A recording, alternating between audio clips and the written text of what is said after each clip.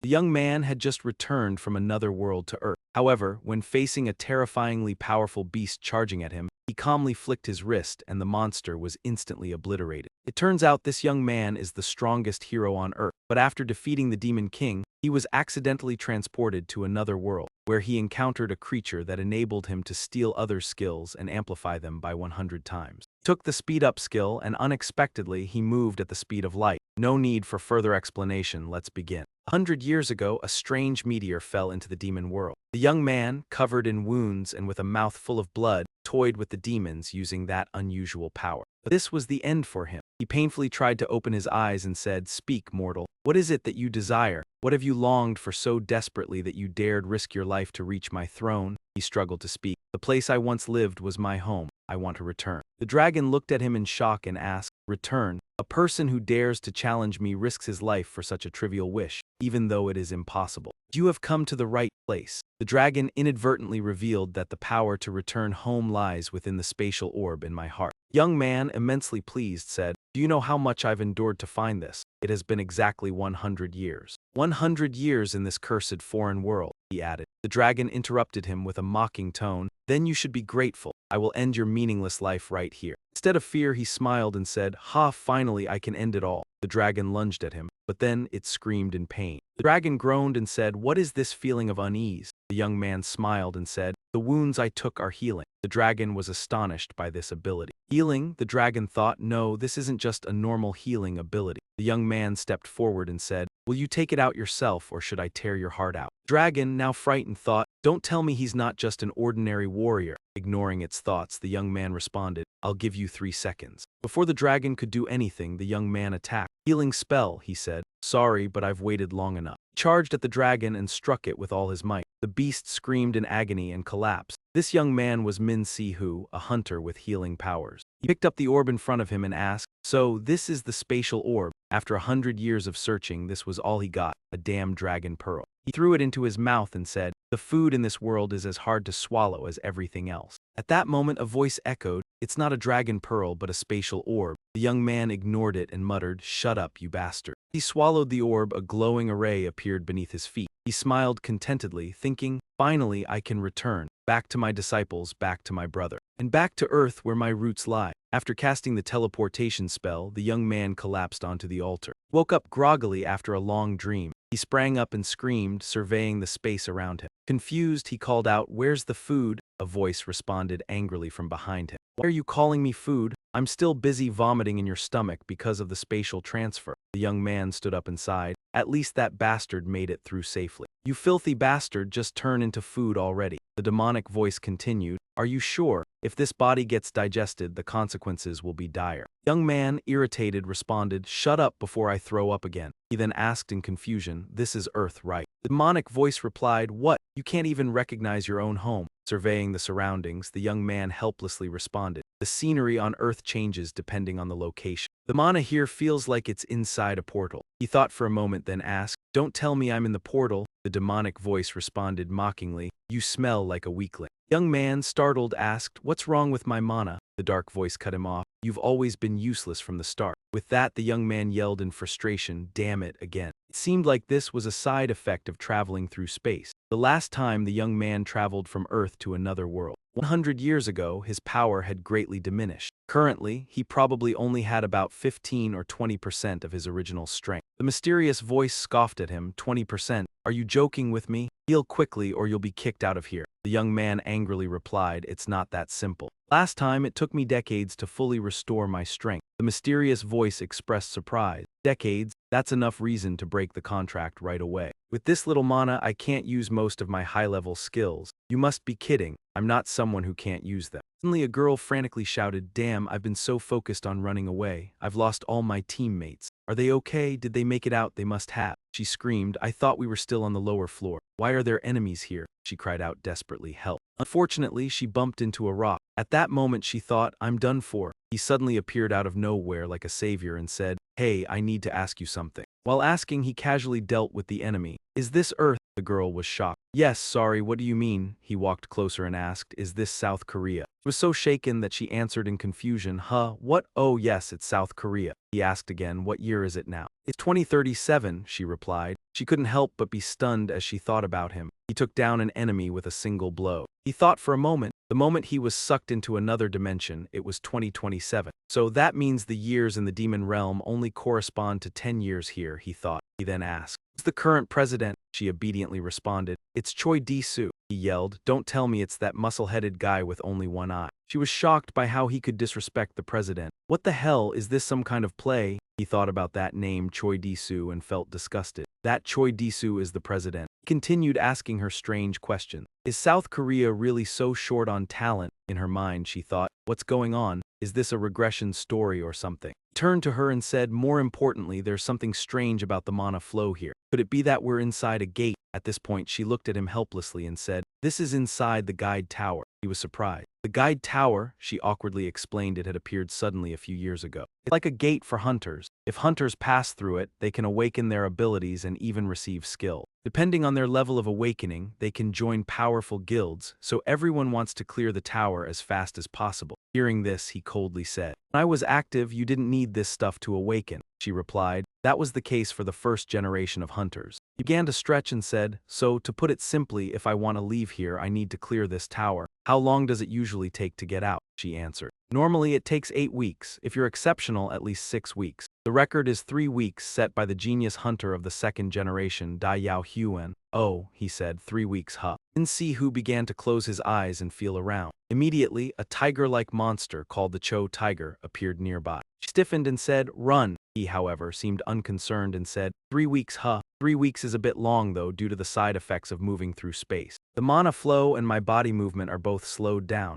She was shaking so much that she could barely speak. Excuse me. The Academy never taught you that if you meet the Cho tiger, you should run immediately. As usual, he didn't move an inch and said, there's no other way. I'll give myself a more comfortable deadline. The tiger lunged, but he casually flicked it aside. Watching him destroy the tiger in an instant, her face was filled with fear. At this moment, he said, 5 days, that's enough for me to leave here. The scene shifted to another place on Earth. Min Si-hu, the guild leader of the Empire Guild, was sitting at his desk working. A respectful voice rang out, Captain, someone has just left the guide tower. If I remember correctly, it's been about 6 weeks since they entered, right? Not bad. But this person wasn't part of the initial group. His hand paused, he calmly inquired, then which batch are they from? The blonde girl answered, they're not on the list of tower entrants. She handed over the surveillance footage for the guild leader to see and said, they're currently causing a commotion. She showed the footage, making the guild leader jump in shock. That's your brother. Scene change, the girl was relentlessly chasing after him. He turned around and sighed, thinking, how long is she going to chase me? What astonished her, however, was what she saw in front of her. What the hell is that? She was shaken to the core, thinking, did he clear the guide tower in just 5 days? Meanwhile, he didn't seem to care about her, saying, fighting really helps me recover faster. It feels like my strength has returned to about 25% now. The system chimed, guide complete. It's calculating stats and analyzing skill compatibility when suddenly, the system sounded an error. Measurement could not be performed. Finally, the gate to the tower opened. She chased after him, regaining her composure. She shouted, wait, let me come with you. Continued moving forward, thinking, finally back at the CEO. Meanwhile, outside the guidance tower gate, a group of people whispered about him. The security team moved forward and asked, why is it so noisy? The gate just opened, but something seems off. Are those the 2 people? I think I've seen that beautiful girl in the participant list, said a man, lecherously walking over. What's going on here? Secretary replied, the team leader of Team 2 is here. The man looked at him and said, the thing is, these 2 just came out of the gate, but the guy isn't on the participant list. The team leader of Team 2 scanned him and said, a guy who claims to have completed the tower without a scratch. It sounds ridiculous, right? And look at that rude look on his face. He looks like a parasite about to starve to death. He must have gotten some decent skill. Then sneered and said, move aside, let me handle him. Who are you? Why aren't you on the list? Because I didn't enter through the front gate, he casually replied. If I entered through the mouth, I'd naturally come out through another way. He yelled angrily. You entered through the front gate, so why are you coming out through the exit? He responded sarcastically. Well, that's just how it happened. This, the team leader furrowed his brows and said, haha, this guy really looks down on his seniors. Suddenly, a mysterious voice echoed. Hey, logistics, this guy must really like eating shit. He angrily replied, hey, kid, It's obvious you've just awakened some kind of camouflage skill and are playing tricks. If you don't want to die, stop now, understand. Hey, what do you mean by eating shit? The dark voice resounded again. Fix your tone, you must really like shit. The team leader lost his calm and shouted. Hey, I told you to stop, or should I tear that smug face off you? He wasn't afraid at all. On the contrary, he said, go away, you stink terribly. He seemed to go crazy and yelled, what? Is this bastard out of his mind? What did you just say about tearing my face off? He sneered contemptuously. Shut up and fight, try to breathe less, this smell is horrible. He immediately swung his fist. This bastard. He was not afraid and said, I told you to shut up. They kept arguing until the president arrived. What the hell is going on? A man ran up to explain. Well, actually, the person we just reported is causing trouble. He fought with the guards and then vanished. The president calmly asked, is there any footage of him? Here is the footage from that time. It showed him dealing with those punks in a few moments before quickly disappearing from the scene. Everyone was shocked. In just a few seconds, he took down 5 hunters and vanished. Considering he didn't appear on the screen, could he be a hunter with a stealth skill? The president replied, no, he simply moved too quickly. The group still didn't understand. What do you mean by that?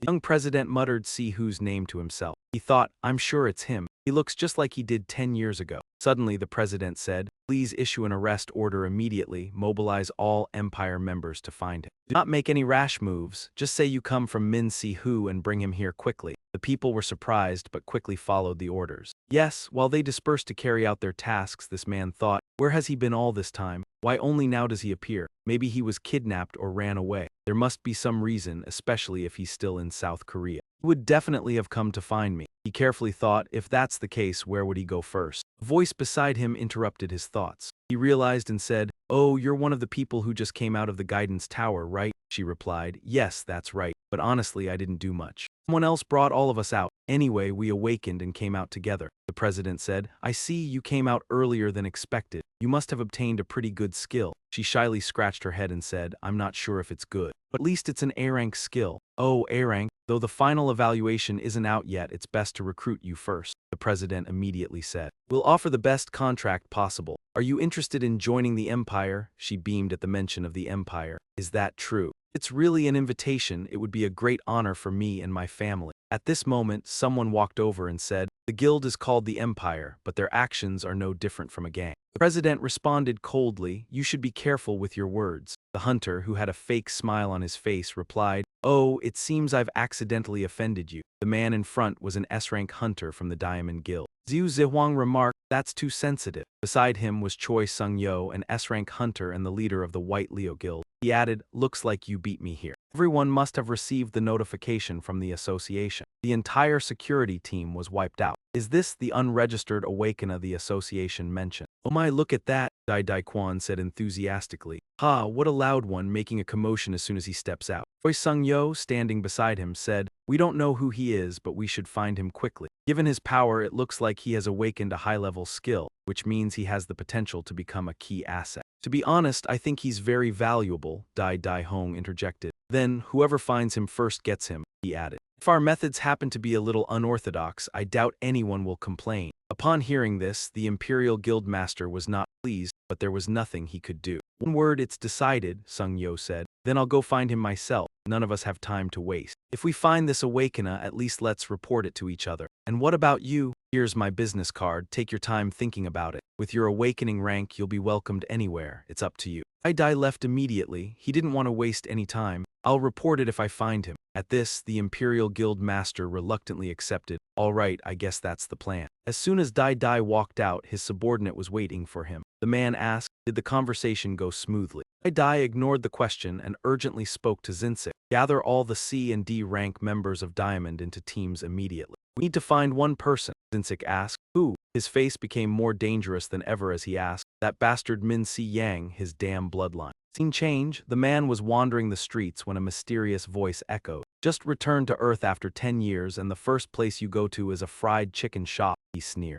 Try it and you'll understand why I rushed here like a starving dog. As he enjoyed the crispy fried chicken, the mysterious voice screamed. What the hell is this? I've wasted my whole life. Is this fried chicken made from golden heritage lineage or something? How can it taste this good? How could someone survive in the demon world for 10 years without this? Are you insane? The man mumbled with his mouth full. I'm regaining my humanity, so keep quiet. All right, then give me more. Eat it all yourself, the rest is mine. And so they finished off the fried chicken and left the shop. The mysterious voice asked where to next. The man stared blankly ahead and said, "Where else? Up ahead, those cramped fourth-floor buildings make me nostalgic." He added, "Home." Stopping in front of a door, the voice asked, "Is this your house?" "Yes," the man replied. Then he slowly opened the door and stepped inside. As he crossed the threshold, his memories rushed back. A warm voice called out, "See who, are you home?" His father, looking at him warmly, said, "You're home, huh? It's a bit late today, isn't it?" His mother, peeking out from the kitchen, asked, "Are you hungry? I'll call Season to eat with you." The man, as a child, ran over joyfully and said, "Yes, Mom, I'm back." The little boy happily shouted, "Soybean soup is here." His mother reminded, "Everyone wash your hands first." Returning to the present, the house was in complete disarray and desolation. The man sat, lost in thought. Expected, I can't even remember my parents' faces anymore. They say forgetting is a gift from the gods, but to me, it's a curse. 100 years in the demon world. Endless battles on a blood-soaked, distant planet. Human senses gradually numbed, a frozen body, a fading identity. During those long, terrifying years, I clung desperately to memories, afraid that the curse of forgetting would devour me. Memories of my younger brother, memories of my disciples. And then, those memories no longer felt like memories. They turned into obsessions and regrets. "It's okay, thanks to them I survived for 100 years. The mysterious voice cut in, "Your house seems quite desolate." Honestly, where we lived in the demon world felt warmer. He tried to pull himself back to reality and thought, "It's also thanks to this voice." He then said, "There's no fried chicken over there." The dark voice responded, "Logically, that's true. I can't argue with that." The man returned to his familiar, smirking expression and said, "I only intended to drop by for a bit, but let's go. It's time to find the others. I wonder how they've been living these past 10 years. Hopefully, Season is okay." A voice yelled from somewhere, "Found him." They surrounded him, saying, "Damn, finding you was a nightmare. Nice to meet you. You're probably the one who caused the commotion at the exit above, right? I'm Burnhamun, a C-rank hunter from Diamond. Do you have any idea how hard we worked to find you?" Yun Shen replied, "Oh, really? So what do you want from me now? Do you want me to comfort you or something?" "Pathetic, wanting to have your pride trampled," he said. "Hey, are you even listening? We're from Diamond." Yun Shen replied, confused, "I don't care if you're from Diamond or not. What do you want?" They answered, "What do we want?" "Ah, this guy still doesn't get it, huh? Do you want me to teach you how to crawl instead of walk? The hunting world has gone completely upside down." Yun Shen sneered, "I think walking on 4 legs would suit your ugly monkey face more. These days, even gorillas can be hunters, huh? This world must be a really nice place." Yun Shen sighed. The Diamond Guild members could no longer hold their calm. Burnhamun, enraged, said, "This bastard is hopeless. Let's deal with him first and then take him away." He charged at Yun Shen. He threw a powerful punch, sending Yun Shen flying. He proudly shouted, "Haha, who called me a gorilla?" The guys around him burst into laughter. "Burnhamun, you're amazing. You took him down before he even had a chance to take his hand out of his pocket." Another man asked, "Is that enough?" "Keep going, haha." Meanwhile, Yun Shen stared at the system. His skill, thunderclap rank, and the effect of movement speed boost more than doubled in a short period. "If the body and stamina can handle it, I could move even faster," Yun Shen said, surprised. He then asked the mysterious voice, "So, do you want to try it?" The voice responded, "This is the first skill I've absorbed since returning to Earth. I want to give it a try." Yun Shen said, "Okay," and stood up suddenly. Burnhamun, stunned, looked at him and said, "What the hell? How is he still standing after that hit?" Before he could finish, Yun Shen charged and slapped him hard. Burnhamun's face slammed into the ground, his body stiffening. The men around him were terrified. Burnhamun lay motionless. Yun Shen said, "Eat this, Predator," as a dark aura formed around his hand. "Predator," the voice said. Yun Shen successfully absorbed the skill. The skill, Thunderclap rank, boosted movement speed more than double in a short time. After testing, Yun Shen was amazed. "It works on Earth too." Mysterious voice replied, "Well, stealing skills is nice, but it's not as good as fried chicken." The thugs witnessing this couldn't stay calm. They rushed forward to seek justice for their leader, Burnhamun. "Why are you standing there? Attack him now." Yun Shen said, "Wait, let me test the skill I just stole." The voice responded, "All right, let's see how it works." Yun Shen moved with incredible speed, leaving bright streaks of light behind. One of the men charged at him for a sneak attack. He cursed, "Damn the bastard," just as they collided. Yun Shen kneed him with ease. The man gasped in pain as the system announced the skill, Heavy Strike rank, which activates to automatically strike at the opponent's weak spot, more effective when using a weapon. Yun Shen grabbed the weapon and said, "HMPH, this sword is dull." A swordsman should at least sharpen their weapon. He took the sword and used Thunderclap to move swiftly forward, saying, "I'll take this." The sword stopped right before the man's carotid artery. Just as Yun Shen was about to strike, someone ran toward him. He paused, surprised. The person in front of him reminded him of a familiar little kid. The Imperial Guild leader, Si Hu, spoke. Upon hearing the familiar voice calling his name, Yun Shen froze, then asked, "Si Jun A, is that you?" Flashback to 20 years ago when the gate opened on an otherwise peaceful Earth, and the world immediately fell into chaos. Monsters poured out of the gate. Them, the first individuals to awaken their powers began to emerge. A wild era began, with no laws or policies to control the situation. Everyone was just a helpless child, unsure of what to do. Amidst the chaos, my brother and I, orphaned at a young age, had to find a way to survive. My brother, one of the first awakened generation, dropped out of school to become a hunter just to feed himself. He was just a little kid back then. At the time, Shizun innocently asked, "Aren't you going to school today?" Yun Shen replied, "I'm not going to school anymore, I'm going to work." The little kid asked sadly, "Is it because of me?" Yun Shen patted his head and comforted him. "No, I'm just not good at studying. You should decide on the direction soon." At that time, the boy nervously asked, "So when will you return? Is it going to be too late?" Even he, Yun Shen, didn't expect that. When he said, "Don't worry, I'll come back soon," it would turn into a story from many years later. Back in the present, Yun Shen was surprised and said, "This house is really something. Damn. Isn't this the Han River? Did you buy all of this yourself?" "No borrowing or anything." Min Shizu replied, "It wasn't a big deal. I could manage it. After all, I made the money because of the skills you taught me. I bought this house for us to live together, so there's also a room for you." Yun Shen thought emotionally. "Doesn't feel real at all. Is this really happening? A ghost who couldn't be found for so long suddenly appears after 10 years like this." Yun Shen said happily, "You even have a room for me. They've raised such a filial and affectionate younger brother. You've really been through a lot, haven't you, Min Shizu? The one who's had it tough is really you. Seeing you still joke around like this, you're definitely my older brother." Shizun hesitated and said, "Do you know how long I've been looking for you?" "Have you been all this time?" Yun Shen comforted his younger brother and then slowly began to speak. "Sit down. I have 10 years worth of stories to tell." The two of them were incredibly happy after many years of separation. Yun Shen said, "To summarize, 10 years ago, the moment I defeated the fourth Demon King, I was transported to another dimension due to the influence of an ancient artifact that the Demon King had. In that world, I met a creature named Bordator, someone who could steal other people's skills. I grew stronger with that ability over the course of 100 years. While fighting, I also hunted down a dragon that possessed magical abilities. I didn't stop until I encountered the Dragon King in Gwyn. The system notified, 'You have defeated the Dragon King.' Yun Shen used the spatial orb in his heart to return to Earth. He happily thought, 'I've defeated the Dragon King, I can go home now.' Then he said, 'Oh, and that Bordator came with me back to Earth and is now inside my body.' When Yun Shen ate, his younger brother Bor also felt it and said, 'This chicken leg is so good.'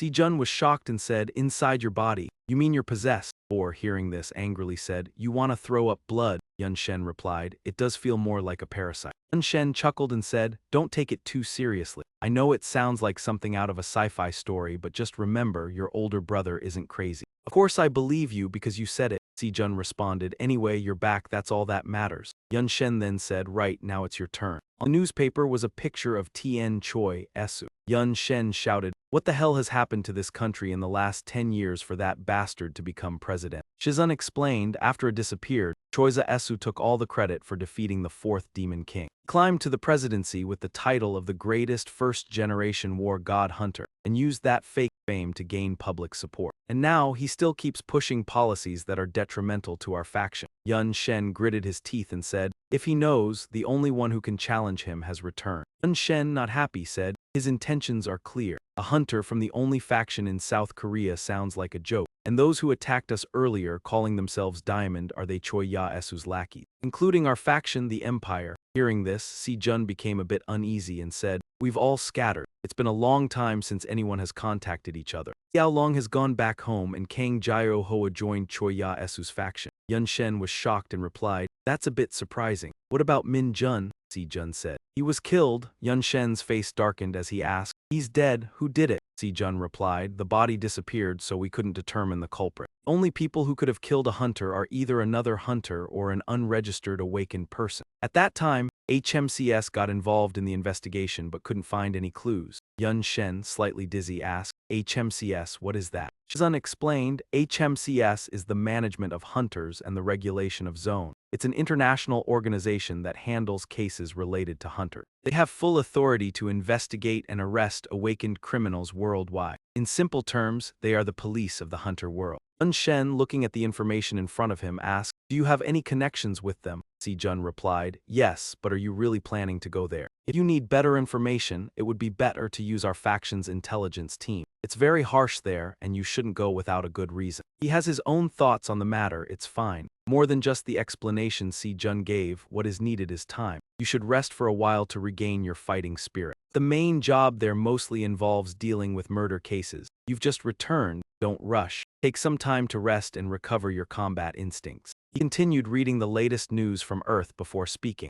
Shizun, I've fought for 10 years in another world. You think there's anything I haven't done? At this moment, the younger one nervously swallowed his saliva and thought, almost forgot his nickname. He reluctantly said, fine then. If you're determined, then Li Yizi from the Seoul Hwan faction is a senior official there. I'll get in touch with her. He smiled warmly and replied, thank you, little brother. Meanwhile, the younger one felt downhearted, thinking his face is still the same, but his aura is completely different. What happened to him in that world? Suddenly he asked, I've seen this face somewhere before. The younger one rushed over to look. Who? Let me see, Shizun, he said. Hong Jonggu, the leader of the gang book team in the management division. A first-generation hunter. Do you know him? He looked at him and replied, that guy. He used a different name back then. So their conversation continued, and just like that, 2 days passed. At the HMCS headquarters in the gang book team's office, a burly man shouted out, damn it, these second-generation hunters nowadays. Someone else asked, Captain, what's going on? He angrily replied, my superior just assigned an apprentice to my team. Damn it, no wonder they call them the brainless incubator generation. This guy here is the second-generation hunter that this old man is grumbling about. He continued, damn it, these youngsters are worthless. Back then, the world of hunters was a lawless place.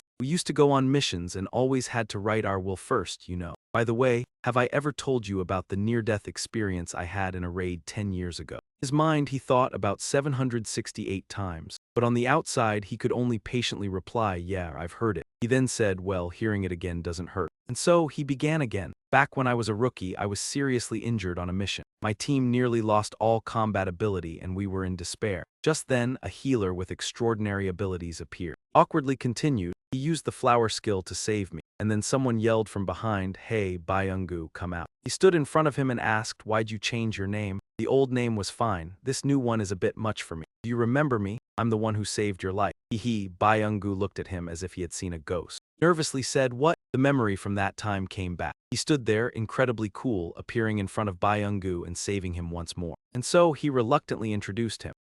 This is the new member of our gang book team. Hunter Min Si, who, standing beside him, looked quite flustered. He said, he's a new recruit. There are many things he's not familiar with here. If he needs any information, provide it immediately. As seniors, we should treat the new recruits well. The hunters were surprised. Wait a minute, isn't this contradictory to what you just said? Why is Captain Jonggu acting so strangely today? The man beside him whispered, quiet, don't speak. The way the captain is reacting, this guy must not be an ordinary new recruit. Jio-gu shouted, Kim sang. The girl jumped in surprise and responded, yes. Jio-gu said, follow me to the conference room right now. We need to give a brief report for the newcomer. The others were confused, asking, it isn't a third-rate hunter coming in as a new recruit. Jio-gu then kindly looked at Min Si-hu and asked, would you like some coffee, instant or Americano? He casually replied, instant, please. Jio-gu immediately went to brew the coffee and gently asked, this is the HMCS deployment uniform. Why are you wearing it wrong? Sen-A, the data manager for the gang book team, awkwardly said,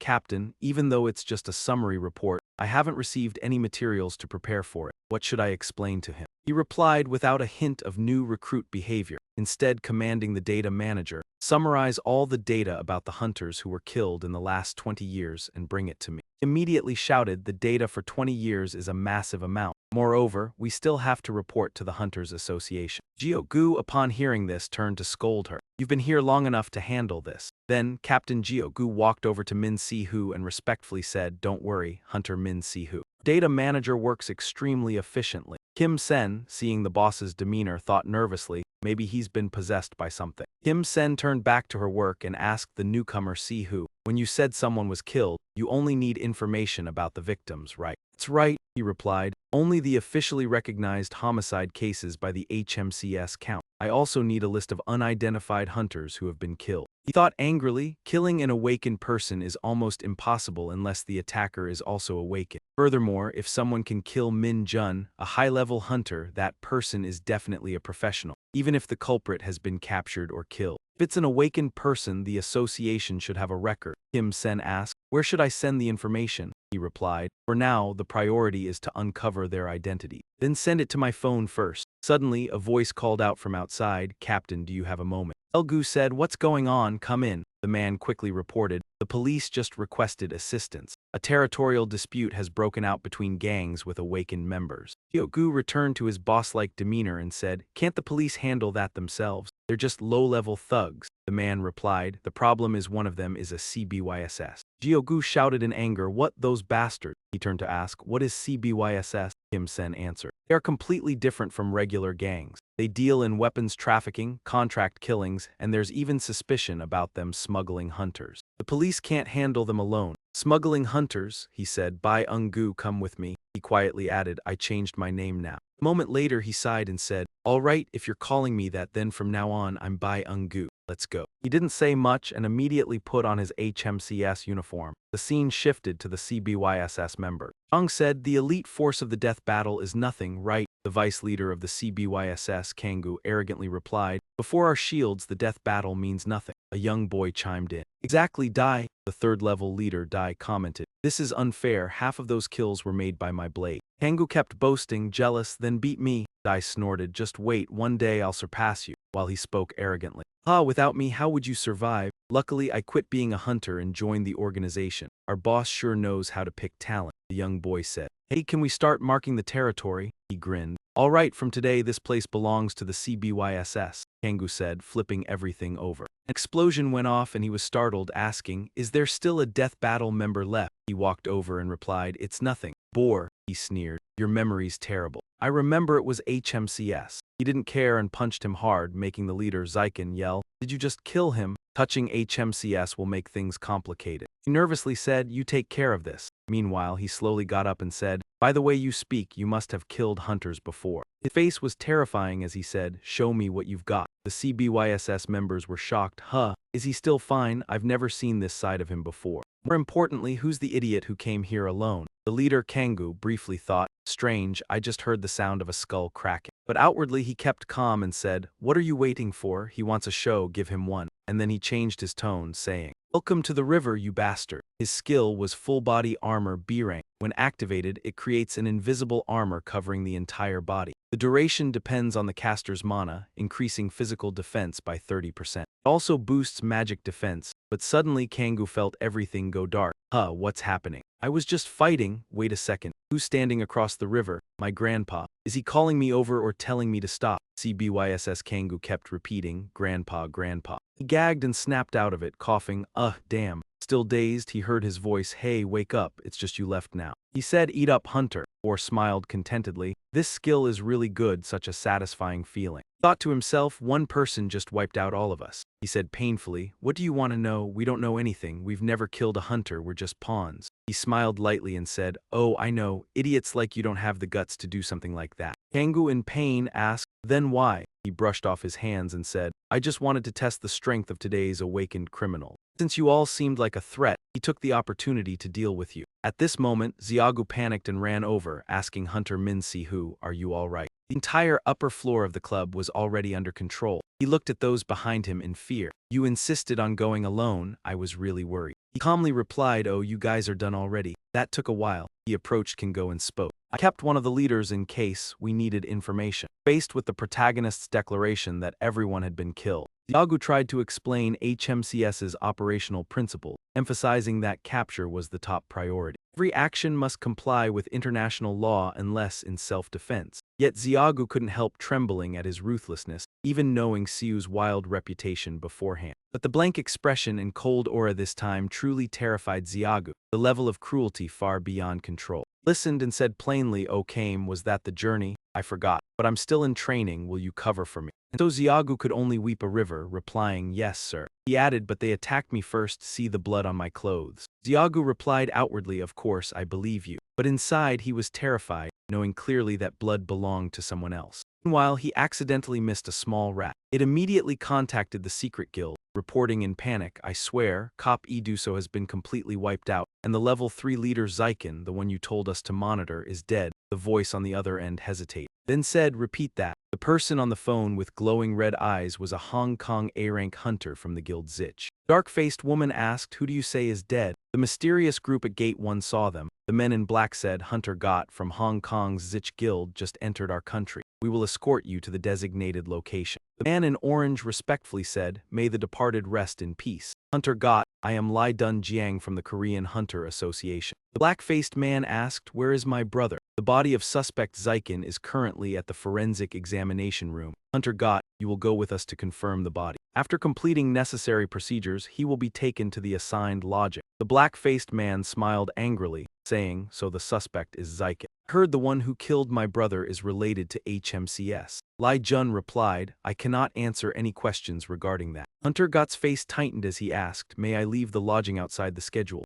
Jun Zoi replied, not allowed. Must stay at the lodging until departure as planned. Leaving without permission under international hunter law will result in mandatory expulsion with corresponding penalties. Then we will take you to the forensic room. Hearing this, Hunter Got's face darkened. We can only light incense and leave. After finishing, the Korean Hunter Association immediately left. Hunter Got acted quickly, saying, Dio, restrain him. Dio, a B-rank hunter of the Zich Guild, replied, understood. Got, now completely losing control, said, wait, bastard, you killed my brother. I will rip your heart out while you're alive. Scene shift. He asked his brother, did they take everything from the house? Boy replied, yes, 2 days after Min Jun was killed, the house was completely ransacked. A hunter's mana, as well as fingerprints, reveal codes, attributes, and rank right. Investigating hunters concluded the culprit took everything to erase traces. Since Min Jun was an archaeologist, the house contained only important research documents. Not a single item with his mana remained. The culprit must have done it deliberately. It couldn't have been a random theft, Shizun exclaimed in surprise. What? He added, if we look at the stolen items list.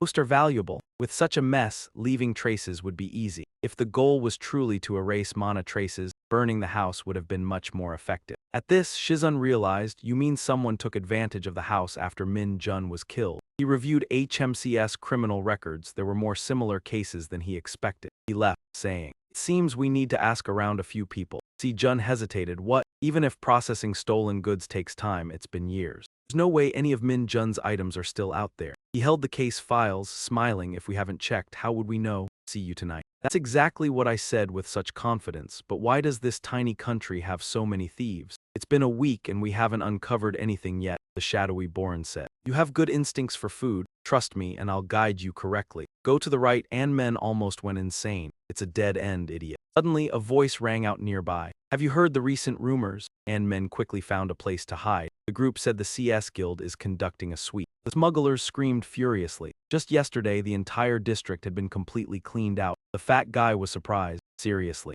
No need for a search warrant or report. Chuat Enhat replied, it's HMCS. The chief has full authority to investigate hunters worldwide, and they have the right to execute any awakened criminal immediately. Resist them and it's not prison you'll face, it's death, the fat guy said disdainfully. Aren't they just government hunting dogs? Kill them and that's it, right? They casually replied while walking. Yes, skilled hunters earn far more than guilds or money. That's why organizations like HMCS have no high-level hunters. The ones hunting this smuggling ring aren't some unknown lunatics. They specialize in handling stolen hunter goods. Perhaps we should move the warehouse elsewhere. But where is that warehouse? At this, men suddenly appeared, saying your warehouse has now been confiscated. What? The two froze. Someone, Jiang Chuat whispered, I think it's him. The damn HMCS has already taken out the smuggling gang. Seeing this, the fat guy immediately called. You guys head to Zone 2 immediately, urgent situation. And men asked them, where is the warehouse? I'm busy, so unless you want to die, speak quickly, the two said grimly. Damn it, Hansen, handle this bastard, they scrambled wildly. I'm not a fighter. At once the summoned group arrived. Captain, what the hell is happening? Who is this guy? Why is there an imposter here? The fat guy pointed at Men. Does this fool know where he's stepping? Even if it's the CS Guild, if we put him in concrete and throw him into the sea, no one will find him.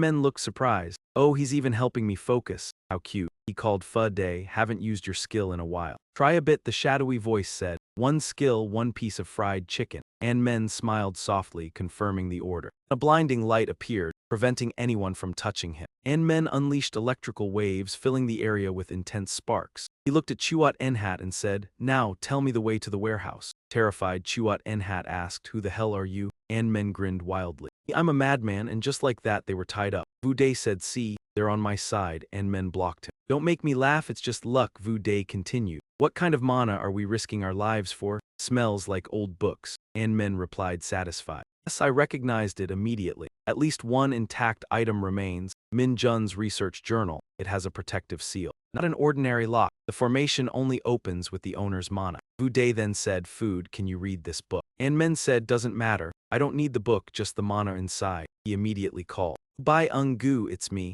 I have a bunch of awakened criminals tied up here. Come clean it up and bring a vehicle. We have somewhere to go. The scene shifts to a neutral zone where shadow techniques and strange abilities are traded. It's known as the Hunter's Black Market. Inside Hak Thien Lak Kat, a mysterious woman sat thoughtfully. She raised her cards and smiled, the great sorceress Mu Myung. Of the 12 leaders of Hak Thien Lak. Reading the cards, she exclaimed, oh, it seems an interesting guest is about to arrive. And Men appeared in front of a house. Compared to 10 years ago, not much has changed. The shadowy voice whispered in his ear, he's very famous, huh? Everyone stared at him. Their abilities seemed formidable. Maybe I should drain one of them and take it. Shook his head. This is a neutral zone. Causing trouble here would be troublesome. Just as he finished speaking, someone approached and stopped him, saying, it's been a long time. She looked at him and added, I've been waiting for you for so long. It's nice to see you again. Had been 10 years already. You haven't changed at all, she said. He politely replied, still the same, a nameless person. She then asked, so, after all these years without any contact, what have you been up to? He spoke while picking up a notebook. It's a long story and frankly, it's not interesting at all. Instead, I want you to extract mana from this. She smiled and said,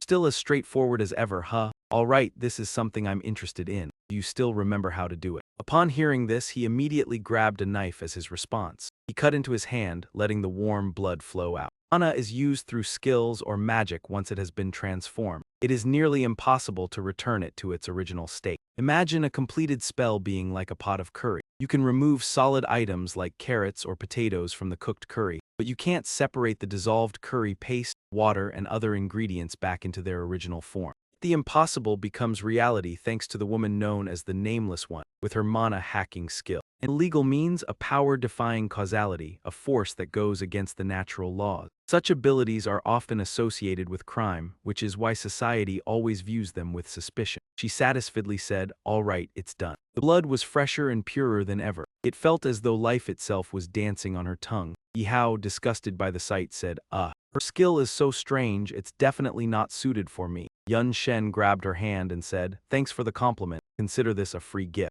Transferred a healing energy into her wrist. She quickly responded, oh, go away now, he replied. I still have something to do, I'll be back next time. As she watched him leave, she laughed and said, you really are a mysterious man. As soon as he was gone, Yihao immediately commented, that place gave me the creeps. I don't want to go back there ever again, he added. Yun Shen replied, you've been rather difficult today. The man saw Yun Shen speaking and responded angrily, you and that woman are both freaks, truly degenerate. Yun Shen, feeling a headache coming on, replied, what are you talking about? I only made a small cut on my hand. After that, Yihao shivered and said, where are we heading next? I just want to go home, he responded. Yun Shen drove off and said, the next stop is the Ancient History Research Institute. That's where Min Jun was killed. Yihao said, now that you have power, are you just going to barge into every place? That's illegal intrusion. Yun Shen replied, don't worry, this building belongs to the Empire Guild. Fortunately, Si Jun bought and preserved it a long time ago. He looked ahead and said, I'm not the only one still struggling to accept Min Jun's death. I need to see the memories of that day. Yihao shivered. Are you really going to use that thing? He asked. Yun Shen didn't answer but instead placed his hand on the ground. He activated the mana memory skill. The effect was, using this skill, the emotions experienced by the owner of the mana at a specific location will be recreated. The completeness of the image depends on the quantity and quality of the mana used as the medium. A full mana vial was poured out. As the memory began to materialize, Yihao asked in surprise, is it because you don't have enough mana? I can't see anything clearly. Yun Shen replied, there's no other choice. After all, the mana memory only recreates the emotions of the target. not their actual memories. Yun Shen knew that Min Jun wasn't a weak hunter. If he had been killed so quickly by just one person, that meant the killer was extremely skilled. He followed the traces of mana re-emerging. His face darkened as he said, "Is this an order?" The man had a vicious expression. He commanded Nin Dung, saying, "Upstairs, writing room." Yin Shen furrowed his brows and thought, so Nin Dung isn't just a member of the research institute. He's also part of some organization. Seeing his troubled expression, Yihao asked, "Are you all right?" Yun Shen didn't understand and asked, "What do you mean?" Yihao responded, "He's still in the demon realm. He always mentions his disciple and younger brother. Even after 100 years, he never forgot them the moment he set foot on Earth. The first thing he did was search for them. But now, after witnessing his disciple's death with his own eyes, he's still so calm. You a heartless person." He was left speechless and said, "Man, your vocabulary is becoming more diverse. Where did you learn those words?" He added, "Right now, your emotions are boiling to the point where it's making me sick, but you show no sign of it, or rather, you can't." Replied, "I'm fine. After 100 years, this was bound to happen sooner or later." Suddenly, someone from behind asked, "Min Si who, right? You've been wandering around some hellish place all day. It's really annoying. Anyway, just follow us. There's someone eager to see you." He scoffed, saying, 1, 2, 3 people acting so arrogantly. Dragging along 6 tiny rats, the masked man said, "Displeased, I give you 2 choices. 1, stay silent and let us tie you up and take you along. 2, resist, get chopped to pieces and be dragged away in a bloody mess, better than being chopped." He reached out and said, "I'll go with the tied-up option." Man was quite pleased to see him cooperating. He called out to his subordinate, Zolendi. The kid, just after receiving the order and stepping forward, suddenly froze. The black blood spewed out. He said, "Actually, I prefer the option of being chopped." At that moment he laughed, saying, "Fooled you, you fool." The group of strangers, furious, charged forward. "Damn it, I'll kill you." Suddenly another voice shouted, "Stop!" The hunter arrived at that moment and said, "I'll handle him." He glared at him with hatred, saying, "That man is my prey." He approached and asked, "HMCS connection, Min Si who, is he the one?" At that moment he lost his composure and said, "That guy is the one who killed my brother." He turned to him, smiling, "Hey, food. Out of all the people I've encountered, this one seems the tastiest." Meanwhile he said, "Brother, HMPH, I'm not so sure. Have you ever asked the name of the trash before sweeping it away?" Hearing this, the man completely lost his mind. He shouted, "You bastard, I'll rip your heart out." He charged toward him and attacked with full force. He said, "HMPH, not bad, you're average." He recovered immediately. Is he a healer? Others were confused. Did he block the attack of the president? Why are you still standing there? Get in. He suddenly appeared in front of the man and said, "I can't let you interfere." Skill, lightning flash. He said, "It's been a while since I've had such an interesting fight." The group looked at him in fear. A healer with speed boosting skills, what is he? He analyzed all of his movements and dodged with minimal movement. Even Gert felt it was difficult. I've never encountered a speed boosting hunter in the gate who reached this level of precision. How wide is his field of vision? He's not a normal person. At this point I have to go all out, he said. It seems you're misunderstanding something. If there's guilt, whether it's your brother or a person, they must be punished. You are awakened criminals. It's only natural to die by my hand. Why act so wrong? The ones who should feel wronged are the civilians who were harmed by your brother. Hearing this, Gert's veins bulged in anger. Don't talk nonsense. What you're saying is that all criminals deserve to die. You don't know anything about the life my brother went through just because you have power in your hands and think you can do whatever you want. Zaikin, my brother had no choice but to become a criminal to feed and protect me when I was young. He did everything just to survive in his way. Crime is trampling on that life without hesitation. You should pay with your life. Skill, Heaven's Might crushing strike, a powerful effect, condensed mana materialized it. A series of synchronized attacks followed the movement of the target. He was surprised, saying, "I can't dodge this just by moving." He called out, "PH letter 1 EDD day." PH letter 1 EDD day muttered, "You're draining me. I'm just a mana fragment. I'm almost drained." He said, "Use it one last time. Handle the rest." Deactivate. Identify the opponent's skill type and mana level, input the opposite attribute into the formula, and nullify it with a matrix of spells. The effectiveness depends on the mana control and observation skill of the caster. He was astonished when his skill was immediately nullified. The group now feared, thinking, impossible, he has a high-level skill that can nullify a hunter's skill. Damn it, forget about revenge. We're at a disadvantage now. Maybe we should surrender, he said. Hey, do all the people like your brother choose to become criminals? Don't try to sell me that cheap emotion. He kicked him hard in the face, saying, outdated. The group looked on, worried as their leader was struck miserably. But his pride wouldn't allow anyone to intervene in this battle. Skills of that level can't be used continuously. If he were a healer, then I would have the advantage in endurance. Any healer would eventually run out of mana, so I only need to close in and finish him quickly. I will crush him with a concentrated wolf fang strike from the heavens. He immediately lunged at me with a fang strike. I blocked it and warned him not to use it. Ignoring my warning, he charged anyway, making me furious. I shouted, I said, don't use it. This building is already unstable. Who will be responsible if it collapses? Miserable criminal. At that moment, Grot issued orders to his subordinate. Dio outside immediately obeyed. I kept using my skills while grumbling, sometimes being told not to intervene, sometimes to strike. So which am I supposed to follow? My ally was immobilized by the other man's chains of light. Then Grot charged. Enemy of my brother, I will obliterate his entire body, leaving no chance for recovery. I watched him act so frantically. Said quietly, a touch of sadness in my voice, congratulations, you and your brother have now become criminals together. Life drain, Rankes effect activated. Absorbing the life force of all targets within range, his body writhed in pain as if every drop of energy had been drained. The others trembled, muttering, what the hell is that? That's supposed to be a healer's skill. I replied, the first skill I awakened when I became a hunter was this one. From the start, I was never an ordinary healer. Instead of using mana to heal, I manipulate life force according to my will. Called life force sorcery. Understand? Now next. Dio's subordinate, terrified, began to cry, saying, wait, I won't resist, it's just. I approached him to calm him, then I said, quiet now. I looked around and asked, have I cleared everything? Ah yes, this operation should be fine this time. I activated the camera. Hey, can you see this? Zio, Byungu, recording is okay, right? This time I'm not the one starting the fight. Counts as self-defense, correct? The people on the other side were shocked, eating with their noses, saying yes, Hunter Min Sihu. The signal is coming through clearly, but I had already pressed the live button. Instead of recording for later, the cam displayed live with 5,897 viewers. Elsewhere, people were discussing it intensely. Wow, this situation is definitely going to trouble the diplomatic corps. Since when did HMCS start live streaming the suppression of awakened criminal? He clarified, this has been done for about 2 years, serving as a promotional video for the international headquarters of HMCS to recruit talent. The idea was to live stream arrests through social media integration, but in practice, it was almost a failed project during testing. There was no way HMCS could produce a video of decent quality. Everyone was curious, saying so recently a remarkable talent joined HMCS. But why would someone with such skills come here? Is that the most important issue right now? Government officials argued quietly. More importantly, the person killed during this live stream was a guest hunter from the Red Cord Guild in Hong Kong. After verifying the video's authenticity, there was no HMCS violation under current law. Yet, although the video confirmed no illegal acts according to current HMCS rules, a voice suddenly interrupted. Sorry to keep you waiting. The old man before them was Choi Dae-so, the current president of South Korea. He said, all right, what is the matter? So they recounted the story to him again. A few days later in the Empire Guild cafeteria, people whispered, making the younger brother shiver, saying, hey, are you even listening?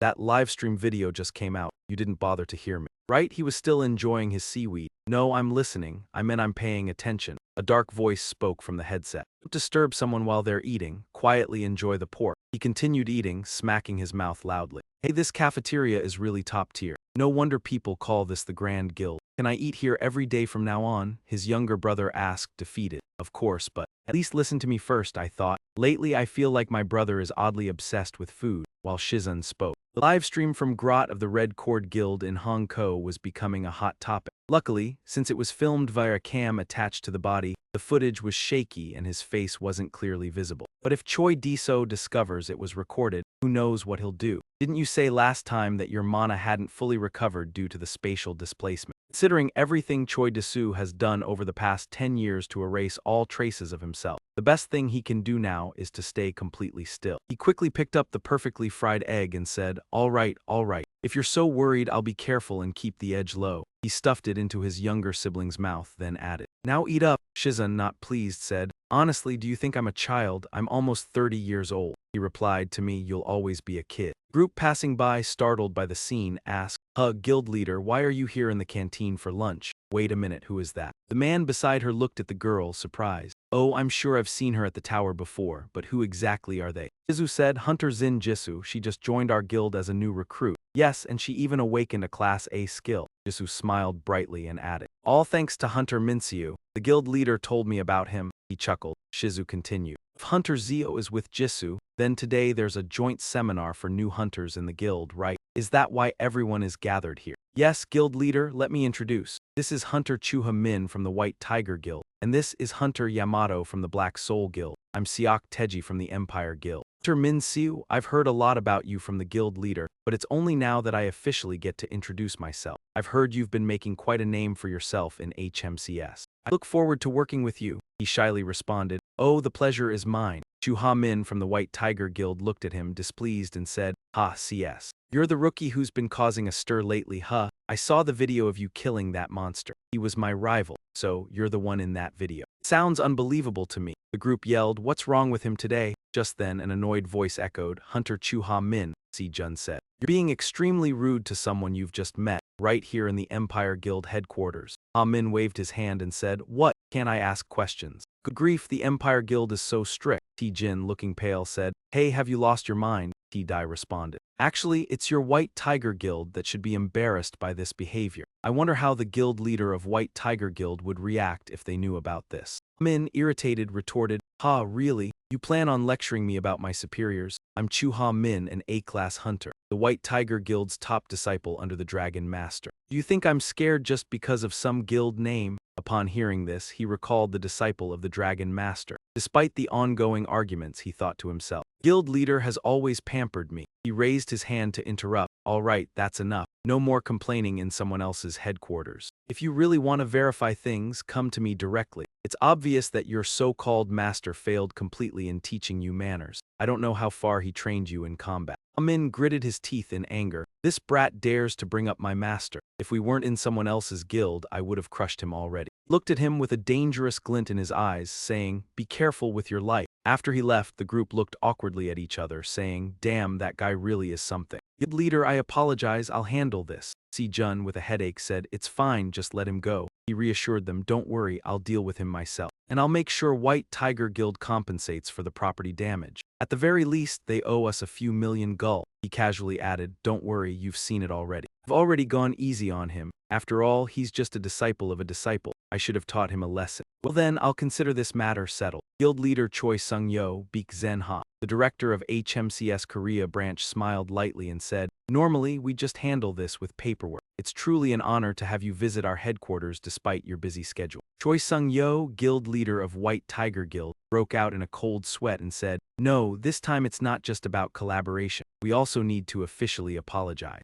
Regarding the recent incident, I want to apologize for the disrespectful behavior of one of our members towards a new recruit of HMCS. We've discussed this matter with the MBI Guild, but I feel it's necessary to personally meet the person involved and offer my apology. There's no need for the guild leader of White Tiger Guild to apologize personally. After all, there was no physical conflict. Still, Bitch T-Ho said. Of course, I understand that what you're trying to do isn't just apologize but recruit. However, that hunter is an invaluable asset to HMCS, and they are currently very busy. Right now, they are on a mission at the prison, escorting awakened criminals, so they aren't even here. Choi Sun-jieo sighed and said, such a pity, but isn't it rare for a prison to request support from HMCS? He replied, rare but not unheard of. Usually these requests are handled by major organizations. But from now on, more things will change, right? Sun-jieo stood up and said, I understand what you're implying. By the way, if I can't personally meet him to apologize, would you allow Hunter Chu Ha Min to apologize directly? Mr. Beek was slightly surprised. But it didn't matter, so he said, well, that's fine. After all, this is a matter between the two of them. I wish Chairman Choi Sun-jieo a smooth journey. Sun-jieo left thinking, you all are really trying hard to hide him, but that doesn't mean I will easily give up on such a talent. He ordered Secretary CEO. Yes, Chairman. Contact Hunter Chu and tell him to prepare for a trip. Tell him to bring his most polite face. She looked at him and replied, understood. Should I tell him where to meet? Sun-jieo replied, at Inchayung. A tired man groaned. Isn't HMCS the one who sent the request for support this time? Why haven't they arrived yet? Seriously, after months of being locked up, why cause more trouble now? Can't criminals just get along for once? And the inspection season is coming up too. It's so tiring. That bastard went into prison quietly when he was caught. So I thought there wouldn't be any issues. But suddenly, he went berserk like he lost his mind. Damn, even with mana suppression, he still severely injured 5 people. I heard in the underground world, he was a particularly notorious criminal. Even the investigators had to struggle to catch him. He grunted, HMPH, get this piece of garbage to Gangwon as soon as possible. The criminal was suffering terribly in prison. Suddenly, a voice rang out. A mouse crawled under his feet and said, this is a message from Bai Si Tia. You already know about the upcoming meeting, right? The organization has made its move here. You have a task to do if you want to get out of here. They've ordered you to stir up some chaos in the prison.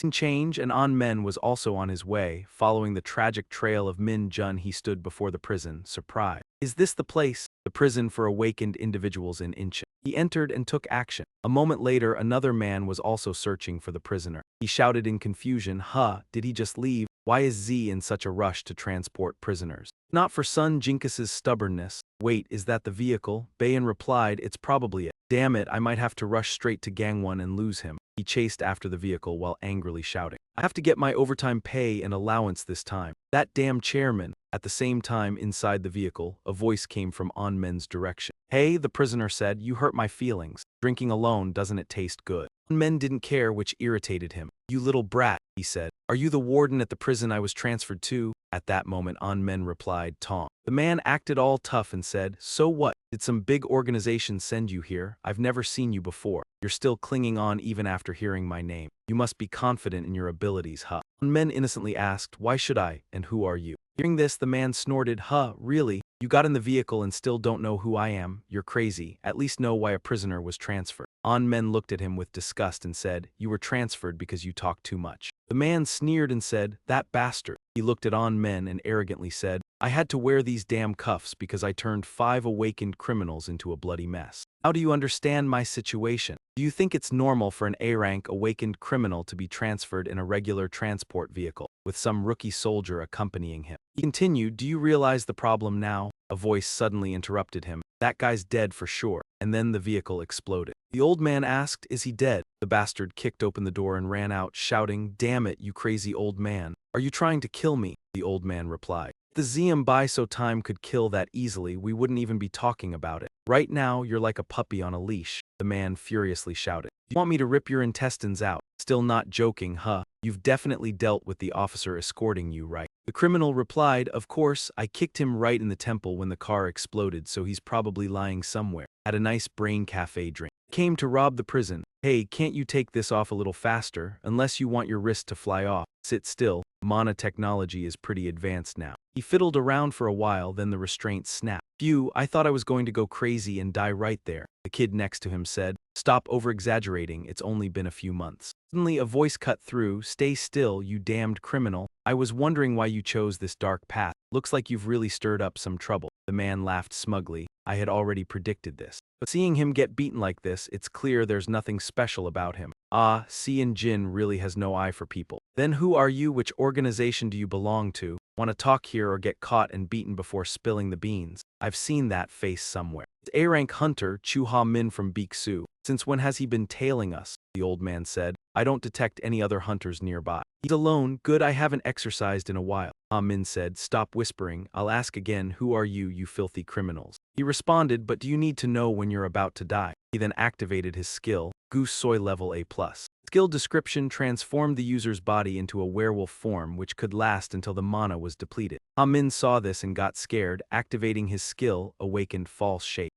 But if I just beat him, he'll return to his human form. He immediately used his skill, Asus Diamond Fury level A+, which described how the internal mana spins around, covering the body with an invisible armor that strengthens close combat techniques. The impact force from a higher rank skill would also be enhanced. A level A skill that increases attack speed, facing it alone could be troublesome. What the hell is this? I can clearly feel the force and the damage is building up, but why isn't he falling? The creature grinned. Is this a welcome massage service? Criminal said, but anyway, you've taken quite a beating already. Right, who knows when reinforcements will arrive? We don't have time to waste. The old man ordered kid finish him off. Hearing that, the kid immediately activated a spell. Got it. Let's go for the 10-headed serpent. Min realized something was wrong and asked, what are you planning to do with this snake? The 10-headed snake bared its fangs and lunged at him.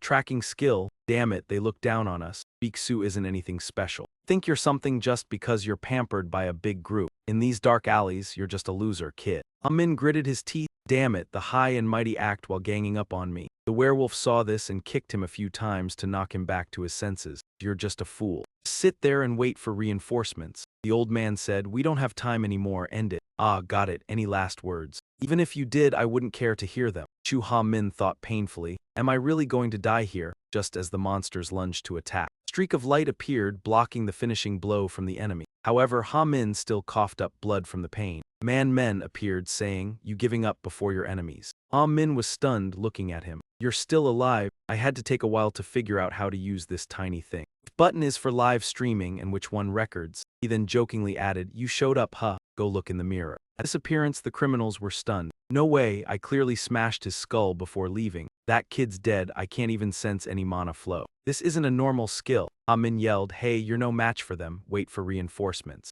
And men ignored him and advanced toward the monsters, saying, "Attack the officer escort. Unlock the prisoner's awakening seal. Awaken, destroy the prisoner transport vehicle, attempt to assassinate a useless hunter, and dare to disrupt my sacred coffee time under the authority of HMCS Hunter. 3 people before me are considered criminals caught in the act." A bright light shone in his eyes as he said, "Everything will be dealt with right here." Men said, "Under the authority of HMCS Hunters, the following 3 individuals are considered caught in the act. They will be executed on the spot." Then he told Ha Min, "Hey, the disciple of the Azure Dragon from years ago, pay attention. Azusa isn't just a simple attack skill." Old man felt a strong itch. What is this crazy person talking about? While Yi Hao was fighting, Ha Min stood there, his mouth agape. A skill designed to pierce through the Asus Blood Dance Black Armor skill at level 77, depicting the ultimate form of that ability. It rapidly alters the flow of magic within the body to create an armor that envelops the user, enhancing close combat and leaving traces during movement. Isn't that the Azure Dragon Master's secret technique? Yi Hao said, "To tenderize meat, you must first drain all the blood."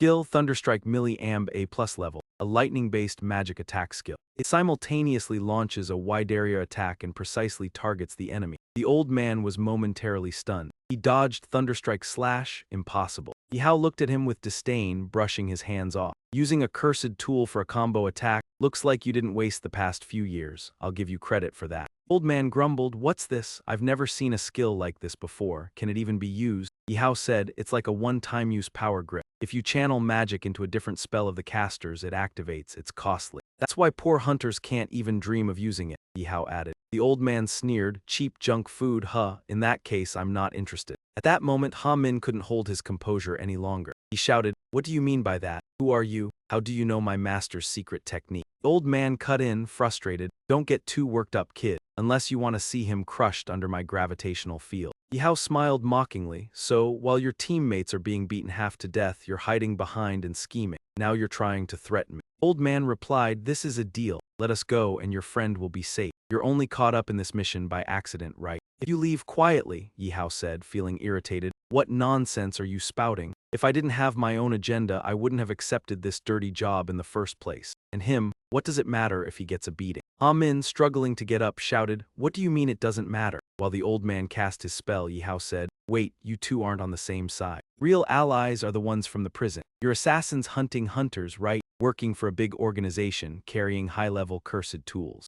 You have skills that counter awakening abilities. You also have ties to the prison. So it's clear now, who are you working for?" The old man looked surprised. "You noticed all that and still dared to come here alone, kid. Who are you really? What do you want?" Yi Hao replied, "I just told you. Didn't you hear? You can forget about your hearing aid." I asked, "Who are you working for?" Yi Hao added. "If you take one more step forward," he then used his shockwave. The old man screamed. His cursed tool just overloaded it with a similar lightning skill. That shouldn't be possible with the mana density of an ordinary human. Yi Hao said, "Isn't this dish a little more enticing now? 40% recovery. Ah, seems like a proper warm-up yields better results than expected." The old man said, "Don't waste any more time. At your age, aren't every second priceless?" Hao responded, "You only know one thing, not both. Even if we belong to an organization, do you really think we'll easily reveal everything?" The old man yelled, urging his teammates to get up. "You scoundrel. Anyone in a real organization has sworn an oath of silence. This oath is bound by the very mana of the person who swears it. And anyone who reveals the organization's secrets is instantly marked for execution." The old man looked at his teammate. "Ianin, have you finally come to your senses?" Yi Hao heard this explanation and said, "In that case, don't worry, you'll be dead a few more times. You'll get used to it eventually." The old man panicked. "V letter 1ED1C, C letter 1EDD, do something. Stop just standing there." The wolf lunged forward. "Understood." "Damn this old man. Even if I have to die, I must tear you apart right now." Hammond charged forward. "Not so fast," he replied, blood running down his face.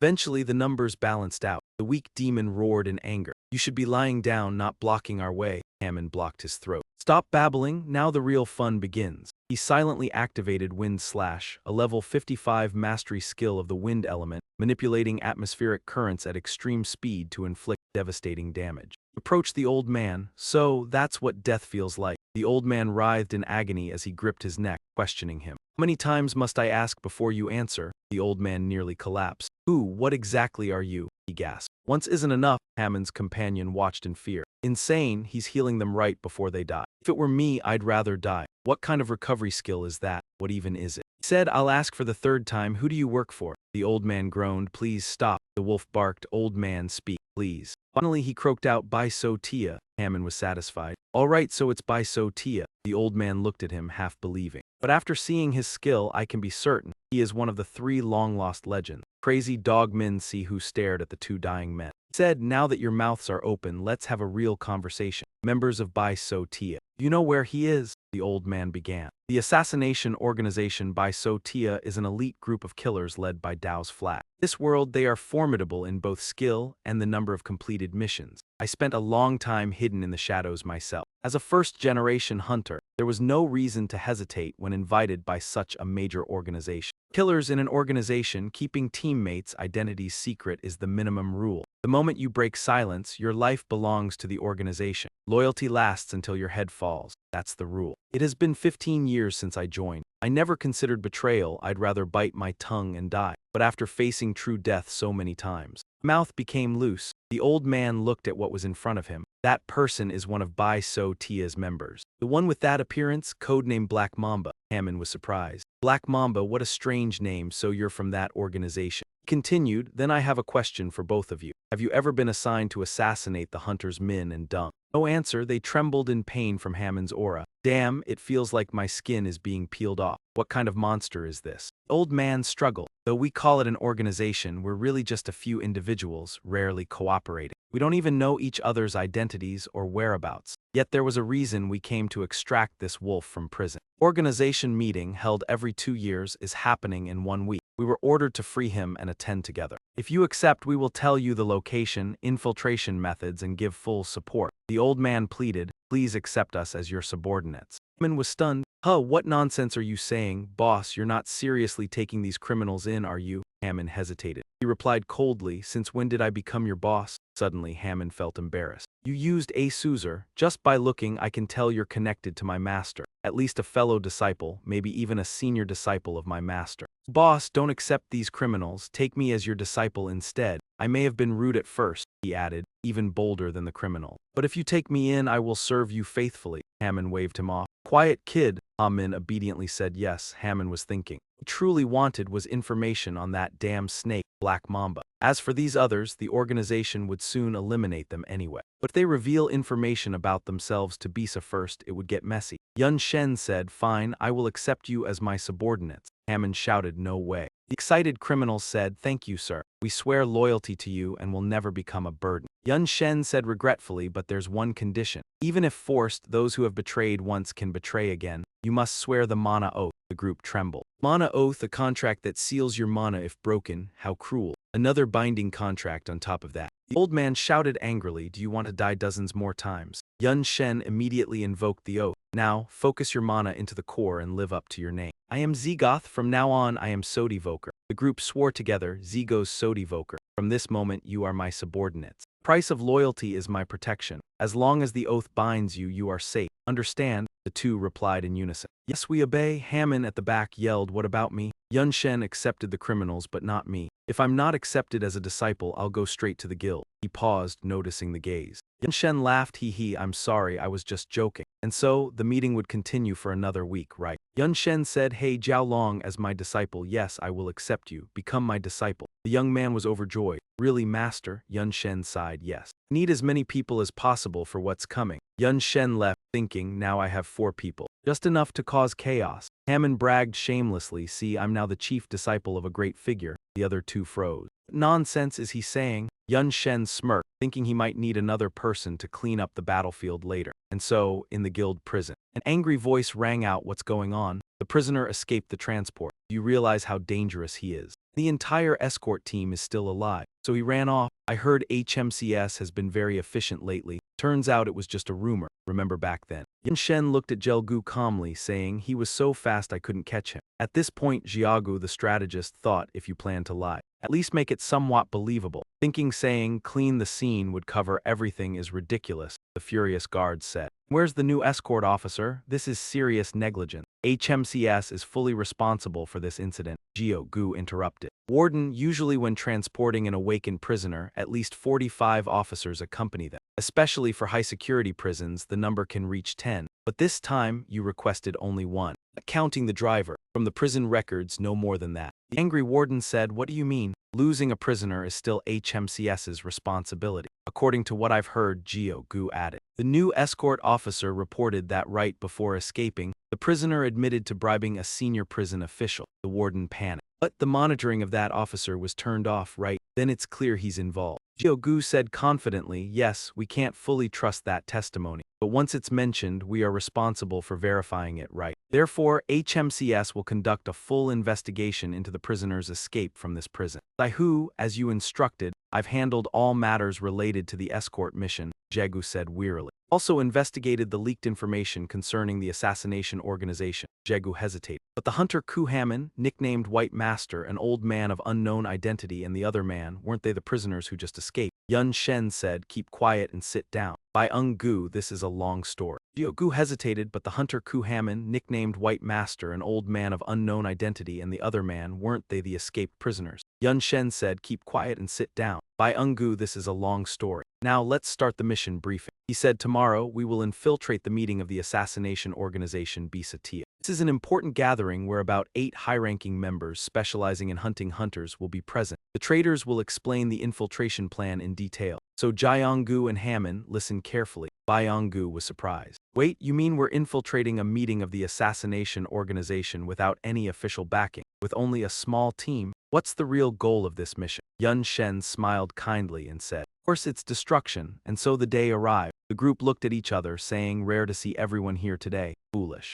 Zigoth rifled through the papers and grabbed the cards, noticing 2 were gone. The kid was already dead. The rest looked shocked. I haven't even counted the traitors yet. Fools, they don't seem bold enough to betray the organization. Truly surprising. Maybe it's better to deal with them now, an enigmatic woman kept saying. Grabbing the cards, damn it. We still intended to move a little together and now we'll kill someone, said someone stepping forward. That's enough. The decision to handle the traitors belongs to the elder. Woman in front smiled lightly. Why, I actually find this quite entertaining. Keep going, 3 people absent from such an important meeting. Even I find it surprising. As soon as she spoke, the others fell silent. Does anyone else have anything to say? Or should we hold a death match to decide who gets to deal with the traitors? The atmosphere stiffened immediately. Someone said, Elder, you joke poorly, you should stop. Punishing traitors can wait. But the real issue is they know the time and location of the meeting. So what, those 2 unknowns can't do much. Do you think they'd barge in right now? As soon as the words left his mouth, the alarm blared. Alarm, unidentified movement detected at entrances 1 to 5. He laughed, muttering, told you so. Intruder, 5 entrances, then handle 1 each. So considerate. Damn it, I just put on new clothes today. Handle it quickly and meet back later. Wait, Elder, what about the others, the Cuban Brola team? Are you not going to? I have no interest in those small fries.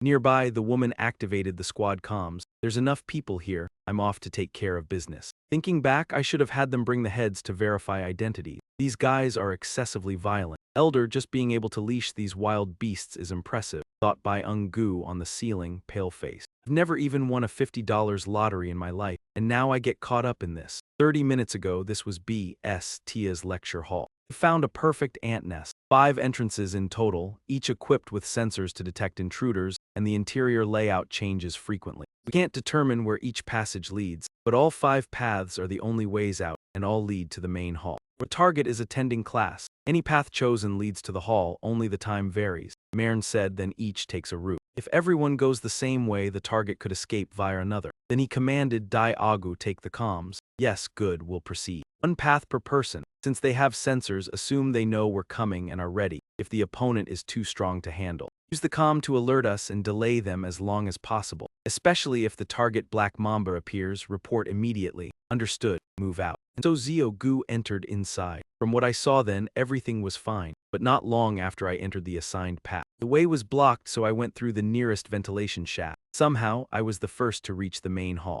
without encountering any battle. Did they not activate the sensors here? Everyone here is at least rank A. Security seems lax. But with the paths leading straight to the center, there's no need to defend. Just wait for intruders to step in and kill them on the spot. The guards went to check the entrances. That means 5 battles are happening simultaneously. Even if reinforcements are called now, they can't assemble in time. I should reduce the number of enemies myself first. Thinking and acting, Rei Ogu tossed a grenade down. A young mage stepped forward to pick it up. A grenade? How did it end up in my pocket? The elder teased. Cuban, still playing slots. Addicted woman said, sorry, but I hit the jackpot yesterday. Immediately an explosion rang out. Take her down, she's dead. A quick mouse slipped in. Ambush, but I hate hide and seek. Ziogu broke through the wall and leaped in. He immediately recognized them as HMCS hunters. Wild Dai Agu. Ji Agu Engiern Jiang thought, damn, only took down one despite using a specialized anti-terror magic grenade. They remain intact. Especially that one who looks like the leader, there's something off about him. He doesn't seem to be using any special abilities, the monster before them said. You didn't come alone. So what, the traitors ran to HMCS and spilled everything?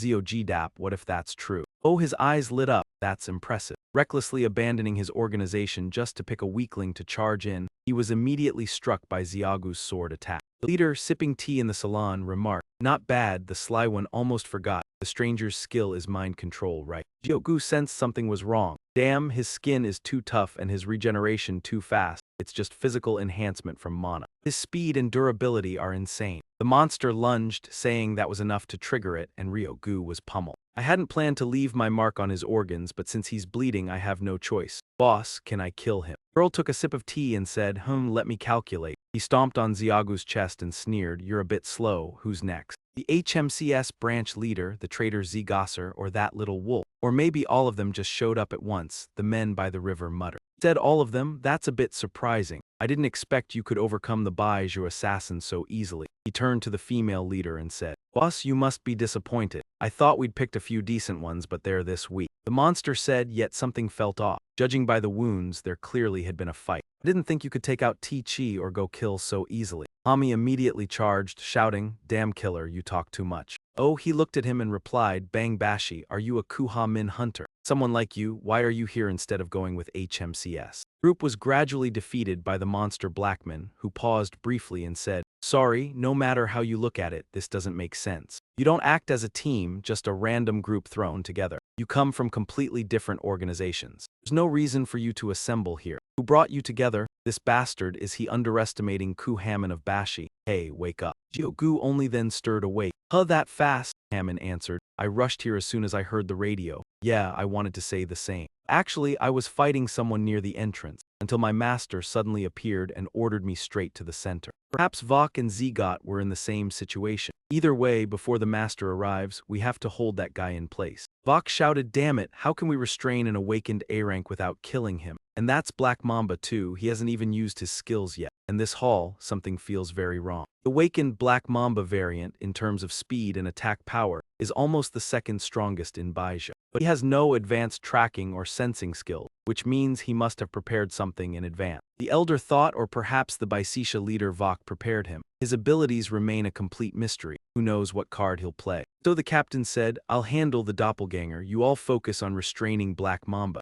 Vok said angrily. Do all the dirty jobs always fall to me? Damn it, old man. Facing this group, he laughed bitterly. Seems no one wants to answer my question. The old man said, until the master arrives, no one leaves here. Then he concentrated a large amount of mana to form a sealing array. The female leader then said, aha, really? You intend to force me to fight, the old man said. And still, Vok, even you won't escape a legendary sealing array easily, the female Vok said. Oh, your new disciple seems very concerned, preparing all these powerful items. But betraying the organization like flipping a coin, doesn't that feel a bit cold? Behind the old man, a shadowy figure stood. The female leader said, is that Bo Cuban? The group was shocked. What, she should be dead. Blackman 3 said, it seems like wasting more time with you is pointless. Blackman 3 jumped up and said, we're really busy here. I don't know when the reinforcements will arrive, and I still need to clean up the mess left by this broken organization. He has transformed, so you all need to die as soon as possible. Skill, long blood level A+ effect, transforms the user's body into a venomous lizard. The transformation lasts until the mana is depleted. Hunter Hammond said, I'll support you from afar. Your ribs are broken, don't move. No matter how strong he is, he won't be able to break through that barrier immediately. Therefore, run now. From the first impact, I noticed his transformation resembles a flag, but his mana density is too high. And in this hall, he controls the ground as if it were part of his body.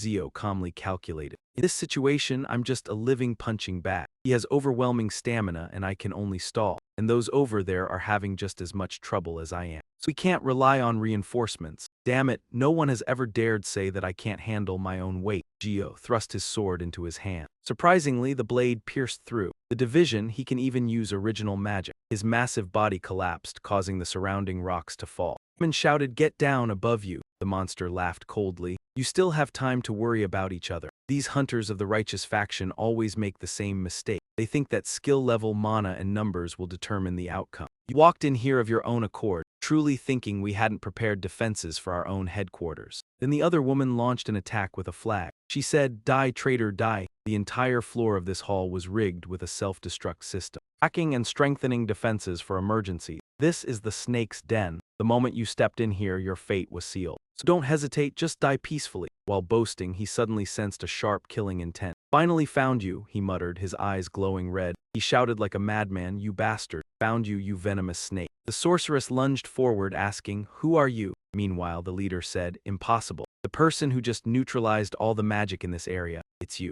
Hearing that, the dark priest spoke. This was only possible with my help. He's not that skilled. The woman clapped, impressed. This base cost millions to build, and yet you turned it into a useless pile of rubble in the blink of an eye. At first, your sudden appearance surprised me. Then she started to mutate. Now I understand. You are the suspect who personally eliminated Bai Su Tio's assassin and gathered these people. Men said, you're the suspect, not me, you bastard. Hey, I think he came for you, Mamba. What did you do? Mamba said, confused. No way, Captain, I was just given a mission. From what he's saying, it seems like this is an act of revenge. I never leave traces after eliminating my targets, but somehow you still traced me. Men said, revenge. Before that, I need to know one thing. Seeing this, the leader stopped the fight and said, wait, she's been captured. The old man said, don't move, he wants to hear something. Haha, I didn't mean to make you nervous, but what makes you so loyal to him? Didn't understand and looked at men, asking, who is he? She thought, he must have recognized me, so he's a scout. His attack speed can't compare to that of an ordinary close combat hunter. The venomous man was beaten up and said, I've never met anyone like you before. I'm proud to say I know most high-level hunters, but who the hell are you? What do you want from me? Men stomped on his back and replied, I think you're misunderstanding things here. I'm the one asking the questions, not you. Don't you realize? I'm being very careful with you right now. I could kill you on the spot, so just stand still until I tell you that you can move. He tried to move, but men stomped on him a few more times in frustration. Finally, he groaned in pain. Stop, stop. Men grabbed his mask and asked, who hired you to kill Dong Min Jun? Upon hearing the name Dong Min Jun, the monster burst into laughter. So you're connected to Dong Min Jun. Men raised an eyebrow and said, go ahead, speak. I thought you wanted to live. He grabbed Men's wrist and suddenly replied, of course. I'll talk, but even if I do, you won't be able to hear it because your hand will melt away first. After speaking, he spat venom in his face. The monster was excited, eager, and the assassin couldn't reveal information about the client. He felt disgusted and said, the person who just spat in my face. It seems you're not serious about this conversation, are you? Am I right? Then I will make you want to talk. The monster gaped. The self-heal skill, he's a healer. He feared and called for help from the team leader. She quickly denied any involvement, replying, sorry, I'm surrounded too. Seeing that, his eyes filled with fear. He kept repeating, I'll talk, I'll tell you everything. As soon as he said, the client is Pandemonium, he lost his temper and killed him. He silently repeated the name Pandemonium once more. At that moment, the vile leader suddenly burst into laughter. She shoved everyone around her aside, then slowly removed her helmet and said, now I know who you are. You're the first-generation hunter who disappeared 10 years ago, a mad dog of the Ming Zai Hu. You're not concerned, but I noticed you also belong to the Pandemonium group. She responded, no way, my group is all assassins. We don't accept personal requests. Assassins are just tools. I recognized your strength and how you knew about Pandemonium. She once told me about a first-generation hunter using strange healing skill. He said, so, you really don't know anything, don't lie to me. Find out myself, she retorted. I'm not lying, you found out about me already, so your question has an answer. But strangely, why have we all forgotten about your existence? That has nothing to do with me. She snapped her fingers and said, now get up. The next moment, the whole hall exploded. She looked at him and said, are you going to chase me, mad dog? He replied, I don't need to, I already know what I'll do next. Really? She ducked into a teleportation portal and said, I'll see you again soon. Ami approached, surprised, you're letting them go. He responded, if I chase them, they'll trigger the destructive magic already cast on the floor. Everyone here doesn't have the strength to avoid it. We've got what we need, clean up the mess. Uncle Gu cried out in despair. Meanwhile, he silently repeated the name Pandemonium. What troubled him was Minjun. What did you discover to make them act like that? On his way home, he pondered for a moment. Pandemonium. 20 years ago, the first gate opened on Earth and all sorts of things poured into this world. The source of all mana, monsters, magical stones, demons, and insect races from another dimension, with an innate ability to manipulate mana and possess unique skill. False human awakenings, they infiltrated Earth during the early chaotic period caused by the first gate, integrating their powers. And they didn't just claim dominance over the gates as overseers of a higher dimension, but also seized control over the gate activity. It treated humans as an inferior race, stripping away their technology and civilization after mana and monsters decimated everything. That was when they started acting like true masters here. Among humans, there was a group that swore loyalty to the Demon Lord, a pathetic organization called Pandemonium. Fortunately, the tyranny of the demons didn't last. The first-generation hunters, who learned how to use mana, rose up against them. A war broke out between humanity and the demons who had taken control of Earth. In the end, humanity won and put an end to the chaos. It's been 10 years since I defeated the 4 demon lords and vanished into the rift of space. Pandemonium had already disbanded by then. So why is that name resurfacing now? Suddenly he called out, hey, Faux Day. The demon inside him replied, what? Demons also exist in the other world we're in, right? But they look a little different, the little demon Faux Day said.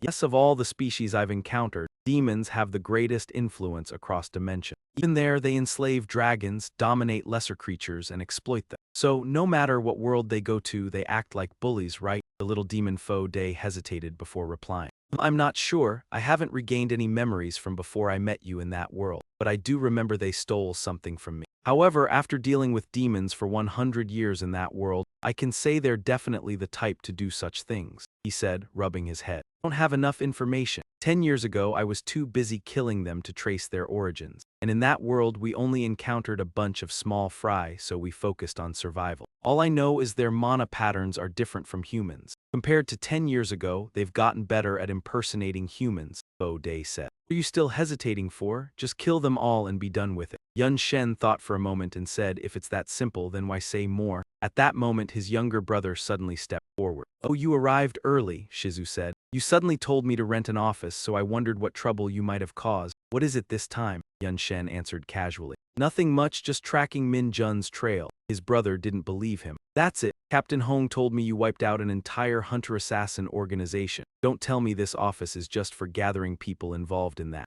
In the end, who exactly are you bringing here that requires secrecy from both the guild and the association? I've told you a million times, we can't handle that now, Yun Shen said. If Choi Rayul finds out, Yun Shen snapped angrily. HMPH, that loudmouth Hong Byung-gu, don't worry. Gu has erased every trace of me. As for Choi Rayul, I'll visit him personally soon. His brother was shocked. What? There are too many vulnerabilities. If I go in personally, he won't be able to fool anyone. Then Dan stepped in and said, you haven't fully recovered yet. You can't stop me, but don't rush. 10 years have passed, the world has changed a lot. If you fall into danger again, don't worry, I'll handle it, Yun Shen reassured him. Why do you even care? His brother shouted. Yun Shen chuckled, I'm not even hanging around anymore. His brother angrily shoved him. Fine, I'll keep my promise. Have to train our rookies to repay the office. Remember Hunter San Shinji So, right? Her awakening skill is more complex than we thought. If I can observe it, that would be ideal, Yun Shen said, feeling bothered. And of course I will. Anyway, eat this, I'm hungry, Yun Shen said. His brother looked at him in fear. Now, you just had dinner. What? Does my stomach have a black hole? At that moment someone yelled, "I'm hungry too, give me some." The mana food reserves were pitiful. "Bring fried chicken here." Yun Shen's stomach growled loudly. Yun Shen said to Fa, "Clearly you're the reason we're starving." He triggered the answering machine. "Yes, Dung Gu," someone shouted on the other end. "Senior, should I erase all my name from the mission reports?" he said angrily. "Watch your mouth." "Snitched to my brother, didn't you? Want to die?" Dung Gu shouted. "No, that's not important. Do you realize how big this is? This is the first time a hunter-assassin group has been exposed, and now the Control Bureau has wiped them out alone. All news agencies are bombarding us with requests for cooperation and interviews," said the HMSC team, frustrated. "Yes, we'll handle that. After all, we're an investigative agency," Yun Shen said officially. "No, that's not the issue. You realize how closely the director has been observing our team since the last incident, right? And thanks to you erasing your name from the reports." "Only I'm left," Yun Shen said into the phone. "At least you get full credit, that's good," Gu lamented. "Credit? This isn't about credit. How do I explain that I handled an entire assassin army alone?" Yun Shen replied calmly. "I don't know. As long as your story matches the White Lions, it's fine." "Isn't Ha Min from that guild?" Xiaoguba Dao Saute said. "I asked them." Even the White Lion leader fully confirmed. Then he had to switch to another line. "Yes, I'm Captain Hong Dung Gu," Gu said in pain. "I understand the desire to protect the Empire Guild leader, but due to the previous prison break." "Better if you take the lead," Yun Shen interrupted. Yeah, but I need to eat first." "Good luck with that, see you, senior." Then Yun Shen sighed, "HMPH, this guy and that guy." While his brother cooked, he asked, "Who is that?" "Captain Hong," Yun Shen said. "Yes, he loves his job, he's extremely happy. By the way, Shizun, how have the demons been lately?" "Same as 10 years ago." "Shijin-dad, sir, actually after the 4 demon kings disappeared, the demons proposed a peace treaty themselves. After agreeing, they mostly stationed in the polar region and set up research institutes to study the mana absorbed into the earth. Besides that, they haven't caused major trouble. Some countries even collaborate with them on research, but the demons rarely leave the polar region. It's been a long time since they appeared at the front lines. Nowadays, many kids even think demons are just urban legends." "Ah, got it," he replied. He raised an eyebrow slightly. "A peace treaty? Even the devil is being mentioned in the same sentence. It's utterly ridiculous. Devils and peace together in one phrase." How laughable, he thought to himself. "I feel the same way, but look at humans. Between us there's just as much filth. Demons can't all be the same, right? That dark woman uses mana just like demons do, but there's something off about it. Could she be a hybrid, a human-demon creation? The demons first appeared on Earth 20 years ago, so it's not impossible. All of this started because I wanted to take revenge for Min Jun, but the more I follow the clues left behind, the more I feel like this war is going to last longer than expected." The next day, he walked over to the group to speak, then focused, gathering mana in his body. "Think about your Danshin. Young Hami, you still don't get it. The Danshin. Master, no matter what you say, I still don't understand. Isn't awakening skills something that happens naturally when a Delzana erupts? No matter how long I sit here meditating, I don't think it'll help me release my power at all. Isn't exercising and training intensely better?" He tapped the back of their head. "You guys begged me to train you. Now that I'm doing it, you complain. He sighed. "Do you think skills are like sweat? You think you just release a little and it dries up? Seriously, no one cares about controlling mana anymore. Everyone just blindly fires off spells." Walker said, "But if those shots are overwhelmingly powerful, then don't we not need to care about these complicated things?" He frowned. "Is that the guidance tower you're talking about? Awakening skills in an artificial gate must have made you all misunderstand. We burn mana like fuel truly affects the strength we generate. If you can't even master basic mana control, how can you feel your Danshin when you recklessly use your skills like that?" "All right, I'll explain only once. Listen carefully. When humans first came into contact with mana, a reservoir formed inside them. That's the Danshin. Mana concentrates and flows within the Danshin, creating the power that awakens and manifests as each individual's unique skill. The strength of the skill depends on how well you control mana in your Danshin. Through training, your Danshin will develop, allowing you to hold more mana at higher levels. You can even open additional Danshin spaces in your body. But from your perspective, humans have only known about mana for a little over 20 years. Right, it's still new, so understanding it is even more important." At this moment, Hami focused on the perspective. He said, "So training mana control through meditation is the best method. So keep your mouth shut and focus." Meanwhile, a voice grumbled behind him. "This guy S been running around like a headless chicken for 100 years, yet he talks big." He continued, "Don't worry, I'll push you all to the brink of death again, especially the 2 of you. Don't think I'll go easy on you just because you're bound. You'll work until you collapse to repay the debt." The group answered gloomily. Under the door, a voice rang out. Senior, I know someone is here. Gu, looking half dead, said, you didn't even answer the phone. Do you know how hard I've been trying to find you? Yun Shen said. Well, it's because you always call me like some kind of stalker. Xiaogu shouted, anyway, you need to get to headquarters immediately. The branch director has summoned you. So they headed to the HMCS headquarters. Yun Shen was curious. Why would the director summon me? Then he muttered, you didn't drag my name into this, did you? Xiaogu replied, of course not. I don't know why either, but it could be related to the prison transport corruption case in Incheon. A teasing voice chimed in. Well, look who's here, team leader Huang. These two to the left are senior agent Ha Jun-Ti and team leader Sung Chang-won. Cheng-O said, hey Huang, I heard you made quite a splash. While we were away, the North Zhu team became something big, huh? What kind of magic trick did you use? The vehicle's door slammed shut. He grumbled, that damn Sung Chang-won, is he already done with his job? Xiaogu said, now that we're back, let's work. Why are you picking fights with people walking by? Chang Gun smiled mockingly. Picking a fight? No, I was just catching up with friends. No need to get all worked up. So is that rookie behind you? I heard you caused quite a mess in Sun. Why does the European doctor always recruit people like this? Your team leader has quite the taste. Yun Shen didn't care at all from behind. Felt like the barking of a dog.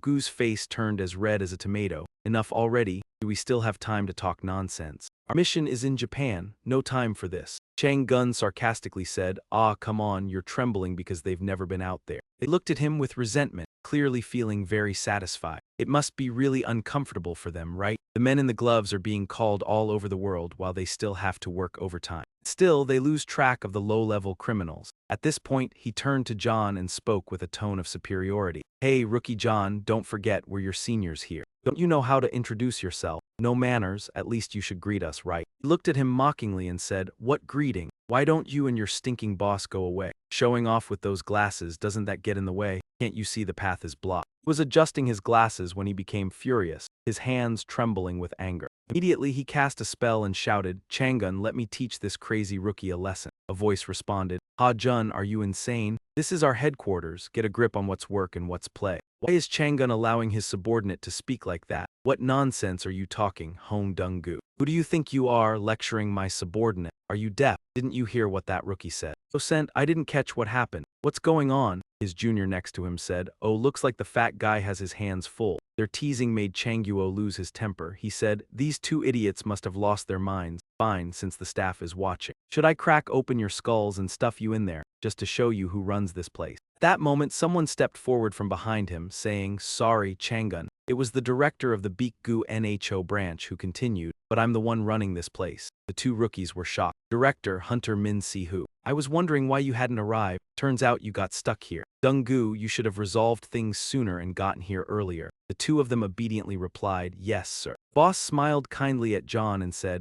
Hunter Min, do you like orange tea? We have an important guest today, so I've prepared some special tea. John casually replied, sure, sounds good. Behind them, Chang'un seemed to go insane, shouting, wait, director, that bastard. Before he could finish, Gun-ho spoke, Hunter Min Si-hu. I heard rumors that during the mission in Japan, you requested services beyond the official duties. If you want to take control, at least focus on your own tasks first and stop wasting time on nonsense. The two men immediately fell silent. Watched as John was respectfully escorted away. Damn, who is that rookie? How powerful is he that even the director interferes on his behalf? I don't know. The three of them happily entered the director's private office. Gun-ho said, this is our first time meeting in person, right, Hunter Min? You've been so busy since joining. John got straight to the point. So, why did you call me here? Aha, straight to the point, I like that, very refreshing. Alright, the reason I called you here is simple. I want to ask about the Incheon prison case. Coincidentally, the investigation that Bai Si-tia was working on has been transferred to us. Additionally, an investigation into corruption at Incheon prison is also underway. But that doesn't mean we can ignore the escaped criminals. So tell me, Hunter Min.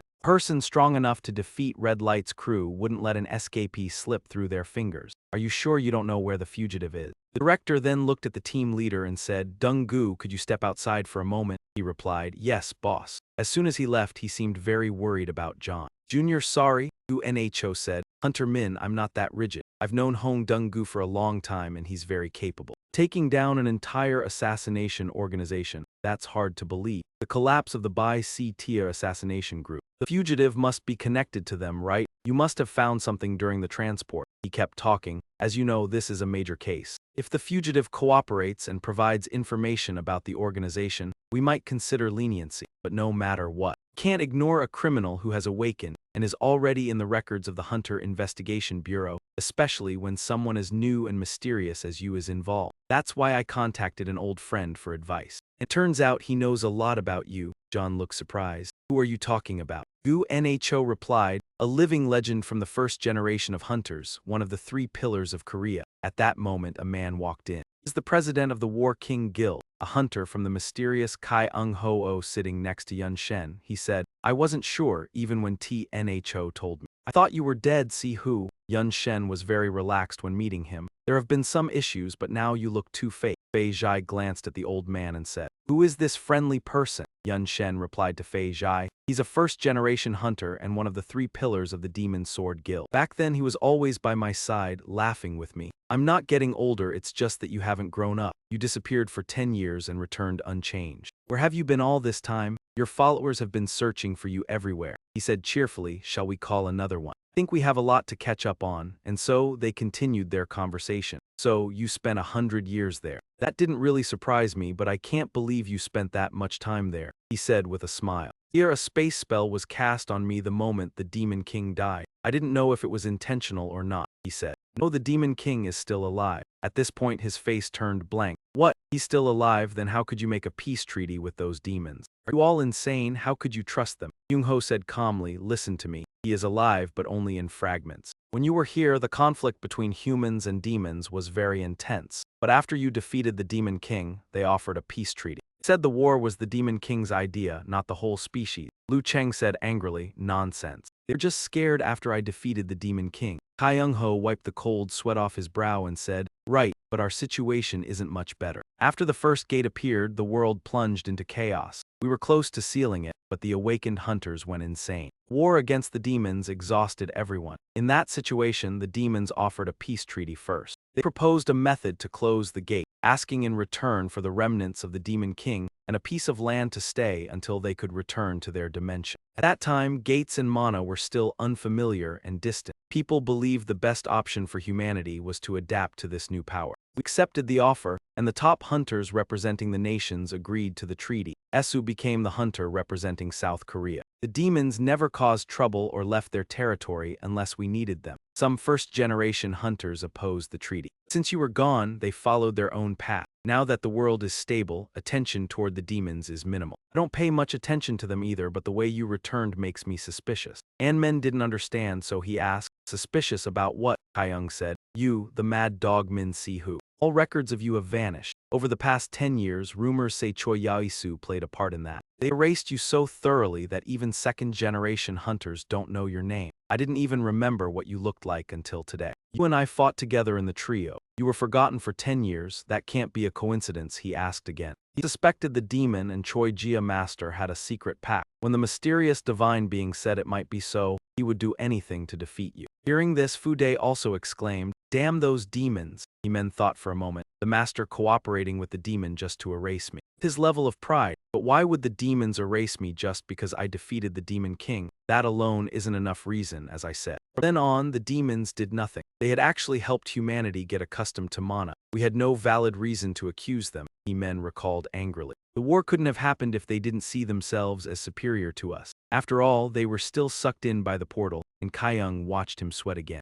Yes, I mean it, said Elder Kaiyung. I think your followers would know better than I do. Why don't you go see them? He-men said sadly. As you said, now they're all exhausted. Elder Kaiyung said, haha, isn't Kang Jio-hoa still in Korea? 10 years ago she was just a child. Now she's an S-rank hunter leading the Than Hoa Guild. I remember she used to stick close to you. Now she works for Choi Jia Master. He-men was also surprised. 10 years is a long time, she must have a reason. Then he said unhappily, this thing is as bad as theft just because your taste is immature. It's really expensive. I should have invited Mincy to come along. He's terrified just thinking about it. If he finds out I met with you, he'll lose his mind. He's overly protective. And so their pleasant conversation was clearly recorded. Outside, someone secretly made a call saying, President, I just sent her the pictures. The person who met with him must be from the monitoring division. The person on the phone replied, all right, you can leave now. On the other end, the red-haired woman suddenly became serious. She stared at the picture in front of her. Min Si Hu, smiling brightly. He's still alive. she had originally thought. With the recent movements from the Empire's guild and the incident at the instruction tower, she had been uncertain. But now she could barely hold herself together, thinking that he had actually returned. She hugged her knees, crying like a child and calling for her master. Since I started working with Choi Yisu, Si-jun hasn't given me a second glance. Following the lead on him was the right move. People had said he was dead.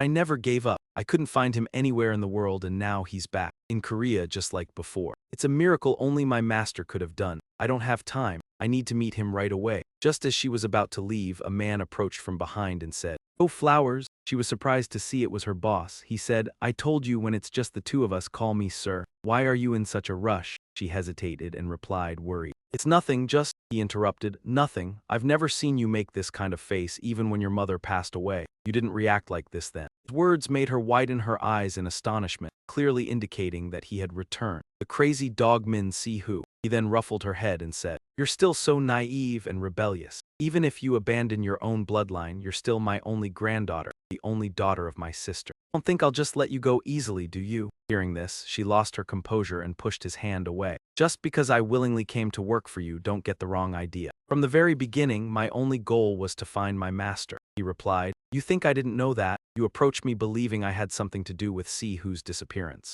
You knew very well that I was pretending to obey while secretly digging up your confidential information when I took you in. The reason is simple. A hunter of your caliber is valuable." He continued, "In today's world, hunters are seen as a huge financial asset. Do you really think I would give up such a useful worker, not to mention my own bloodline, to that bastard?" She couldn't take it anymore. "Don't make me laugh. You abandoned me when I needed you the most. What right do you have now? I've never considered you family. You raised me like a master, nothing more." And he delivered a fatal blow. "Yes, and he doesn't even know that you're the daughter of a wicked criminal. Don't be so naive, Jaya Hoa. After all this time observing Min Si-hu, you should know how ruthless he is with criminals. You think he'll react when he learns about your past?" He left, leaving her with those words, "No matter how noble he acts, you can't change your origins." Furious, she watched the old man leave, then screamed, "Bastard." The girl approached him in a hesitant manner and nervously said, "I heard from the guild leader that you would personally lead the training session. Will these people be joining as well?" He nonchalantly replied, "Yes, they are. My juniors might learn something from them, I suppose. Consider them your seniors in terms of experience," he added. Meanwhile, Hammond, wearing a mascot costume to cover her flushed face, immediately obediently responded when she heard this.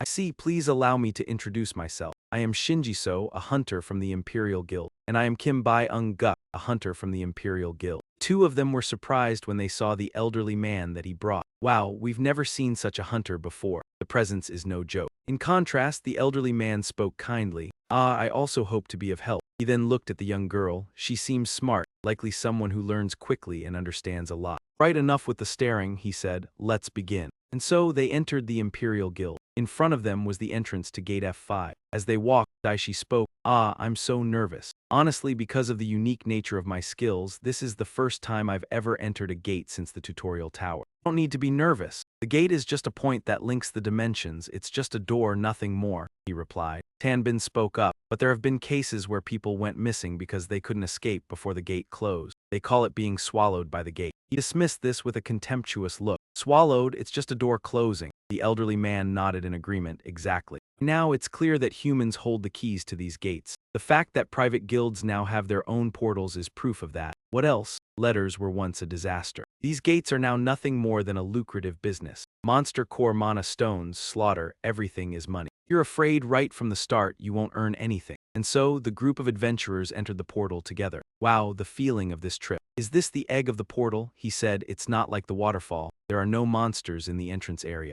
Anyone would think we're going on a picnic. Is this what you guys are like nowadays? I heard there's even a hunter academy now." "What exactly do they teach there?" Hammond explained. "My master knows you're from the first generation, but since the strategy. The gates were standardized since the 15th generation, so hunters are essentially a different profession with a fixed curriculum. They go through the guide towers, get ranked, and then guilds recruit them based on their scores. They'll learn real combat after joining a guild." Surprised and said, "Real combat? You mean clearing some monsters in a level F gate? It sounds like mass-producing a bunch of weaklings who'll be swept away by a massive wave." He turned to the two people and said, "Hey, rookies, before we go into actual combat, let me see everyone's skills." "Sure." The guy next to him was not happy and thought, "We're following orders because the guild leader commanded it, but who is this guy? And why is an outsider telling us what to do?" He looked at his instructor with disdain. Being stuck with a rookie who couldn't even properly operate his skills was absurd. She spoke, then immediately lost her balance and fell. She quickly apologized, but the instructor, who was very strict, said, "Forget about the apology." Then he tossed her an item and said, "Take it." She accepted the whip in surprise. He explained, "It's a tool to assist with initiating the spell, a spell template.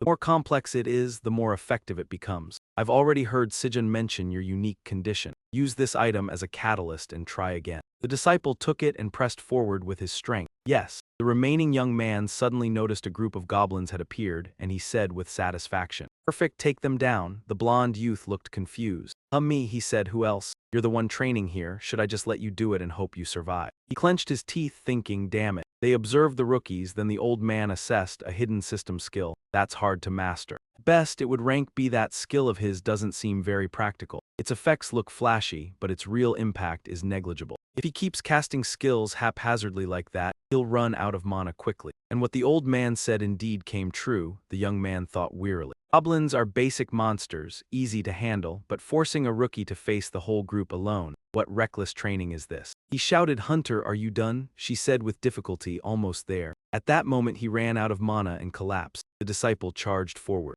Monster taming, skill, monster taming A rank, description, allows the user to control a monster's actions for about 10 minutes. The number and rank of monsters controlled increase based on the user's mana. After taking control, she immediately subdued the monster, then ordered it to retreat. The creature was completely dominated. The priest looked at him with a joyful expression. "Hunter Min, what do you think?" "It's my skill, taming." The old man looked at her in admiration. She used a control-type skill, huh? I've heard those are quite rare. Considering the support of the spirit beast, the skill seems to be of a high rank. Just then, a voice came from somewhere. "Finally something worth eating. I want that one. We've made a deal, hurry up and devour her. The food, you're obsessed with it." "Oh, that's interesting. But after controlling just one monster, what do you plan to do?" Behind her, countless monsters charged forward, and she immediately dashed towards the group. Shook the man awake, saying, "Wait, it's coming, help me." Finally, she managed to get out of the gate. "Thank you so much for today, Hunter Min Jai-Hu." She looked completely exhausted. She said, "Thanks to you, I finally got the hang of using my skill." The man, showing no hint of emotion, casually said, "It's nothing. If you can't keep up, just ask Sabu to arrange for a different instructor." She immediately replied, "No, I'm serious actually. I was a bit overconfident. I thought that as long as I awakened my skill and became a hunter, I'd become special, and that the higher-ranked skills would make someone even more special and outstanding. But I realized that skills are just tools. Their method is not me, no matter how magnificent the sword in your hand may be. You use it is entirely up to you. So adapting to mana and training are the most important things,"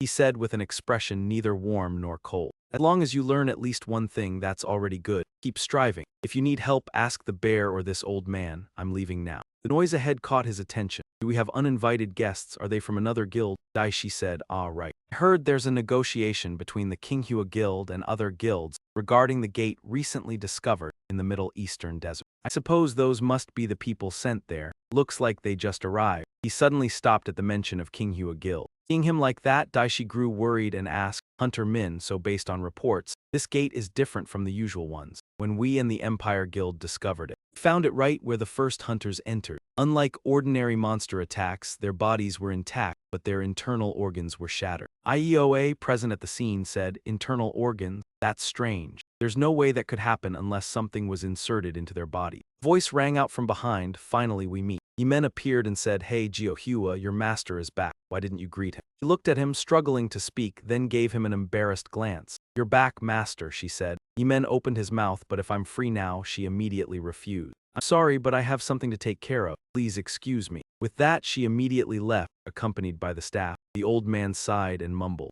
"The one who was rejected at lightning speed, would you like me to comfort you?" The old man approached and said, huffing, "A young girl lacking manners. She's an old disciple of the master, huh?" Yun Shen turned his gaze towards her, filled with regret. He said, "Yes, but has she been crying?" Calling back then, he found her and said, "Look at her, hiding in the corner and sobbing again. Ah, go somewhere else." He sat next to her and said, "What's the point of crying? You and Season are about the same age. It's just a practice match, nothing to be upset about." Then he patted her head and said, "But why do you always run off to cry? Everyone knows about it." She sulked and slapped his hand away. "Season is the master's biological sibling, so of course he gets taught better, right? I'm just someone he took in. Thank you for taking in a starving kid, but hope you don't interfere in everything." I know you're strong and have a big heart, but you're not even my real brother. Yun Shen ignored her and directly teased her. Doesn't matter, I'll do what I want. Life in this messed up world is hard enough already. At least I can choose my family, right? I'll treat you like my real sister. So, will that make you feel better? She shyly replied. I don't want to, who needs you? Yun Shen was surprised. Oh, then should I make you train twice as hard tomorrow? Want to cry even harder, don't you? You scolded him angrily. You talk as if you haven't been pushing me to the edge every day. Looking back, I said that partly in jest, but it was also partly true. I never wanted to be your little sister or your best disciple. I wanted to stand on equal ground, strong enough to be by your side. A comrade sharing the same view of the world with him. But in the process, I developed feelings I shouldn't have. The child of a deeply criminal man. Even though I was abandoned, I was raised by the stolen money of those criminals. How could I have the right to have those feelings, even though they hurt so much? Still, hey, Master was right. A master should never be involved with someone like me. But even so, I couldn't just sit still and do nothing. If I can't stand beside him as an equal, then at least from behind, I will fight for the master who gave me this life. Then she confidently walked forward. Sue, surprised, asked, sowing flowers? No, I mean president of the Orchid Association. The meeting is still a long way off. What are you doing here? IEOA called Season. Her gaze was incredibly determined as she said, I need to speak to you privately for a moment, it's important. Scene change into a certain office. Young said, it's not that I don't trust you. Since the first gate appeared, we 3 pillars have been standing at the front lines facing the demon. In a lawless time when those drunk on the power of their newfound strength ran wild, I never took lightly the comrades who fought for the survival of humanity. Even so, if you make unavoidable agreements with the demons to rebuild civilization, to restore the country that was destroyed. The old president interrupted. No need for formalities, Yun Du Kyung Ho Ho. So you've met Min Si Hu? Did he really say that he found me suspicious? 10 years should have been long enough for that mad dog to settle down. Yet because of Kyung Ho Ho, you were also mistaken, just like everyone else. He said, what I seek isn't national peace or humanity's benefit. Gritted his teeth and said, the pursuit of mana is a power granted to humans. Shouldn't we see how far we can push our limits?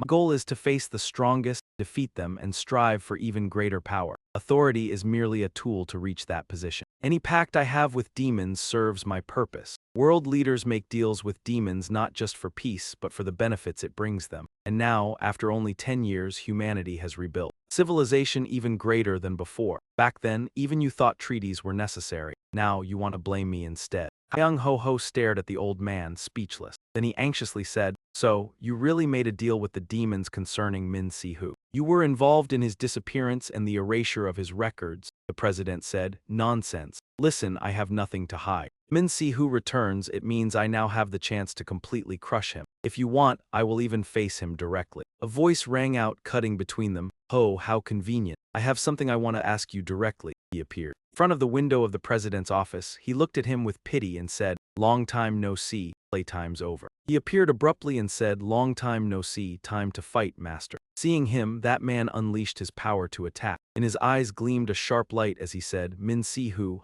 you live quite high up, don't you? Getting in through the proper channels is troublesome. The procedures are far too complex. Before those troublesome men flood in, I'll get straight to the point. 10 years ago, Demon King 4, did you conspire with the band Demonium and send me to another world? Jesus chuckled under his breath. Did all that just to ask that? You've truly become boring, mad dog. An Men said unhappily, what then? I'll tear this building apart. Answer me, one-eyed fool. He was so enraged by An Men's words that he nearly lost control. Aha, that arrogant attitude, just like before. 10 years have passed and your face hasn't changed a bit. It must have been an enjoyable vacation in another world, huh? What made you so furious that you stormed into my house? An Men threw a nearby planter at him to warn him. He said, vacation, should I tear your limbs off and hurl you into another dimension? If you don't want to die, answer me. You ever worked with that trashy band Demonium? Are you involved in Dung Min Jun's death? And have you caused trouble for Jio Hoa or any of my disciples? He covered his mouth, laughing like a monkey, then couldn't hold back and burst into laughter.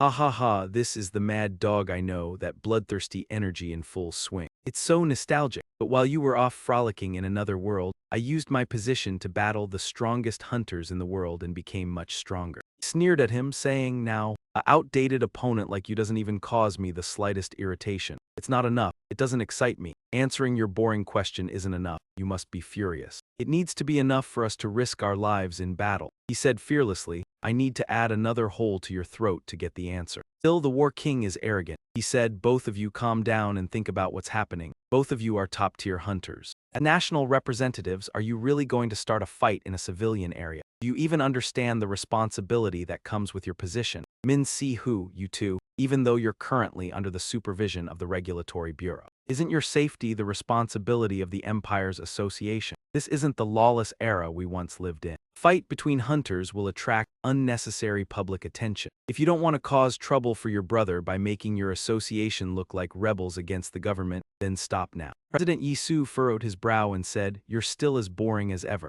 I preferred the old days when we could fight, kill, and constantly stab each other in our endless power struggle. The era we live in now is so dull, isn't it?" In the end, he replied, but to give me a brief moment of excitement, I'll answer one thing. I'm not involved in Dung Min Jun Kang Ieo Circumflexoi's death. He voluntarily came to me. If your disciple turns out to be a disappointment, that isn't my concern. Hearing this, An Men paused to think for a moment. He added, I'll prepare a place where you can unleash yourself without limits. After the two of them stopped radiating killing intent, he breathed a sigh of relief. Lao Desu stepped into the elevator and left as soon as he saw him. The staff quickly said, President, we just detected a strange sound above. Desu appeared and cursed at the staff member. Shut up. How many times do I have to tell you? No one on this continent is strong enough to threaten me. Stop worrying. He lowered his head in apology. The elder's anger persisted, but more importantly, there was work to be done. Contact the Infinite Legion and order them to prepare an Azi-class gate and summon Kang Jio Hoa. Night fell. Shizun was still engrossed in his work. 7 hours earlier, he had a conversation with IEOA. She said, you know, we discovered traces of the hunters around the gate we explored together, right? Autopsy revealed that their internal organs were shattered down to the cellular level, or they encountered an enemy with a special skill, or they consumed something together. The problem is, all these hunters are linked to an unidentified organization called IZ. Group operating at the gate we explored. It's so obscure that even I have never heard of it. There is almost no data on them. However, rumors claim their leader is a demon. Hearing this, Sijin shouted in alarm, wait, that rumor. She cut him off and continued speaking. You hear a lot when you work closely with the government, though whether you believe it or not is up to you. Anyway, this matter will be investigated independently. They will definitely take action. I will report back when there's more to find. The master is keeping an eye on your group, so don't make contact before I do. Season shouted, Sister, wait. She left without even looking back. Despite his calls, she left. Why? Before leaving, she warned not to tell the master. She had no intention of returning. At this moment, Si Jun felt a wave of unease. He had suspected something before, but why would Sister Jai Hua work for the Choija Master for 10 years and now do this? Even if Sister Jai Hua joined Choija Master to search for clues about her brother, he's back now. Why is she acting like this? He said, troubled. The 3 direct disciples, he always trusted them completely. But when it came to me, it seemed like their own secrets weighed heavily on them. I can't fully trust any of them, not Jai Hua, not Jai Long. What are they thinking? Just then, someone overheard all of Season's concerns, and Man asked, what did Jai Hua say to you? What did she tell you? And Man suddenly appeared and said, his tone sharp, don't hide it, tell me what happened. What's wrong with her, Si Jun? While you were out on a mission, President Kang Jai Hua. The group approached and said, sorry for calling you while you were with someone. However, the president urgently needs you. Please come with us. IEOA's gaze looked troubled. Damn it, but she still obediently agreed. I came exactly 10 years ago, right after Min Si-hu disappeared. The demons frowned. Are you telling me to cooperate in erasing Min Si-hu from history? He was a subordinate of the second demon king, Hai Kata said. Yes, he is one of the few who pushed the 4 great demon kings to the brink of death. To lead demons with firm independence, a demon king's authority must remain intact. A record of a demon king almost failing at the hands of a human is both a disgrace and a threat to our system. The bitter war has ended. But it is still a time of chaos, Hikata said. Since we signed the treaty, maintaining order among our kind benefits everyone, doesn't it? At that moment, Jia Isu stood up and said, ridiculous. Just because we agreed to the treaty, do you think we are blind? Victory belongs to humanity. Agreement was under the condition that your demons would help us recover our losses. Why should I agree to a treaty with those exiled to the extremes like you?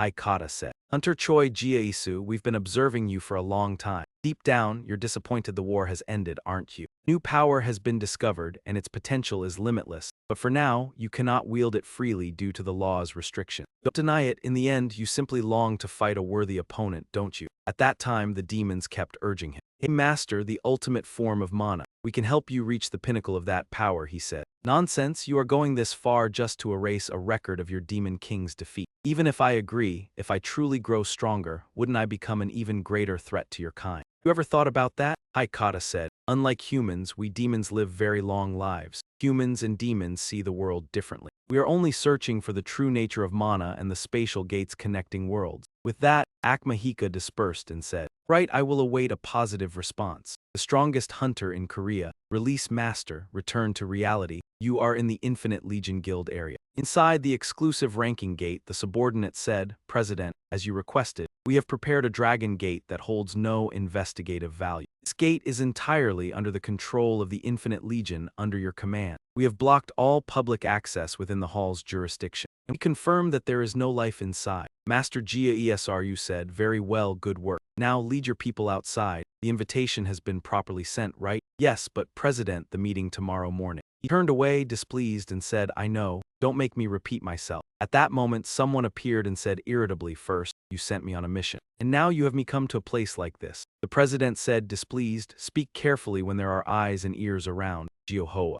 complained, So what's the matter? He asked. You must have assumed you play an important role in Min Si-hoo's disappearance. At that moment, you refused to respond or cooperate with the demon's offer. However, she was shocked and said, What nonsense are you talking? He continued speaking. Reason that the passivity from the past troubled you was unclear. You wondered if it was because of the root cause. That incident gave you power. But no, that wasn't it. You only wanted to be certain, to be sure that between you and Min Si-hoo you were the stronger one. He used his tremendous power on his only nephew. She screamed in astonishment. Crazy, can you hear me? The demon's proposal. She furiously said, So you're finally admitting you're involved in this. My master disappeared, the records were erased. He didn't stop speaking. As you said, you're just like your mother. That hot-tempered nature flaring up in the moment. Terrifying will to cling to the enemy to achieve your desires. The stupid mind that always struggles to grasp the situation. You're just a tool to push Min Si-hoo's aura to its peak. That inferiority complex that haunted you in the past. Faded with the absence of that mad dog, but like a stain that can't be washed off, it clings to your life. Now Min Si-hoo has returned. It's time to erase the remaining remnants. She didn't back down. Ha, do you think my master would play your game for my sake? He said, in the past, when that fool wasted his time on his little family drama, it was hard to believe. After looking into his eyes recently, you confirmed that over the past 10 years he has left behind many things. All you need to do is act as bait. You know nothing about Dung Min Dung's death. Therefore, all you can do is play the cards you have.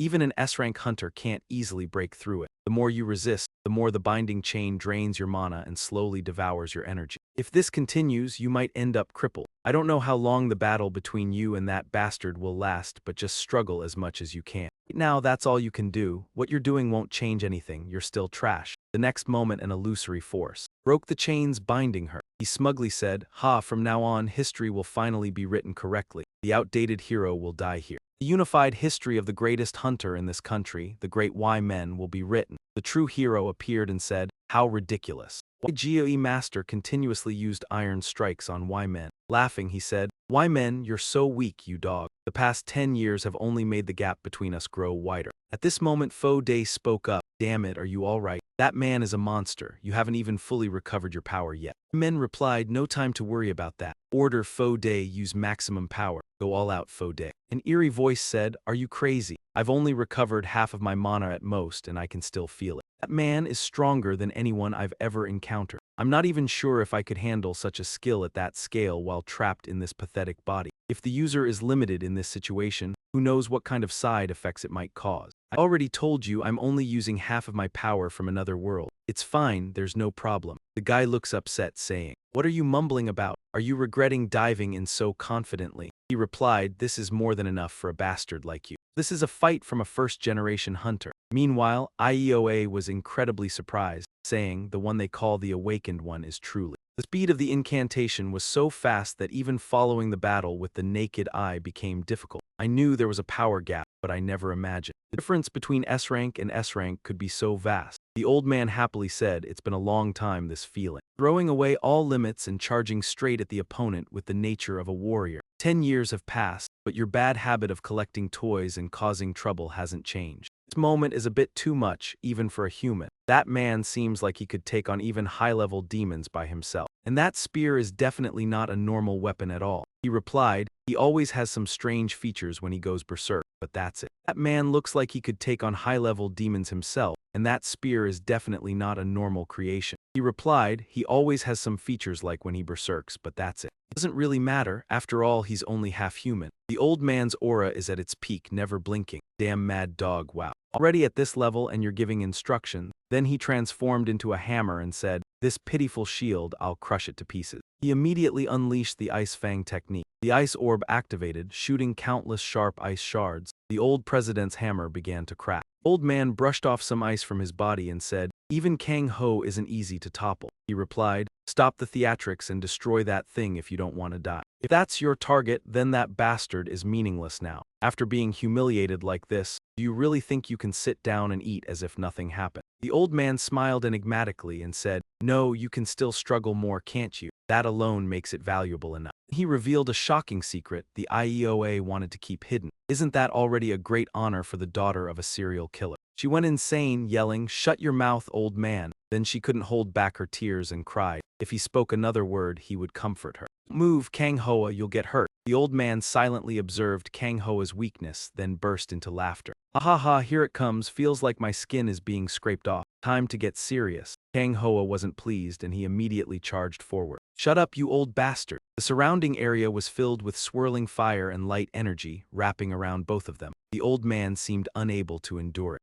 The way he controls his mana, the density has changed. The old man, frightened, stepped back, then mocked him, saying, that cowardly method of yours, the skill to adjust output, hasn't changed at all in the last 10 years. He scorned him with contempt. You, of all people, are the last one to comment on strategy. Hearing this, the old man angrily charged forward. When I was younger, it was all about power. After that last attack, I've realized something. At that moment, the young man was surrounded by immense energy. The old man controlled his giant spear and declared, you still have a long way to go. They smiled confidently and said, you are far from being able to defeat me. MIEOA, standing beside him, shouted in worry. Master, you can't keep calm in the face of his deadly move. It could end your life. Fortunately, a voice rang out from within the smoke, startling the old man. Out of all the nonsense you've spoken, that's the only truth. The young man appeared unscathed and said, you're still far from being able to defeat me, Choi Deso. The name appeared and it was announced, I have investigated the abilities of this strange person, Choi Deso. He uses all sorts of artifacts. This old man is known as the artifact collector in the hunter world. His core skill is summoning weapons suited for the situation using his unparalleled artifact collection skill.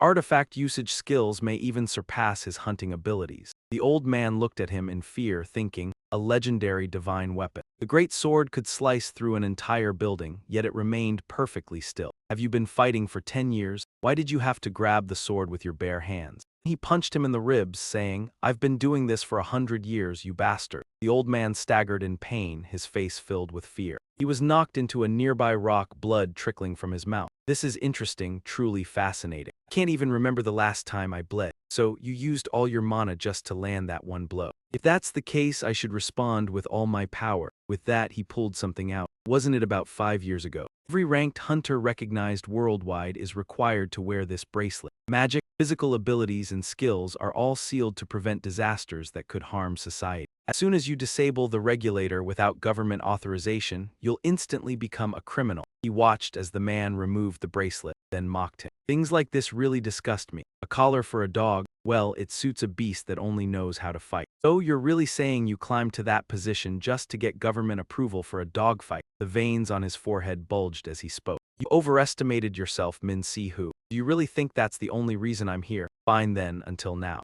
No one has ever been worth testing this power on before. You're not ordinary either, clearly you enjoy bragging. Fine, then show me what you've got. The moment he finished speaking, the old man channeled all his strength into his hands, concentrating the immense energy upward to form an energy black hole. IEOA nearby collapsed. Even just their mana alone could crack the ground. With this force, the gate couldn't withstand it and would crumble. If this continues, Master's power could harm the innocent. She forced a smile and said, we have to stop this, no matter what it takes. Two opposing energies collided, sending razor-sharp slices radiating outward. The old man shouted and slammed his hammer into the ground. He immediately activated his lightning skill. My stomach feels a little off, but this sensation is incredible, even using only half my power. Full power is on an entirely different level. This is how a skill should feel. Then the old man screamed in pain, even after releasing his limit. Distance remained so precise. All the sword energy shot back at him. Impossible, that can't be, damn it. He hurled his spear, which transformed into a mighty lion, and declared he would tear him to pieces. He was astonished. A sealed monster trapped inside an artifact had lunged and bitten him. Seizing the moment, he used Mezi's thread, and the tiger immediately submitted to him. He turned to the old man. The old man was the new target. This caused him to be surprised and ask, "What the hell have you been doing for the past 10 years? Yun Shen smiled with satisfaction. "All right, it's time for a new master. Attack!" The tiger charged towards him, scaring the old man. He quickly activated his protective power. Damn it. At that moment, the woman Ioa ran over and said, "That's enough.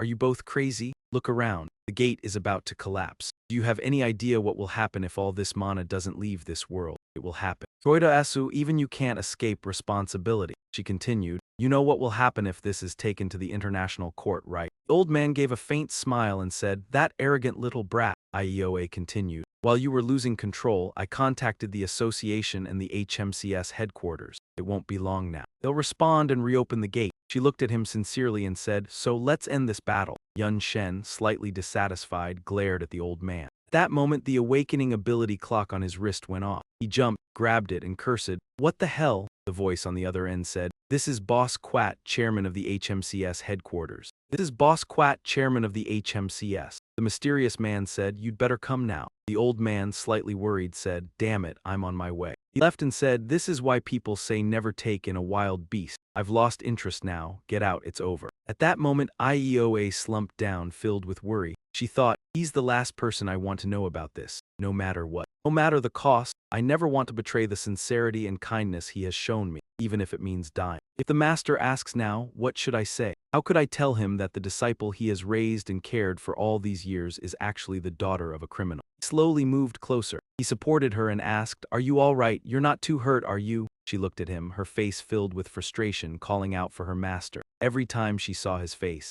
she couldn't bring herself to speak the truth. In her heart, she thought he was a very warm person. Then, unable to hold back, she threw herself into his arms, calling out "Master" in a sweet voice. He was slightly surprised, but then painfully said, "You're overflowing with energy." Scene change, a displeased voice echoed. "I don't know why you went this far. Just based on the statement of a hunter." The old man muttered, "But technically, there hasn't been any violation yet." Of course, that foolish hunter stirred up a commotion, which caused the administration to be alerted beforehand. This caused a great deal of chaos at headquarters. "The old president told you." Responding so strongly to a minor training session in a closed portal might be a bit excessive, don't you think? "Mr. Blackwood, the man in front of you is the vice president of the International Division of the Hunter Management and Control Bureau." Wasn't happy as he spoke. "That was before you lifted the restrictions. Mr. President, hunters at the level of the division are strictly prohibited from getting involved in personal battles. Any action to remove restrictions must be reported to the administration or the Hunters Association. Furthermore, any use of magic directed at hunters under the Bureau will result in an arrest order. Even the position of the president could be subject to trial at an international court. Even if national law does not have a clause for this, international law will still apply."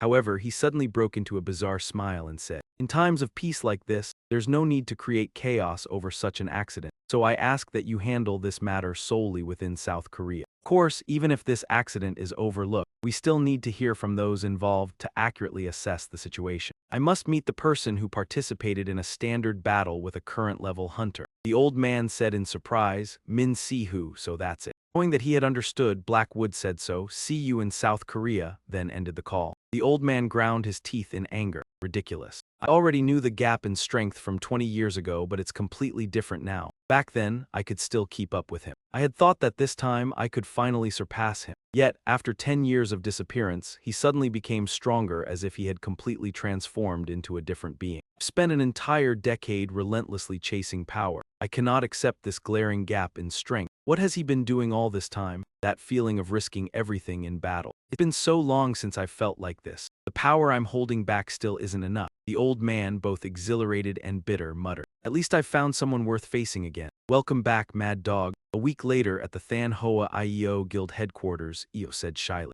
"Knew I would come but didn't even greet me. Well, it's because you feel unworthy. Still, I'm glad my master has finally returned." You seem a bit unhappy, he sighed. You really have been pursuing Min Jun's case all this time. She lowered her gaze. I'm sorry, but I couldn't find anything. I only know one thing for sure. It was caused by someone from another country. The reason he kept me as a subordinate was simply for personal gain. There's no evidence showing he intended to approach or manipulate my brother or your disciples. Suddenly, she tensed and explained. Of course, it's not because I'm related to him. I just observed and collected the evidence. He stopped her, I know. If he truly considered me family, he wouldn't have done something so despicable. She said with gratitude, my master just healed me, so I'm fine now. Looked at her with concern and said, the issue isn't whether you're fine. I'm telling you to stop getting involved with that fool, just because of a blind blood bond. No matter what crimes your mother committed, your life is still your own. You did nothing wrong. If you feel guilty about it, repay the world by living righteously. I will help you. She said emotionally, haha, I've never been alone. There's always someone to help me. Putting that aside, I feel truly sorry for Season. I've placed unnecessary pressure on him from his perspective. It must be hard to trust someone with so many secrets like me, he said. The boy always needs care. Tomorrow, meet him and have a clear conversation. She asked worriedly, tomorrow? I still feel awkward. He laughed, saying, both of you are grown now. Is there a problem? I've already warned Season. He checked his phone and said, I don't know how that bastard got Asukia to clean up this mess, but I'm glad it didn't make too much noise. See, Yang is sharp. He even called me 9 times that day. Wait, what? Right now? A voice rang out, Senior. It's urgent and you didn't even answer your phone. Do you know how hard I had to search for you? Also, he hadn't finished speaking when the chairman of HMSC appeared behind him, saying, Hunter Min Si-Hu, we just received a call from the International Administration Headquarters. Continued, Vice President Blackwood will be coming to Korea to meet you. Do you understand what that means? He sighed again and said, so Edwin is involved too? Damn, really tight. Why would they need to meet me? The chairman said. The entire branch is strictly forbidden from revealing anything. We have no detailed information at all. Gio heard the name Edwin. Thought in fear, don't tell me Senior actually knows the vice president of headquarters. The HMSC chairman added, but that day he named him directly. You'll probably recognize him immediately. This is the first time in history this has happened. What's going on with the Korean branch management? The man lowered his head and said, I'm sorry, but if there's already a ban in place, I can't say anything further. The chairman waved his hand and said, all right, we'll summon you as soon as the headquarters sends the official schedule. Until then, stay on standby at the headquarters. As he turned around, the chairman placed his hand on Geoji's head and said, make sure no information leaks from Min's hunters. By the way, isn't the president of the Than Hoa Guild a member of the Choi family? How did she get acquainted with Min Si-Hu? Why are they sitting together so friendly? Zio sighed and said tiredly, I have no idea. I honestly don't know anything. IEOA looked at him and said, Master, let's go. A lot of people are watching us now. He was surprised and asked, waiting for me to return. She replied, your kindness is as vast as the sky and the sea. Besides, I'm already on my way home anyway. He looked at her, thinking for a moment. So, what are you planning to do next? She smiled, which reassured him. If you're okay with it, I'll follow you. Min Jun's death left many unresolved feelings inside me. I'll do whatever it takes to help. Though I'm not sure I am still the president of a guild. As they were talking, suddenly a car sped up to them. That car, a voice shouted from inside. So after knowing everything, you still chose to follow him. Bored Uncle Choi appeared once again in front of them. After the horrifying fight, the old man said, displeased, Min Si-Hu, get in the car.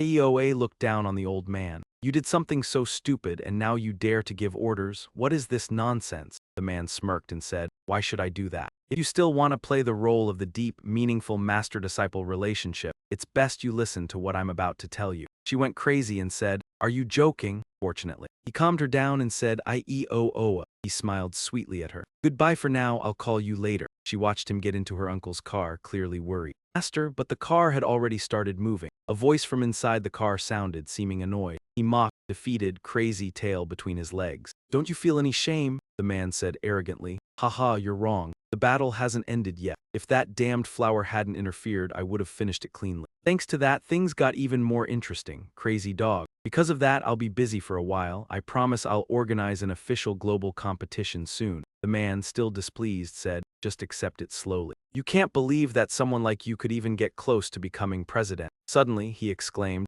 Ban Demonai That organization should have disappeared by now, yet there are still remnants scattered all over the world. Actually, after you disappeared 10 years ago, those demons came to me through them, asking me to erase all your records. So even the damned Bandemonium couldn't ignore your disciples anymore. Could it be that they're just a cult relying on unknown power, or are they truly involved with the demons? Since the fall of Bandemonium and the expulsion of the demons to the extreme regions, they've virtually disappeared from the world. The old man said, although later many world leaders, including myself, closely monitored every move. Could it be that they are just a sect relying on nameless power, or are they really involved with the demons? Since Bandemonium fell and the demons were exiled to the extremes, they've disappeared from the world. The old man continued, although many world leaders, including myself, have kept a close eye on them. The demons, but I couldn't find anything. However, recently I heard about a group of half-demons in the Middle Eastern desert. Oh, you're surprised? A group of half-demons? The old man continued, they are individuals who have had prolonged contact with demons, or they are hybrids between demons and humans. Unlike regular demons, they don't have wings or horns. They are known for using dark magic. That's all I heard from the government officials. Since high-level gates mostly appear in harsh areas, just entering the gates is difficult. He continued, the dark mana you used during the battle. In your 10 years of disappearance, did you perhaps team up with demons?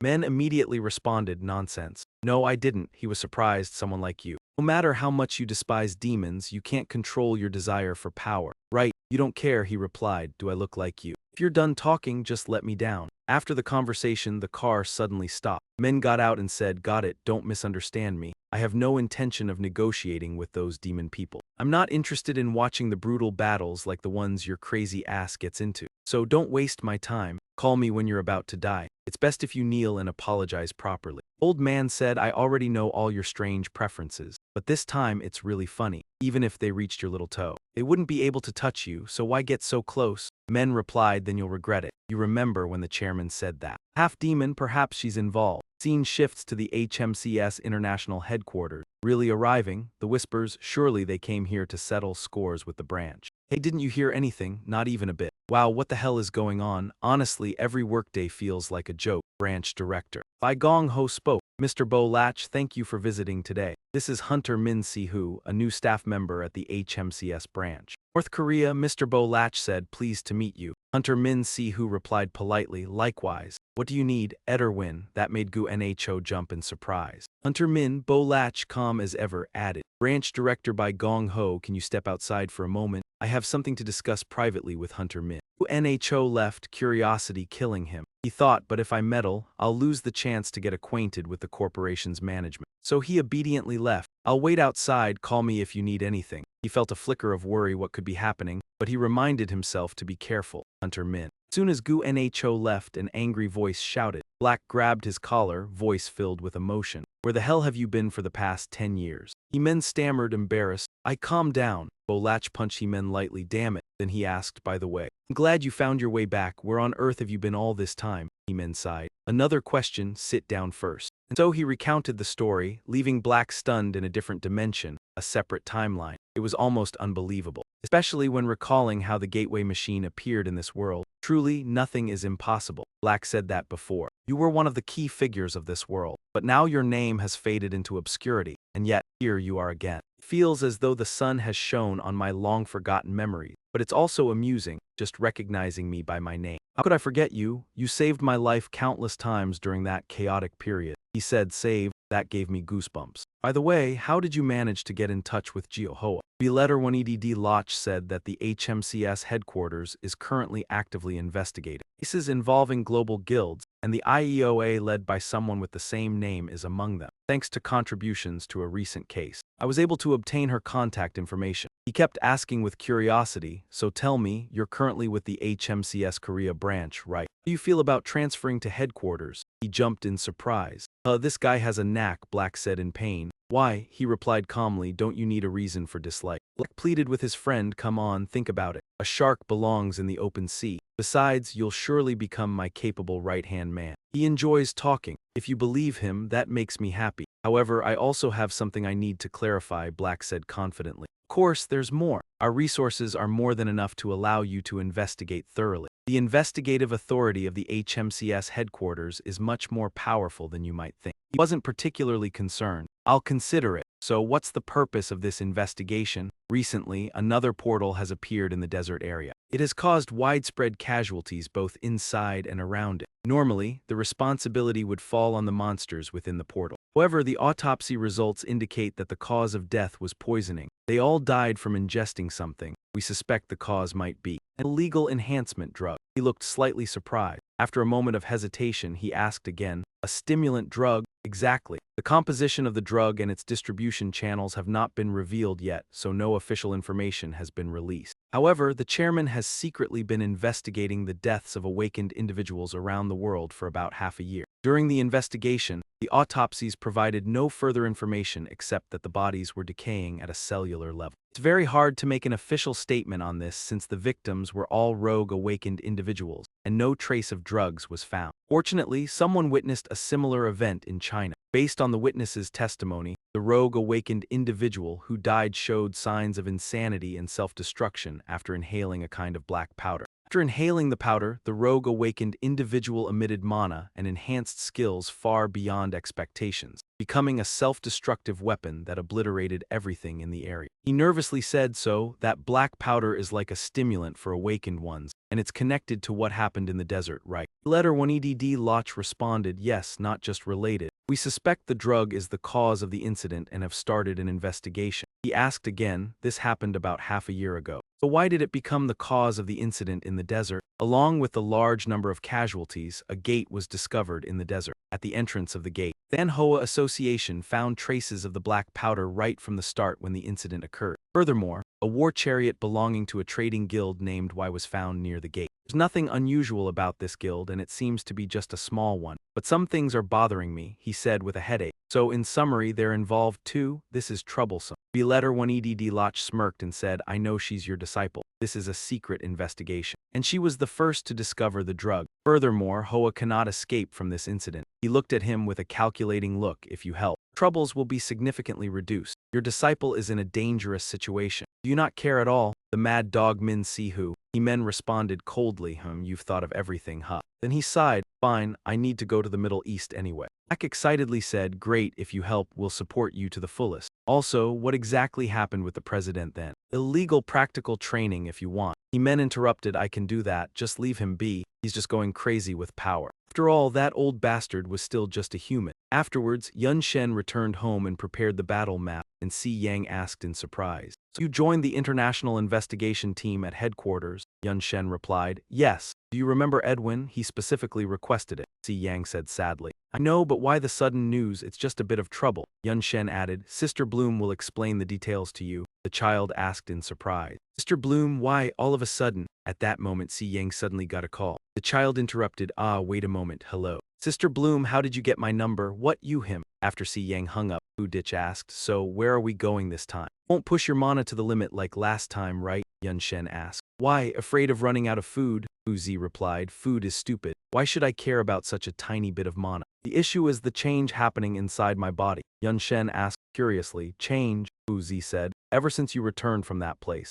felt my control weakening the more I become attuned to Earth's mana, and the stronger my power becomes. Traveling through dimensions affects not only others but me as well. It seems the trigger is the mana released in battle because I've made a contract with you. I won't attack my host. I think this symptom will worsen as your mana recovers in the future. Moreover, I have no idea what might happen if I lose control. Will come a time when you can no longer rely on my power. That will be very dangerous." He keeps talking. "It's not a major issue right now. We don't depend much on your strength." Feigning surprise, "What? You're saying you don't need my strength?" He replies, "If we face demons, I will need your power. But it's not urgent at the moment. It's a bit of a hassle. Heating up the person with that bastard Troy Dissot, it's more useful than I thought. Also, I send something off about the awakening stimulant." And with that, he set off. 2 days later at the HMCS International Headquarters, the two ladies were chatting, honestly, even though they were seriously understaffed. "Never thought Lord Edward would bring someone and overlook security investigation regulation. He's always so unpredictable." Captain Hikaji of the HMCSG Japan branch said, "From the start, the Asian team with me here is enough, right?" Umo replied, "Of course. Sis, you're the youngest Japanese woman recruited by HMCS Japan, and also the captain of the Tokyo investigation team. Is there anything in the world that a beautiful girl like you can't solve?" He laughed happily, ho ho, keep praising me. Next to her was Lala, the captain of the HMCS headquarters branch, who said, she might not be familiar with HMCS, but I think she was more comfortable meeting the flower hunter last time than meeting you. Hikaji fumed, what did you just say? Lala sighed, what's the big deal? Hikaji angrily said, you have a problem. I heard that, you know. We're wearing translation headsets, so if you have complaints, say them directly. Outside the door, someone approached and said, everyone has been waiting a long time. Captains, Director Leonie asks everyone to gather in the meeting room, Hikaji said. Aha, so he's finally here. Nearby, Kumo awkwardly added, haha, let's go. I heard Vice President Edward has just landed too. La asked with curiosity, let the Vice President come in person. Who is that hunter? Do they really have no connections with HMCS? He and the Vice President walked into the meeting room. Of course, he's Hunter Min Si-hoo from the HMCS South Korea branch. Bo Lach said, thank you for coming so quickly despite your busy schedule. Should we start with a brief introduction now? This is a retired hunter from the South Korea branch. They will join today's team. La Illa and Su Ti-fan are from the European branch, and Hikaji comes from the Asian branch. And this is my reliable associate, Bo Lach added. Since the situation is urgent, let's get straight to the point and add this unexpected member to the team. Looked at Layla and said, could you quickly brief us on the situation? She stood and replied, yes, Vice President. Everyone already knows the details, but since this is a classified investigation, handle the information with utmost care, the secretary said. The Vice President must leave now, Bo Lach stood. All right then, Investigation Team 1, I look forward to your results. After he left, the room fell silent. Lala finally spoke, okay, let's get started. Case A3942 FC, often referred to as the pseudo-awakening case involving enhancement drugs, has Investigation Team 1 tasked with confirming the drug's primary form. The gate found at the scene has been classified as Grade A. 6 pseudo-awakened corpses were scattered around the gate. Autopsies revealed their wounds were linked to a previous incident. Enhancement drugs for pseudo-awakened were found among the corpses, and the gate showed only minor traces of struggle near its entrance. Nothing unusual was found inside, as no pseudo-awakening enhancement drugs were detected there, so the risks are still being evaluated. The investigation concludes, a decision will be made on whether to organize an expedition inside the gate. She added that equipment owned by the Easy Trading Guild was found nearby. Investigations confirm it is a small, legal guild registered in the Middle East, with no illegal activity. Details have been recorded. Therefore, our team will focus on a thorough exploration of the gate and surrounding investigation. She paused and asked, any further questions? He replied, I heard all this, so it's fine. More importantly, is there any information on demon or half-demon groups? She was surprised. Demons. You mean are they connected to this case? He said. Even if they're not related, I think it's worth asking to be sure. If these drugs were truly man-made, it shouldn't be this difficult to determine the original formula, right? He added. If it's skill-based, the hunters would have already traced its source. That trading guild looks suspicious too.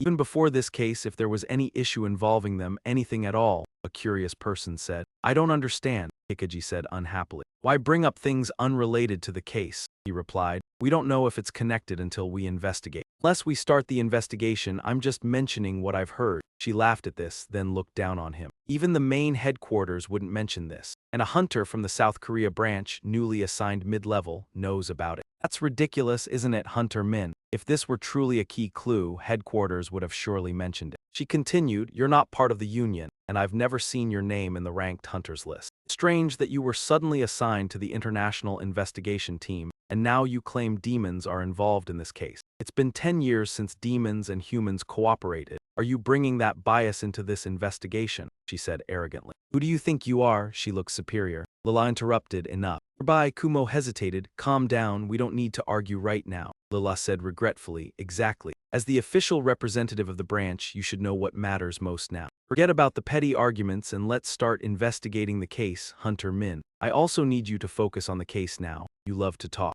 All right, I understand. Layla, let's get back to the main issue. Now about the remote area we're heading to tomorrow, and that's all we need to know. They left the meeting room and said, then let's prepare as I suggested and we'll meet at the airport. Hikaji, looking displeased, said, who is that guy? Where did he come from to act so rudely? How is he the vice president's favorite? Layla reminded from behind. We'll have to work together for a while, so let's just forget about that. But Hikaji shouted, what? Are you on his side too, Layla? Layla replied, that's not it. He seems more experienced than I thought. Meanwhile, Hunter Min said, this seems more troublesome than I thought. O'Day responded, I noticed this earlier, but it seems like this fool doesn't know how to read the atmosphere, more like an outsider. He answered, I just don't like following procedures. A voice rang out, "Hey, looks like you had quite an impressive introduction." Hunter Min replied, "You've been gone a long time, being vice president must keep you busy." Black turned and said, "Don't make me start. International investigation team acting like a bunch of children. You know that, right? They call themselves Awakeners, but they're just a bunch of fools carrying bombs. Whether it was 10 years ago or now, there hasn't been a single peaceful day without arguments everywhere." Hunter Min's side, power comes with responsibility, but if someone hasn't experienced it, they truly can't understand it.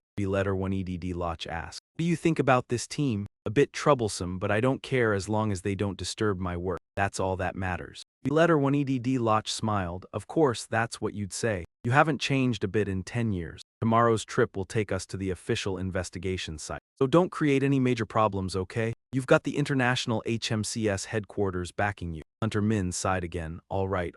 And so they arrived at the HMCS Middle East headquarters. "Welcome. We've received a message from the headquarters about your arrival." A Middle Eastern man greeted them. "Your accommodations have been fully prepared within the headquarters. Please go ahead and rest comfortably. Tomorrow's trip to the investigation site, we've prepared a vehicle for you." Layla replied, "Thank you, branch head." Guarding the right to enter the crime scene, Fo Day shouted, "It's so hot. I didn't know there were places this hot on Earth." "This is the worst," Hunter Min thought for a while. "No signs of demons in the city. The mana density is normal too. That bastard Maximus, is he really ignoring this now?" A voice rang out, "Hey, you, I didn't manage to say this last time, but I'll clarify it now." Hikaji said arrogantly, "Always stay focused and be careful unless you want to die." Hunter Min looked at her tiredly, thinking, this will be a huge problem. So he began to investigate the half-demon. The Middle East branch said, "I've never seen one in person. All I know is from rumors. I've heard there's a village of demi-demons deep in the desert." When he asked others, they were also surprised. "The Trade Guild, IZ.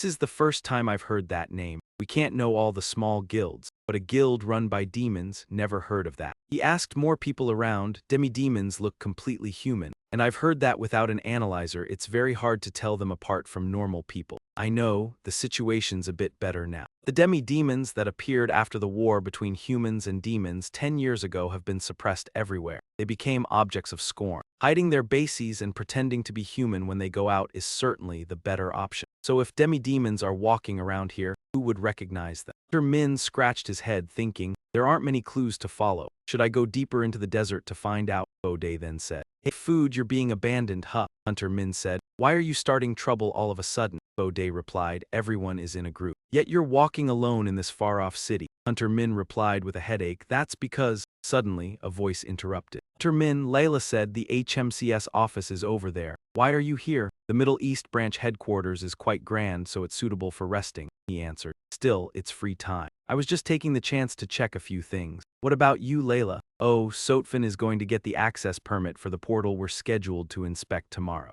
We still haven't assessed the full danger yet." Yun Shen replied, "I see." Layla looked at him curiously and asked, "Hunter Min, if you belong to Korea's MCS, then you must be under Director Betch's command, right?" "I don't recall seeing you in Korea before," she added. He answered, "I'm new, just joined recently." Layla was surprised, really. And she said, "Yet your presence makes me feel like I'm standing before a hunter with 20 years of experience." Yun Shen was astonished. "She's sharp, should I make something up?" Then he hesitated and said, "I mean Edward, right? The vice president mentioned that you're quite well known in the European branch." He smiled shyly, "Haha, I'm just an ordinary investigative hunter, mostly operating in Northern Europe." Yun Shen looked intrigued. "Northern Europe? I remember working with a hunter there not long ago. His name was Hanser Schroeder." At the mention of that name, Layla's face darkened. She hesitated. "Hanser Schroeder?" Her face suddenly turned to him, asking, "Is this the person?" She held up a photo for him. He took it and replied, "Yes, I could never forget that smile. He's aged quite a bit over the last 10 years, but his face hasn't changed much." She asked, "So you know each other?" Yun Shen asked in surprise, "Don't tell me he's your father." She replied, "No, he's my uncle. I never imagined my uncle knew a hunter from Asia.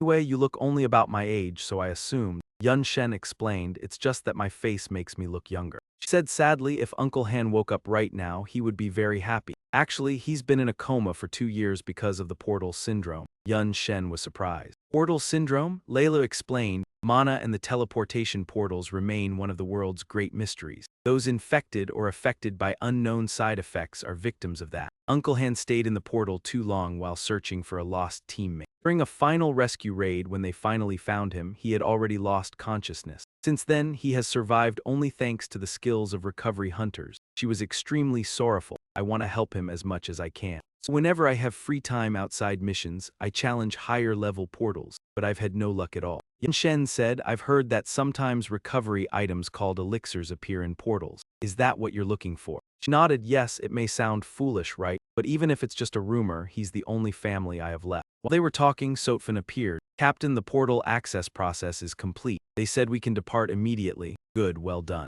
She stood and said, then let's go. I'll stop by to see Hunter Sanhikaji. Yun Shen watched her leave and said, maybe I should check on him too. The team moved along the desert path. Hikaji frowned, cough cutting dust. Feels like we've been driving forever. Are we close? Sotfin, driving, said, almost there. The GPS signal is unstable here, so navigation takes some time. The sun is high. When we enter the portal, it will probably start to get dark. Night attacks are truly inconvenient. Yun Shen said, who knows? Portals are rifts in space connecting different regions. Weather, time, flora, and fauna inside can all differ from Earth. Suddenly he said anxiously, depending on the connected dimension, it could be a paradise where the sun never sets or a hell. No light at all can penetrate. We won't know until we step inside. Hikaji muttered, everyone knows that. Still, most low-level portals have ecosystems similar to Earth. Portals aren't monster mouths, they're just entrances. Shen interrupted, true, but portals also take something from those who enter. Calling it just an entrance is a bit of an oversimplification, right? She laughed. Don't tell me you mean portal syndrome, only fools believe that. Staying inside without realizing time has passed, losing all memories and self, ending up as an empty shell. He said that only happens to inexperienced soldiers. Is it necessary to bring up such mistakes in a team of veterans? Layla, seeing things were tense, tried to calm him. All right, let's all stay calm. Finally, the stormy drive ended. The two scouts. The entrance is quite large. Level not confirmed yet. I heard the Middle East branch rates it at level A. Miss A, Sotfin said. It seems the external preparations are complete. The mana traces around here have long since faded. He muttered to himself, nothing unusual outside the gate. It feels as if too many traces were erased in an abnormal way. At this moment, Layla spoke, wait a moment. Solo operation. Hikaji's expression hardened. What is there to investigate in an already cleared area? If you want to waste time, go ahead. So Hikaji decided to act alone. We will enter the gate immediately. Muttered unhappily, ah, really, rushing into it. After that, the group had no choice but to follow her inside. In the distance, a group of people secretly observed. The mysterious scar-faced man said, looks easier than I expected. Hee. They watched the group enter and willingly crawled into the corpse-filled cave.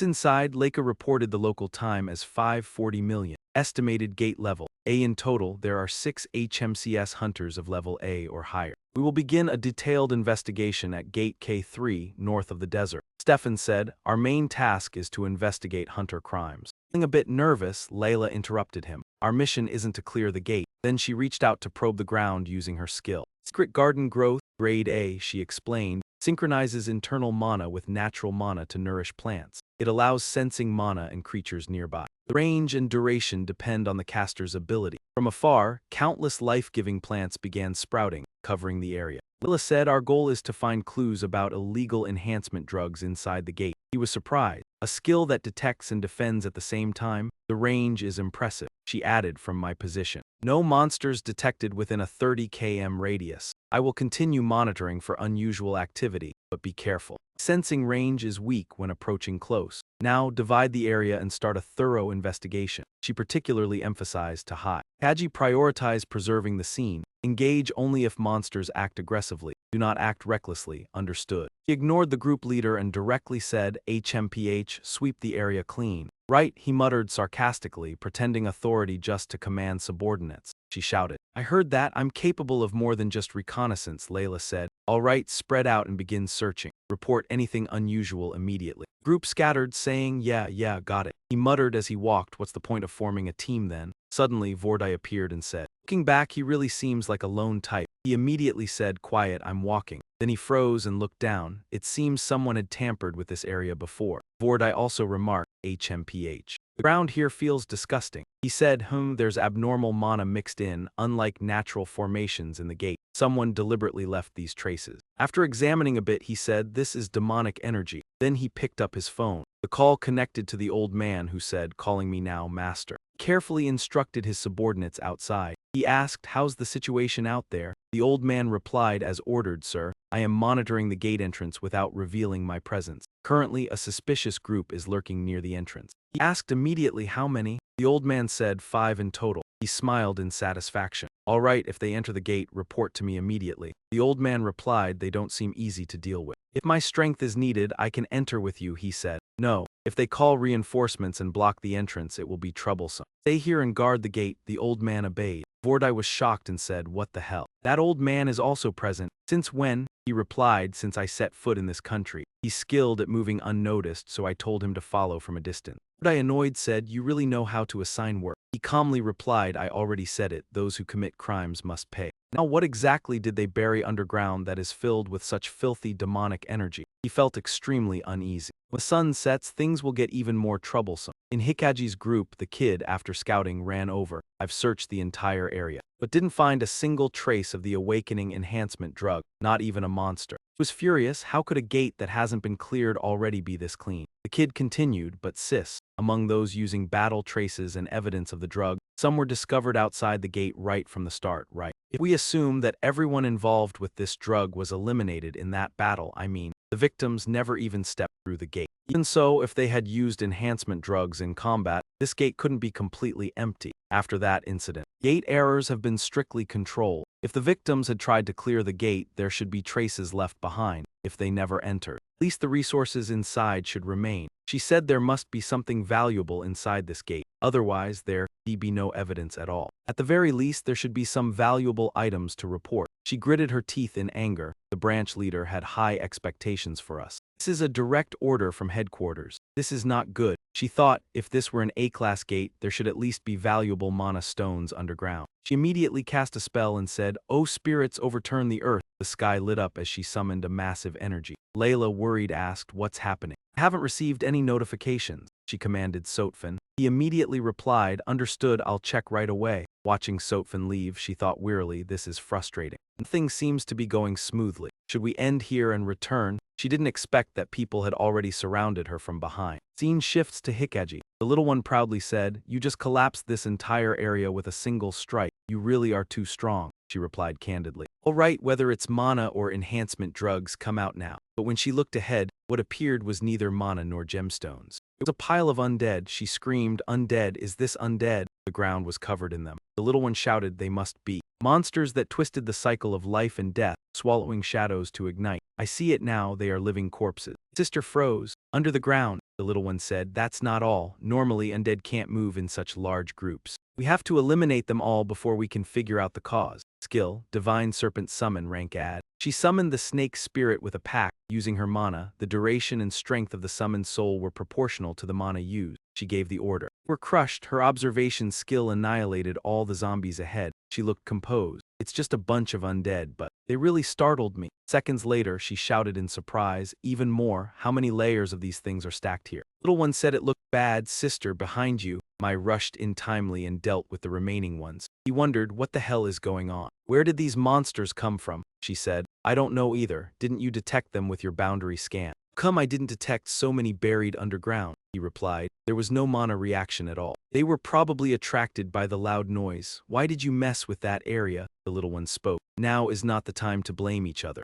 Sofin shouted angrily, no, this is exactly the moment. The little one quickly used skill. Kameda Soul, rank C. She used mana to summon and merge with the buried spirits. The possession duration was proportional to her mana. The little one said, if we don't completely destroy their heads, they'll keep rising. Damn it, she added. My skill needs living souls to maintain. Nibbling on these undead fragments won't last long. Your captain? Sotfin replied unhappily. Do I look like I'm here to do that? He added. With this chaos, he'll appear soon enough. Meanwhile, the little one thought wearily, we have to crush every head. As they kept charging, for us who specialize in area skills, this is the worst kind of enemy. At this rate, won't last long, trouble. At that moment, he appeared and cast the skill Chu-Ku. Hikaji just stared in shock. With such high precision, he targeted each head like a sniper and crushed them. Now she was truly curious and a little afraid of him. She thought, who is that man, really? Sotfin panted heavily, laughing, ha ha, finally some breathing room. Teleportation gate filled with undead. No wonder the captain's skill couldn't detect any signs of life. He said, for now, retreat. Return at dawn for a proper counterattack. The little one, exhausted, replied, sister, we should withdraw from the gate, as he said. He was about to say something else, but he interrupted.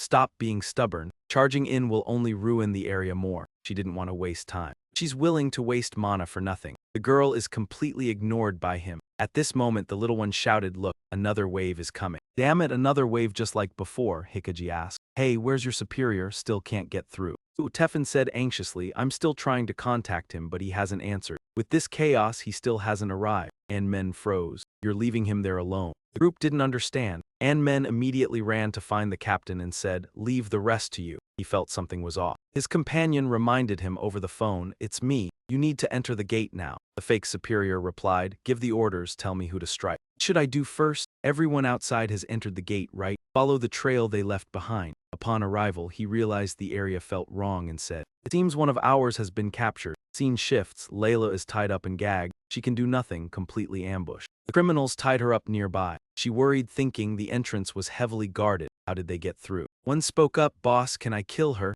Looking at her makes me want to kill her immediately. Hold back. If we want to eliminate everyone involved at once, we need a target. Cannot fail like last time. If this succeeds, and Mock's organization will control the entire domestic underground market, he lectured. In the world of the Awakened, everything is ranked by power. Think how much low-level hunters would pay for this powder. If we ride this wave correctly, the organization will become a massive force. So set aside your games for now. The little one said, I know how dangerous that drug is. I saw it firsthand last time. But how long must we keep hiding like rats and obey that fool? The fake boss said worriedly. Watch your words, kid. No matter how it appears, that monster delighted in cutting his hands and pouring blood on the ground. Moments later, the undead appeared and crawled at his feet. His skill was that of a necromancer, no joke, a power that manipulates life and death, summoning darkness. One of the most forbidden and dangerous summoning techniques. Simply possessing it makes people cautious. Even I, who have endured countless hardships, had never seen anyone dare to use it. He's the kind of person who makes one question if he's even human. We need his connections to build the Camely Amber organization my father left.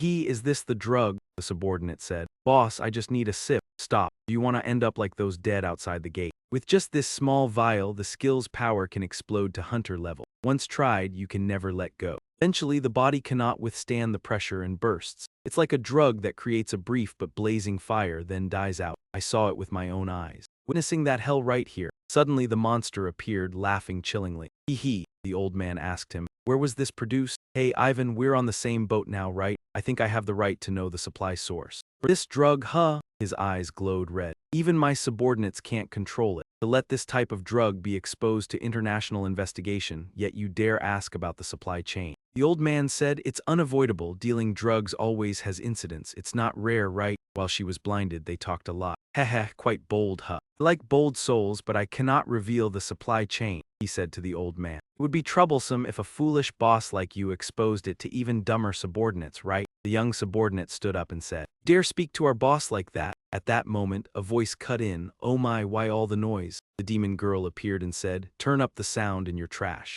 The investigators outside are snooping. Shouldn't you stay silent, Ivan?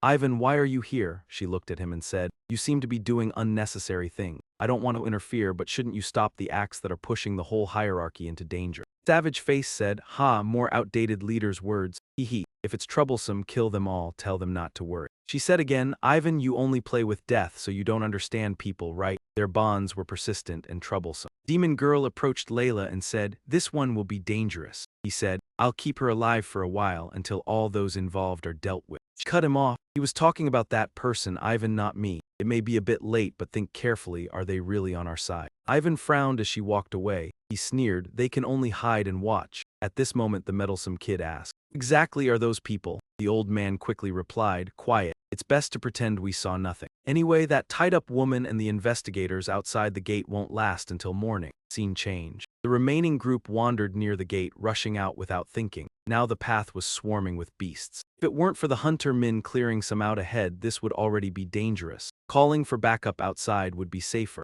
Hikaji said angrily, we have to keep going. Can't afford to lose like this. The little one pulled her back, calling, sister. Nearby men asked, why are you following me all the way here? Even they stared in surprise at him. Why are you here? Where's Captain Min? Men said, she's no longer at the old spot. There are signs of a struggle around here. It seems she was taken. Found it, there's a weak mana signal from that direction. Taken by whom? Men said, the summoner created these beasts. Sotfin blamed himself. No way, it was that easy. Men turned and said, so you think these beasts appeared out of nowhere? If you're scared, stay here. She held back those trying to flee. The group clung to him in fear. Wait, Hunter Min. So there's a summoner and captors inside, Men said. Likely. I've already dealt with about 4 guards around this area. Hikaji said, ah, there's a strange smell. The two moved forward cautiously. Deeper inside than I expected. Did the captain really get dragged this far? From a distance, someone exclaimed, what's this? You came here by yourselves, saved us the trouble of searching. They looked at him and said, thanks for bringing yourselves here. Men's group saw them and shouted in anger, you invading bastard. How dare you exhaust her like this? Do you even have manners when eating at someone else's house?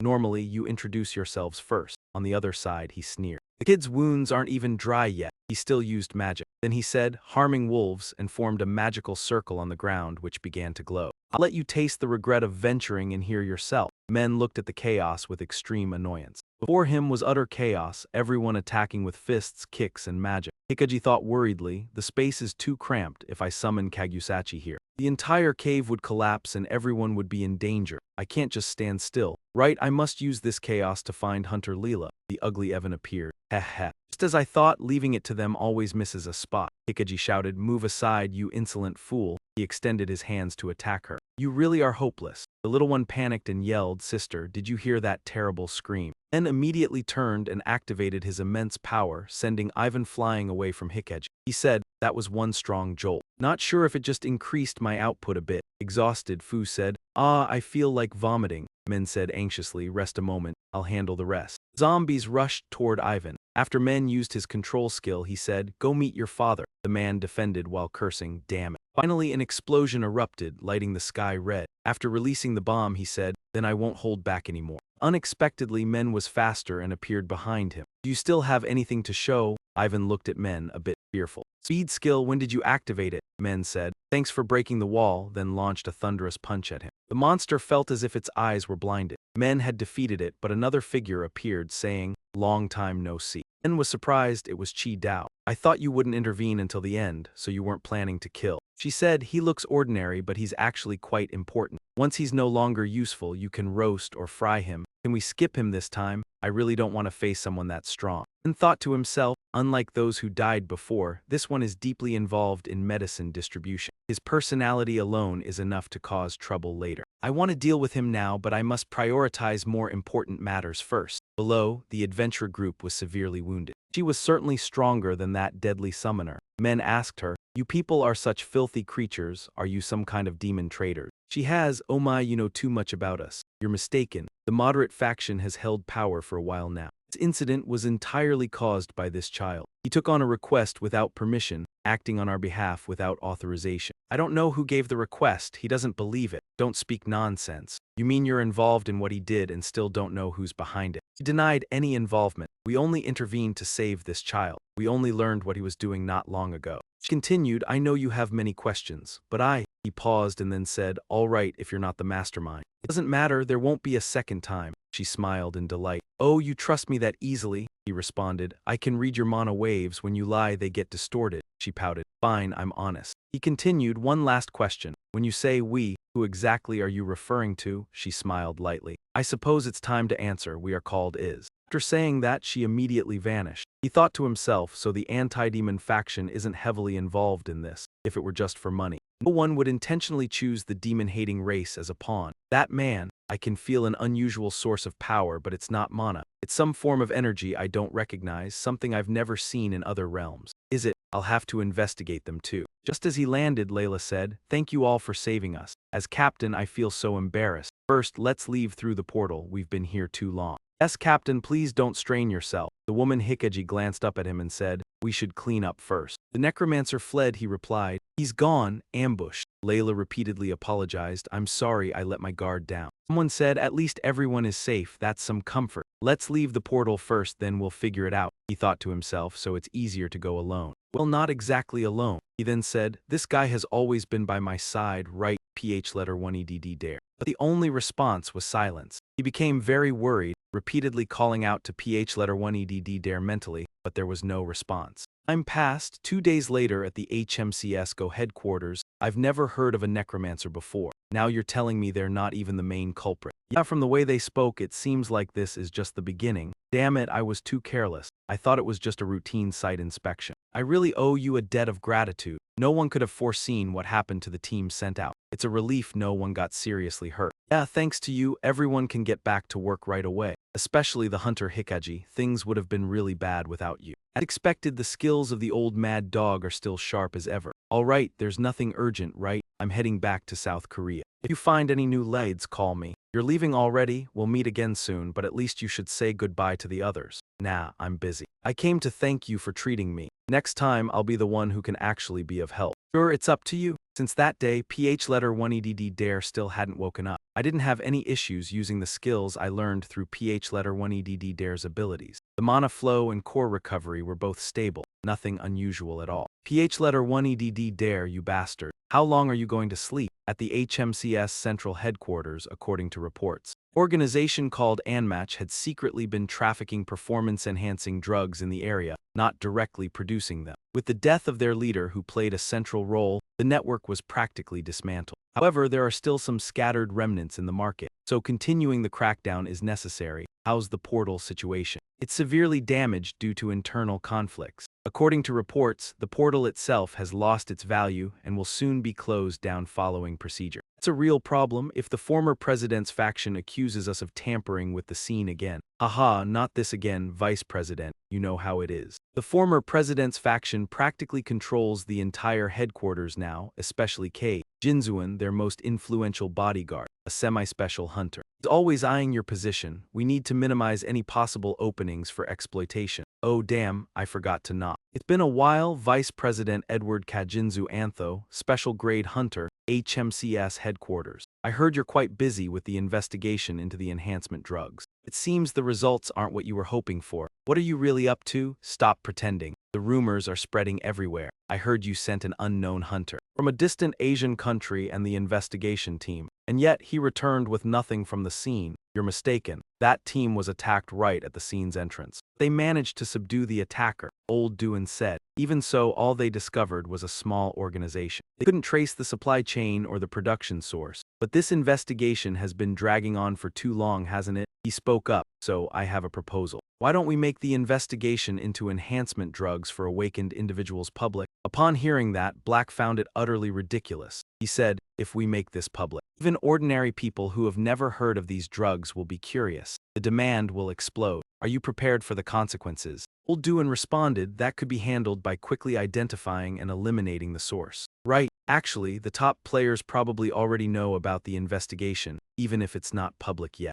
Well, we should still hear what other special grade hunters have to say. I wonder whose opinion will be taken more seriously. And so, Black recounted the story to him over the phone. So there's a chance the investigation into illegal enhancement drugs for awakened individuals will soon become public. If that happens, it will cause chaos on an international scale. We don't have much time left. I was planning to end this myself, but its roots run deeper than I thought. Meanwhile, two disciples are being nosy. There really is a necromancer summoning undead, I'm sure of it. I saw it with my own eyes. On the other end of the line, Utter said, oh, by the way, about the investigation you asked me to do, we're still tracking down Demonium and IZ, but the information about them is extremely scarce. Black replied, it's okay. Don't expect results right away. Pewter then mentioned something more important. Regarding the gate we've been investigating after you returned, we sent a large investigation team there. And just as you reported, the gate was completely useless, totally different from the initial assessment. When it was first discovered, there were bodies piled up around the entrance, so the initial assessment might have been rushed. But usually, after being thoroughly looted, these gates become barren. However, the strange thing is that this gate had no monsters at all, except for a few cows. Even if someone had secretly been hunting monsters there, it still doesn't make sense.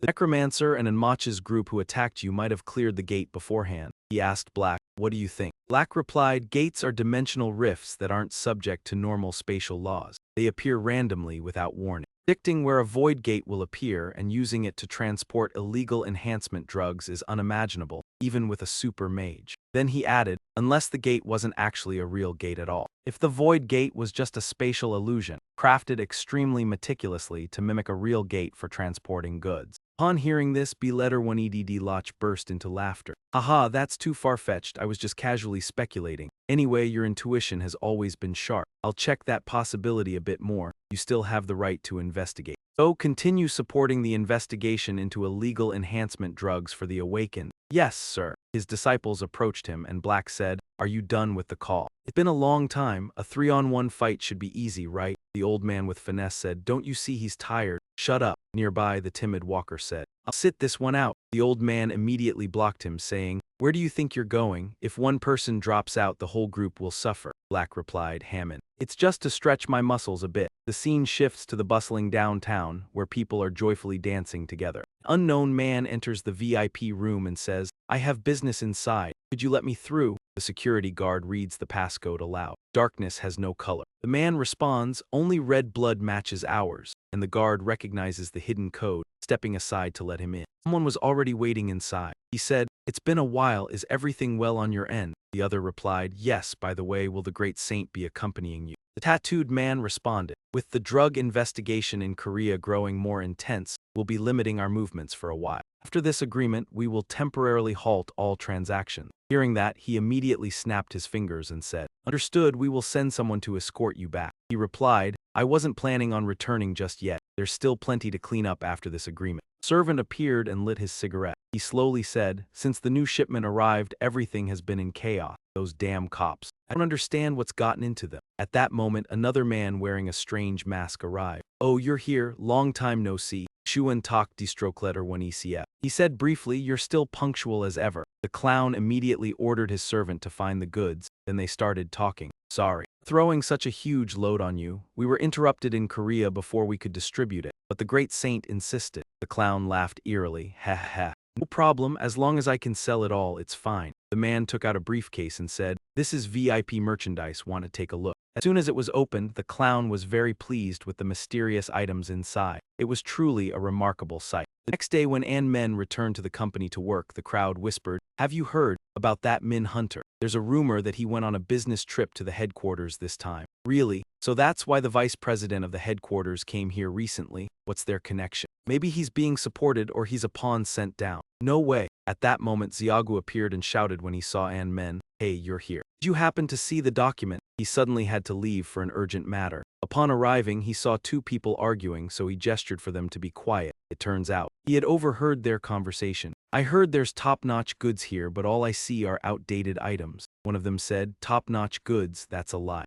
The world is turned upside down. Those who have awakened are causing chaos. Now they're even making specialized drugs for them, truly disgusting. So what? Selling this stuff makes a fortune. Good thing I have no morals. I've been in this business for 15 years. Living like that will just get you killed early. By the way, have you heard that Jiang Chai is going to Korea? That's why I'm here, it's been months." And men immediately appeared and said, "Who? Jiang Chai, who is that?" The two men looked at each other, startled. "What's going on?" And men approached and said, "I'm not interested in drugs, I'm just passing by, you drug dealers." He then shared this with them. He was investigating illegal performance-enhancing drugs for the awakened. "Looks like it's finally becoming public, huh?" Xiaogu asked. "Did you know about this already?" "So, the entire business trip was because of this. Even if it's a top-secret investigation, it should have been announced in advance. Even the branch director didn't know. Now it's a full-scale emergency." And men frowned and said, "Well, they said to keep it confidential. I was just following orders. What's wrong?" Xiaogu looked like he was about to cry. "This looks completely wrong." Then he said,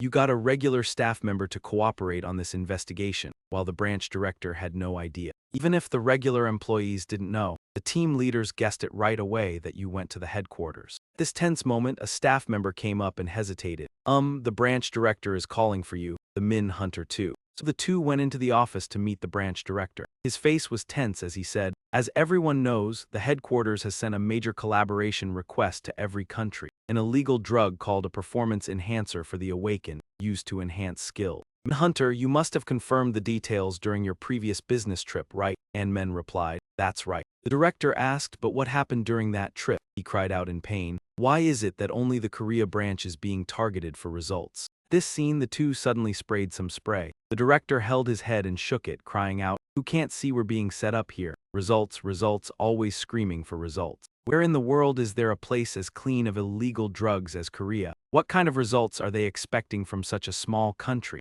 he said, utterly defeated. The person who contacted me isn't even Vice President Edward. It's from the faction of the former president. It's really frustrating. What's going on? If this case is exposed, it'll be a disaster. And Men awkwardly responded, well, I think I should just take a break. The director quickly flipped his attitude and said, no, absolutely not. Even if you get promoted later and go to the headquarters, always remember your roots in the Korea branch. Understand? Then he sighed. Ultimately, this time the HMCS Korea branch must perform exceptionally well in the investigation of these illegal enhancement drugs. Need to produce the best possible results. From now on, Hongdong-gu, our gang book will serve as the training ground for the awakened. Zio-gu froze in surprise. The director said, did you hear me clearly? If your team fails to deliver results this time, the entire Korea branch will be shamed. Of course, other teams will also investigate enhancement drugs, but the major cases and high suspicion areas will be handled by the gang book. Consider this a promotion opportunity. Zio-gu said with a headache, but the director, surely the other teams will object strongly. The director looked at him judgmentally and said,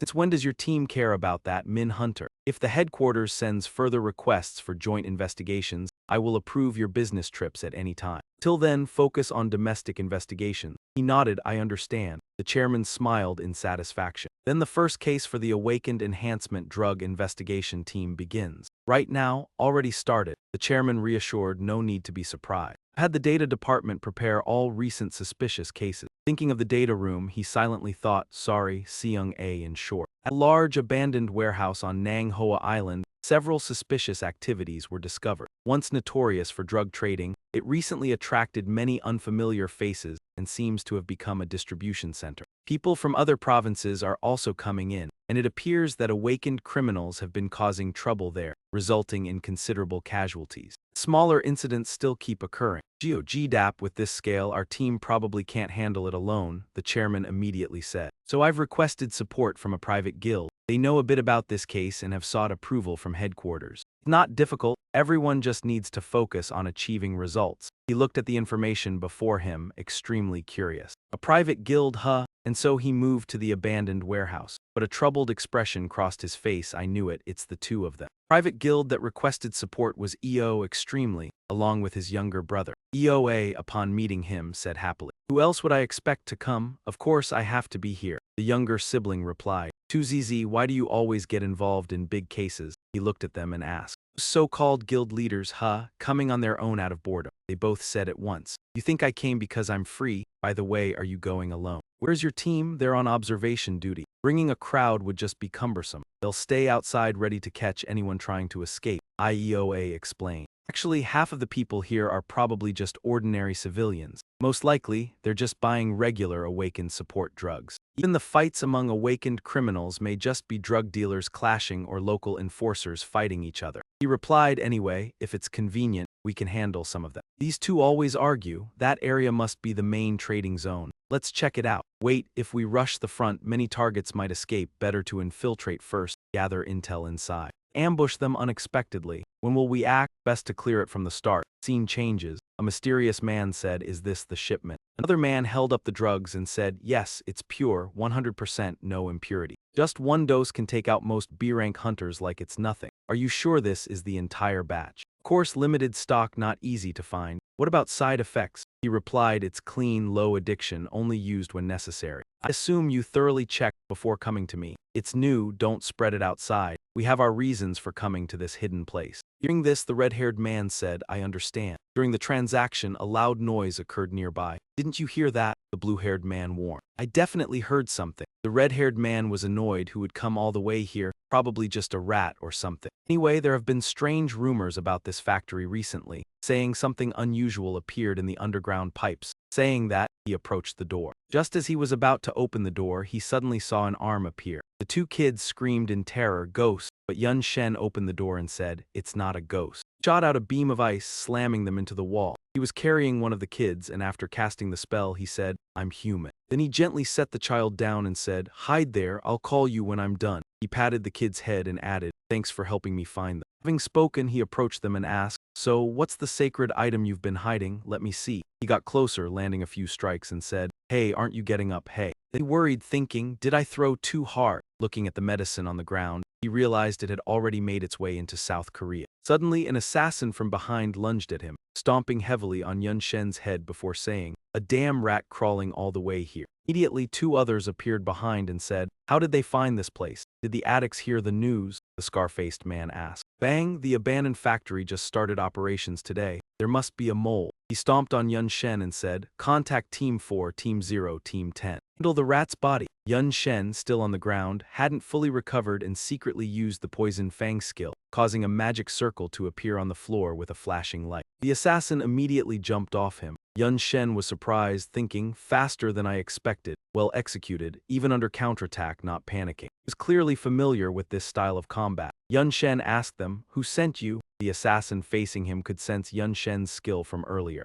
With his self-healing and no visible exhaustion, he wasn't an ordinary man. One of them said, "Feigning death, coward." Yun Shen replied, "Exactly. For hiding on the ceiling, that's quite noble." Yun Shen immediately used the blinding skill and said, "I'm asking first." The scar-faced man replied, "Well." The person getting worked up calmed down. He was probably acting on rumors and rushed here. Behind him, he was also secretly casting a spell. Use the Roaring Lion skill to counterattack. If you want to buy, get in line. The other two were crushed under Yun Shen's weight, writhing in pain. Yun Shen said, "Tell me to line up?" "Ridiculous. Even if I got it for free, I wouldn't care. Team 4, Team 10, status report." Meanwhile, he saw them forming a blue circle and chuckled, "Horse shield skill, huh? Fine, let's test your strength first." Then he poured more force into his attack. The two behind couldn't withstand it and screamed, "What the hell is this? We'll bleed out before we can use our skills." Last one broke 3 ribs, cursing, "Damn it, we can't hold on much longer," they shouted, showing the determination of the demon-slaying core. Finally, one couldn't take it and grabbed the vial of mutagen, saying, "Damn it." Unexpectedly, he had to pick up the junk the failures normally use. They drank it immediately and their bodies transformed instantly.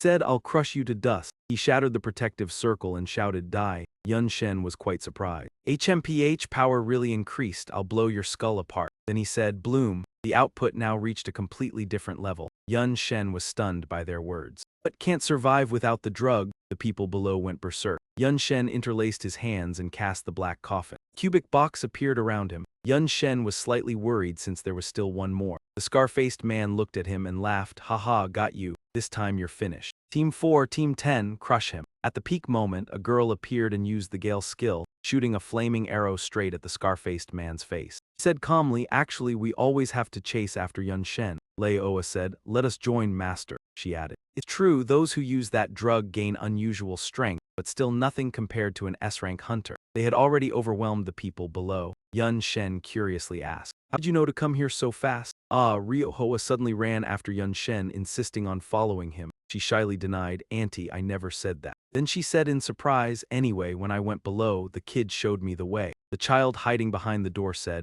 3 versus 1 isn't fair. Get even." So the kid went to fetch 2 more for Yun Shen. He patted the kid's head, saying, "I see, thanks." Ioa spoke up, asking now is a bit late. "But who exactly is that child?" He replied, "It's a bit complicated. Once this is over, I'll explain everything," Season said, "Right. No way a child could survive in a place like this." Dan began an inspection. The illegal enhancement drugs never even reached Korea in the end. "I've heard some rumors, but this is the first time seeing someone who used them not explode immediately. Perhaps he relied on a sudden surge of power and gradually increased the dose, and the consequence was bodily collapse leading to death," Yun Shen guessed. "Have you heard of the Demon Slayer group?" But Dan immediately dismissed it. "These guys are probably just bodyguards hired from the exchange floor, right?" Yun Shen continued. "Still, they're incredibly strong. All 3 are high-tier hunters with considerable skill, and they seem very experienced in killing. Most likely, they were sent directly from the producers of that illegal drug, like an assassination squad such as Bai Suja. Season Dark, if Bai Suja is the organization Min Jun mentioned connected to Bandemonium, could it be that the guy suspects the demon guards are behind this? Yun Shen asked. "Yes, but it's just a hunch. Pandemonium, the artificial teleport gate, it's hard to explain all this with just human effort. Could someone in the underground human world be colluding with demons to orchestrate this?" Jio checked for a while, then said, "Now that I think about it, the disappearance of the mad dog from the public eye for 10 years is strange. No matter how much time passes, he was still one of Korea's 3 pillars. If all this is true, it's beyond control. It could even spark another war between demons and humans." Yun Shen approached the scene. "Moreover, these bastards even number themselves. That means there are at least 10 of them. Anyway, the two addicts are still alive, so we can interrogate them slowly in prison. If we decide to strike, we must kill cleanly. The child sensed the danger immediately. Brother, this is dangerous. Fortunately, Yun Shen saved him just in time from the suddenly appearing men. Not amused, he said, people who don't finish things properly don't live long. We'll show you what a clean finish looks like. Yun Shen was surprised. Is that the rest of them? They're moving in pairs of odd and even numbers. Behind, MC Jun quickly used stealth. Yun Shen thought briefly. This mana step is completely different from the opponents we've faced before, at least A+ level. Yun Shen stepped forward and said, "Perfect timing, you drug traffickers." Yun Shen crossed his arms like an old master. The man subtly assessed Yun Shen's group. Leader of the Qinghuazi Empire, has he sensed something already? Yun Shen glanced over and realized he didn't know who the man in the center was. But the other two are Estir hunters. We must deal with them here. The other replied, whether you're a visible boss or not, you don't need to know. Either way, you'll die. With that, they charged at Yun Shen. Suzy said, leave it to us. While Ieo Oa Yang Gong said, I'll support. The melee continued. Yun Shen remarked, the martial skill is quite familiar, like it's well practiced. You're clumsy, but your master taught you well. You caught off guard by the teacher and yelled, instructor. Then the two collided. Blue sparks appeared around them like streaks of sand. She fired an arrow calling, Master, are you okay? He was hit in the arm and yelled in pain, damn it. Behind, an assassin leapt forward. No time to go elsewhere. Luckily, Sujin took care of them in time, saying, Sister, let us handle the weak ones. Sujin turned to Yun Shen and scolded, stop bowing, get up now. Yun Shen was stunned. That technique is strange. He tried to calm himself. He patted his head and said, enough talking. Yun Shen smiled, thinking, but yes, my body remembers. The feeling of fighting together. Back then, it was chaotic, messy, but eventually smooth, precise, overwhelming. Yun Shen turned to his comrades and asked, are you both ready? Ioa smiled and said, 10 minutes, Yun Shen. He stood up, drained but determined, saying, yes, we'll defeat them in 10 minutes. He dashed forward like an arrow and said, you've been baiting attacks toward me. The right hand strike just now. Your skill, the man shouted angrily, enough talking. Yun Shen silently analyzed. He gathered and countered the opponent's energy. Then came the scene of Yun Shen kneeing him. He said, a counterattack skill. The man screamed in pain as Yun Shen crushed his arm. Yun Shen, satisfied after disabling his hand, said, looks like you can't use it anymore. The man stared in disbelief. How could a mere mortal reach the Asusa realm? Yun Shen lunged forward, the red aura around him forming ribbons that wrapped him, and he said as he delivered a powerful punch, this is obvious. Yun Shen thought arrogantly, I am the one who created that technique. Is it really so hard to understand? For someone who relied solely on a single awakened skill to survive, it probably was. Mana can transform infinitely depending on how its core is used. These forms are systematized and named, they become a Sus. I never expected it to spread and become an entire sect. Seeing the danger, he panicked. At this rate, we'll be forced to retreat. We need a chance to pull back. Number 1, get over here immediately. Yun Shen chased right behind him, saying, hey, don't get distracted. Terrifying him completely, he then struck a blow so fierce it slammed him into the wall. Yun Shen approached and grabbed the vial of mutagen. I'll answer only because you asked, but clearly you weren't planning to listen. Now it's my turn to ask, he continued. The man shouted repeatedly, damn it, this is insane. Who the hell are you? Yun Shen got close and said, so you weren't listening at all, were you? I already told you. Now it's my turn to ask. He then forced the vial into the man's mouth. Oh, now you're willing to endure it. Weren't you unhesitant to give this to your subordinates? Yun Shen said. This is the new product you're so proud of. The man tried to spit it out, utterly disgusted by Yun Shen forcing it down his throat. Yun Shen continued, yes, you know exactly what it is, which is why you won't swallow it. If you don't want to make it, then confess who made it, who distributed it all. The man opened his mouth. You can tell it's fake just by looking. Whatever you do now is useless. The strong survive, the weak get swallowed from the day the gate opened. This world only values strength from awakened skill. If it makes you stronger, whether it's a drug or poison, you'll take it, right? Think eliminating a few dealers is enough, he shouted. This world is rot. A similar drug will appear again. The weak will always be consumed by the strong. If that's the case, then burning brightly even for a moment is a kind of luck. Yun Shen grabbed his neck. Sounds like you're lecturing me. Then according to your logic, you are still weaker than me. He immediately rolled his eyes and spat blood. Yun Shen used his healing skill on him and continued, now I'll ask again. You better answer before you get swallowed. Really, who created that illegal enhancement drug? Seeing Yun Shen interrogate the man like this, the two froze. At this moment, Si Yizun hesitated. I understand why you feel that way after everything that happened, but you don't think he's changed much compared to 10 years ago. Ioa frowned and said, yes, he's stronger and more ruthless. They say 10 years here equals 100 years in that world. 100 years where he knew no one, of course he would change. Susan couldn't believe it and said, but now he seems like someone returning after losing something. Sometimes he's no longer human. IEOA looked at Yun Shen, but the master's essence hasn't changed no matter what he lost. He believes he will find it again. By now, Yun Shen had finished and appeared behind them without anyone noticing. What did I lose? Susan asked. Nothing. Do you want to know something? Yun Shen wiped the wound at the corner of his mouth and said, not much, really. This time the drug was distributed simultaneously across multiple regions, and the center of Asia is in China. Yizun groaned in frustration. He exploded from within before he could say anything further. It's probably due to a contract or some secrecy pledge. Let's head back first. Maybe we can gather something from the remaining ones out there. Yun Shen then turned to IEOA and asked, what about this kid? She said. Take him along, try to find his parents. If not, I will find someone to care for him. Yun Shen followed behind, observing, if we don't control it in time, this drug will spread uncontrollably. Surely they sped things up, realizing HMCS is closing in.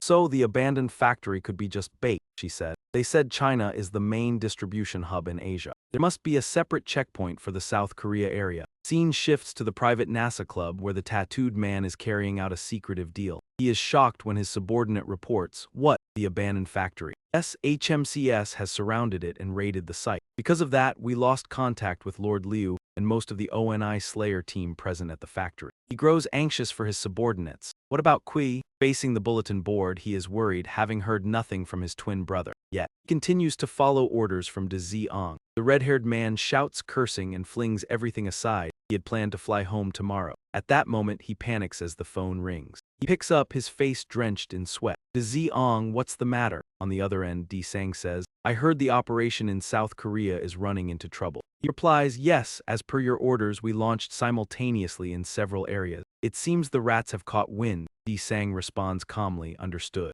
Over the phone he adds, it was us who leaked information to that foolish MCS. The red-haired man is stunned. What did you say? The man on the line continues. The drugs have been distributed nationwide. Even losing a few delivery points is only a matter of time before we control the entire market. We should give them a few scraps to keep them focused on the abandoned factories a while longer. He orders that distribution will be handled by Ko Lao Lo. As for personnel, continue pushing the shipments, even at risk. He worries De Ziong, if we push like this, they will trace our location soon. We've already lost contact with Liu and the Oni at the factory. The other man interrupts, don't worry about that. All of them have signed the AA life-binding contract. Even if it falls into MCS's hands, they won't reveal anything. Moreover, the truly powerful hunters in South Korea died 10 years ago, so just hold your position. De Sang had carefully calculated every step. Then he connected all the dots and instructed Nazak Sam. Thus, everything unfolded according to the plan of the man behind it. Many traffickers, distributors, and addicted civilians at the abandoned factory were captured. The trading points were destroyed, which would normally be a major success. But the truly suspicious ask, have the illegal stimulant dealers really been wiped out entirely? The HMCS branch director's office, GOG, said, well, they claim there's no other choice. Users exceeded limits and completely lost control. Yes, he added, but we still seized a significant amount of drugs, and tracing the distribution source back to China is a major success. The director appeared displeased with such high-level information. That's all we managed, Jiagu argued. Sir Director, then what should we do? Should we confront the Empire or Qinghua gang leaders directly to hold them accountable? What about the other teams? Any discoveries? Our team is still investigating, but at present there are almost no leads. It seems everyone is beginning to withdraw and hide, gray-haired replied. The Southern team only found one suspect using the drugs, but he resisted fiercely and escaped. He sighed, then slammed his hand angrily on the table. Do you people even deserve your salaries? What exactly are you doing out there? Director, has this illegal drug really spread? We've been busy dealing with awakened criminals every day. He became even angrier and shouted, what? You think headquarters is just bluffing? Don't you know the Japan branch is also in chaos over this? Exactly, but he bellowed, I've said it repeatedly, the South Korea branch is under intense scrutiny. Even if we acquire basic drugs, we can't analyze them. We can only send everything to headquarters. What? Are we supposed to accuse the China branch on mere speculation without evidence? I don't even know what to say at the international branch director meeting with such poor results. These people sigh, this obsession with headquarters. Blinded by ambition, exactly, just because a new soldier jumped in recklessly, the result is obvious. He turned to ask, where's the rookie hunter now? What's he doing? He said there's too much to handle and he's been thinking all day, standing before the massive building. EOA asked, do you like it, master? He was surprised. Yeah, I like it, but can I really accept this? She replied, of course, after all. Everything you've done to take care of us, now you finally have your own home. The little one replied, now you even have more people living with you. Those two also used to live in the office. Even the Sanchu Hammond craftsman visited often. Plus, you said you would adopt that child too, right? Said, I did look around a bit, but since the girl awakened naturally, I thought it would be hard for her to adjust anywhere else.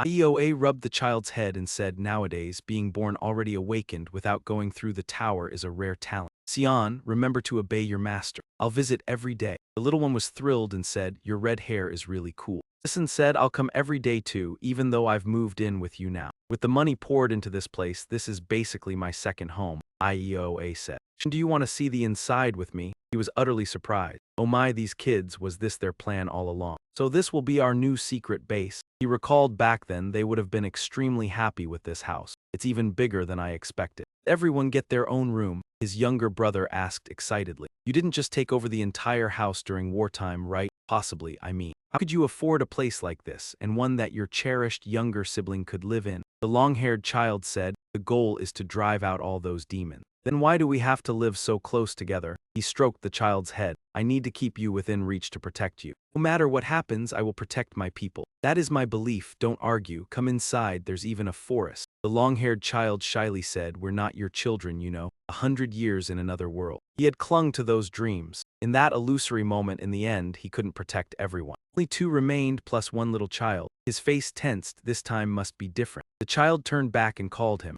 He walked slowly over, smiling inwardly, thinking how shocked the little girl would be when she woke up. He followed the younger ones ahead. I'm here. After a long day, he gently called on the phone. Oh, Dung-gu, the private lab said the link isn't certain. Gu responded from the other side, that's right. This illegal drug shows a type of mana they've never seen before. Demons truly use a different kind of mana. But just because there's demon mana doesn't mean they're connected. That's only speculation. Even if demon mana is used, finding it on Earth is no longer rare. You can get it from the black meteorite. Lab thinks the same. Moreover, in the current situation, mentioning demons is extremely sensitive. No country wants to be the first to stir trouble over unverified rumors. He replied, understood, I'll see you tomorrow. After hanging up, he thought wearily. HMPH, those damn demons have truly built trust over 10 years. Then he continued working, searching for the information he had missed over the past decade. Demon Mana Dung Minjun blog, an article on the connection between demon mana and soil pollution. He thought excitedly, found it, but when he clicked the page, it popped up. It was private. He gritted his teeth, damn it. This guy is always extremely careful. He had noticed something strange inside. Du Men noted YZZ. This really just be a coincidence. At that moment, the little one opened the door and said, hey, what are you doing? He was surprised. Oh, Kshin, you're awake, the child replied. I knocked already, but you said go back to sleep. You won't grow any taller. The group replied, but those whispers, the ghosts had already told me everything. You said the same thing yourself. He said awkwardly, it was just a short call. Did they tell you too? That's an invasion of privacy, the child said. It was the same back in the sewers. That's how Sion heard the scary uncles talk before he arrived. Yimin was quite surprised. What did you hear? The child suddenly whispered those words. It was about Jiang Chai's entry, goods ripped and spread across the country. Scene shifted elsewhere. One guy ran desperately. He fell in pain. A man approached and said, you bastard, finally caught you. They said, trashed your hunters. You dare come near our guild's gate? He trembled in fear. I have no choice. I need money to buy this. What was that guy pulling out? What could someone like him do? He quickly took out the vial and drank it all. With just this, you guys will. Then a massive explosion occurred. The headlines were filled with news of the illegal stimulant for the awakened, starting to take effect gradually. At the HMCS headquarters, during an emergency meeting of the branch leaders, the group discussed that initial control was the most important, but the situation was truly concerning. This group, it's just a matter of time before it erupts like a wildfire. HMCS branches in various countries are doing their best. However, our situation isn't looking much better. Has anyone made any progress in the investigation? Then they mentioned, speaking of which, incident at the abandoned factory in the South Korean branch. This is the first major case since the disaster at the Middle East branch. I heard there's been no significant outcome. I heard about it too. Seems like a hunter participated in the investigation as the close assistant to the deputy director. Right. The investigation results show that China is the largest distribution center for banned substances in Asia. Can a low-level employee really assert that? While the world values strength, promoting someone like that to a leadership role without following procedures is unacceptable. Does the director really intend to carry on the will of her predecessor? The Middle East side said, the will of the director, you say. Hearing that from people who are only after their own gains through these gates is laughable. Don't be too harsh. The deputy director certainly has his reasons. Right? Why don't we have that hunter manage the overall investigation of banned substances for awakened individuals at the South Korean branch? Knows this time he might actually make a breakthrough. The group kept making sarcastic remarks. So what now? The branch head is stuck. He was in a dilemma, so he had to say, yes. And 2 days later at the HMCSG headquarters in the South Korean branch, Jiagu was surprised to be informed about the head of investigation. Jiagu turned to his colleague and said, given the current situation, everything is nearly wide open. Officially announcing this would basically make me a target. That's true, it seems like this is more about internal struggles at headquarters rather than any performance expectation. His colleague said, well, I guess it's fine. First, try investigating something for me. He took the file and suddenly asked, what's this, Narach? His colleague replied, it's the testimony of a child who was present at the abandoned factory site. I don't know what Narach is, but it's definitely an important keyword. Isn't the factory incident still under investigation? Moreover, even if it's Narach, what could it possibly be? A restaurant, a bar, or even the name of a company? Colleague replied, places involved in the illegal trade always have gathering spots, that's clear. Wouldn't an investigation agency have figured that out already? The scale is national, even for a small country. If it's illegal activity, it's very likely they've never registered their legal entity. And Nazi could be an internal code name. His colleague pondered and then said, well, let's do this. Send an investigation support request to the 7 largest gangs in South Korea. Start with copying Teksami. Jiagu was shocked and said, what? Hesitated and looked at his colleague. First, this is a confidential investigation. His colleague said angrily, we just need to keep the details quiet. This needs to be suppressed before it spreads. Jiagu sighed and said, do you think the big gangs busy with their gates will cooperate? The branch heads won't stay quiet either. His colleague replied, well, I'm the head of investigation now. What can the branch heads do? After all, Jio Hoer and Season are always present when called. He shouted loudly. That's not the same, they have connections with you. His colleague didn't want to discuss it further. Shut up, try to please everyone then. And when all the hunters across the country are hooked on banned substances, and you come to your senses, you'll stop talking and let me handle the consequences. And so, at the president's office in the national capital, Jillian, the current leader of the Eternal Legion, stepped forward to greet him. The president asked, what's going on? Is it related to the Eternal Legion? Jillian replied, HMCS just sent a request for cooperation in an investigation to all the gangs under heptagram. The president was surprised, a request for cooperation. She reported all details are kept confidential. They only asked for participation in field investigations and to gather data on awakened criminals. Hunters losing control or sudden strength surges. They emphasized that this had been approved by headquarters. The president, Jiaisu, burst into laughter. A nominal investigation agency dares to go this far, daring to send a one-sided cooperation request to heptagram. Is this the aftershock of the mad dog? It seems he's starting to act without caring about appearances anymore. He said, it's up to you to decide. After all, the Eternal Legion is yours now. Zilan immediately wrote it down on paper after hearing. By morning the next day, Jiagu was surprised. Has the rejection letter already arrived? Yes, all the remaining guilds except for the Infinite Legion and the Soul Clan have agreed to the request and are submitting the related data. I was troubled, though surprised, that there were only so few rejections. I thought all except for the Empire and Kinghua would reject it, Yun Shen remarked, looking at the report. Is it common for hunters to switch to work for HMCS after leaving their guilds? That evening, at a familiar bar, the tattooed man spoke. Oh, are they planning an ambush? Not yet, no specific date. I just heard they're ready at a dedicated team. Then go and investigate. He thought for a moment before replying, I also heard there's a staff member connected with the vice president. You can go now. Report back to me if there's any new information. Make sure you get a fair reward. The man in the green outfit entered and said,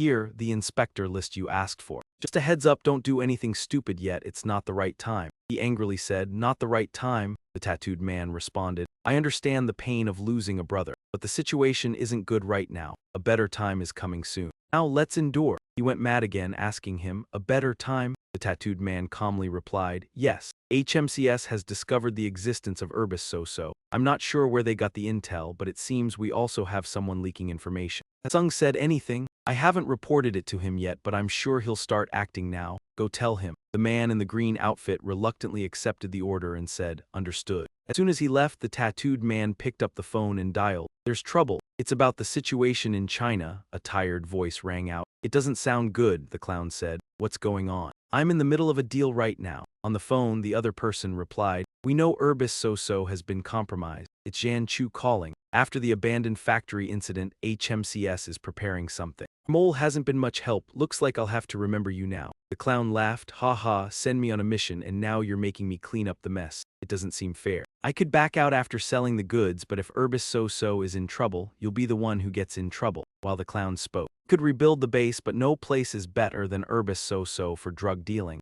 I thought you understood that. The tattooed man became increasingly anxious. The clown pressed on, I'll reduce the price of the drugs I sell to Urbixer So-So from now on. Maybe that'll make me change my mind and help you out. Need to ask Sung about this first. The clown ignored him and directly said, perfect, I'll ask him too. He appeared at the headquarters and said, I'll go ask him myself. He entered without hesitation, commenting, you look even better in person than in the photos. Nice to meet you. The clown announced, Urbis So-So has been compromised. HMCS is better than I thought. Things are heading off course. The idea of spreading fake news was a good one, but the Sung immediately interrupted. Cut the act. You think we don't know anything? Don't underestimate me. As for the drug dealer in Korea, weren't you the one who asked us to supply you with performance-enhancing drugs? The mysterious man said, I don't care what you guys are after or who's behind this. If you want to enter the underworld, you have to go through to Sung first. We're paid to do our job. Do your job and we'll do ours, that's all. The clown laughed, clearly amused, truly the king of the underground. Then he added, you're right, our goal is just to spread the drugs.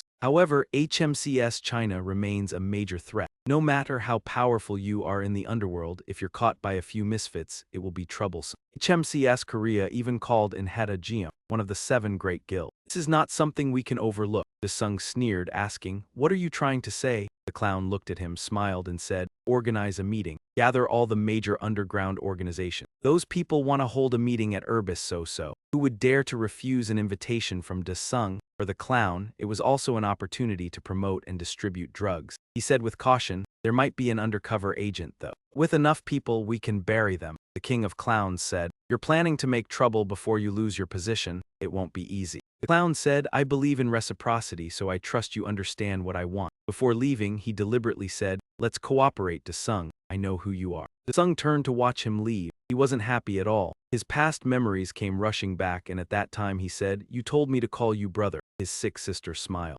You're still nitpicking the way I address you. At that moment, De Sung was like any young man, full of love and concern for his sister. Don't say that, just hold on a little longer. I'll make money. Anyone with power can make money now. I'll do whatever it takes to get stronger. Then you'll receive proper treatment. We will return together to China, the homeland you've always longed for. The young girl smiled at the frail woman and said she didn't need money, only hoping that he would have a happy family. Then she sank into a deep sleep. At that time, De Sung was desperate and sought out Yun Shen, wanting to become his disciple. De Sung said at the time, I need power. With power, I can obtain everything I desire and protect those who matter most. You are the strongest person I've ever met, and I want to surpass you. The weak young man burst into tears, saying he never wanted to lose someone he loved again. Recalling that made him unhappy. It was truly a meaningless emotion. They already had enough money, and now he was also immensely powerful. His expression darkened. He ordered his subordinate Yi to appear. The young subordinate immediately responded, yes, De Sung.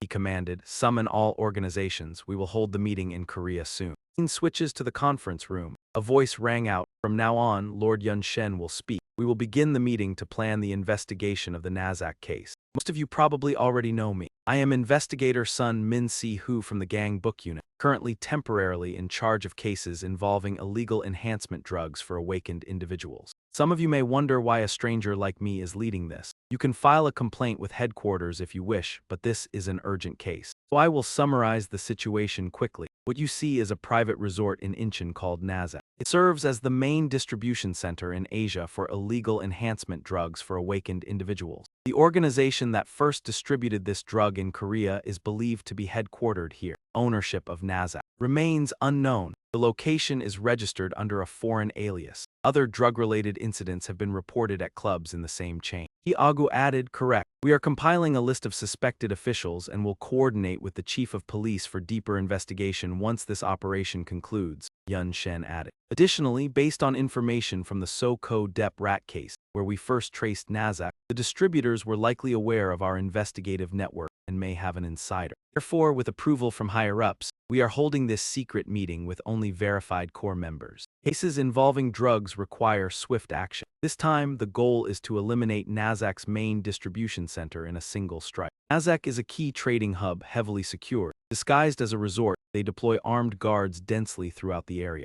Recent visitor records show most are linked to criminal organizations. A curious man asked if it was likely that Nazak was occupied by armed awakened individuals from another world, which is why outside support from Delta G is required. Yun Shen said, exactly. Besides the agents participating in the operation, raising a hand mysteriously, even the guild leaders who promised support are kept unaware of this plan. The time and location will be disclosed only on the day of action. The blue-haired man nodded, understood. I grasped the urgency and the special nature of this operation. Why are only the Korea and Kinghua guilds given special access? If it's just personal or family connections, that seems odd, he said. Yun Shen replied, the Empire and Kinghua were aware of this drug from overseas incidents before it spread to Korea. That's why we asked for their support in the So-Ko Dep rat case. The blue-haired man agreed. If that's the reason, I have no objection. Yun Shen said, all right, that concludes the introduction. Now let's move into the plan. His expression grew serious. The operation name is Doberman. Remaining people were pushed out to the waiting room, grumbling, this isn't pleasant at all. Even as a government agency, they whisper behind our backs after requesting support. They must think we're low-level mercenaries from some unknown guilds, ha ha,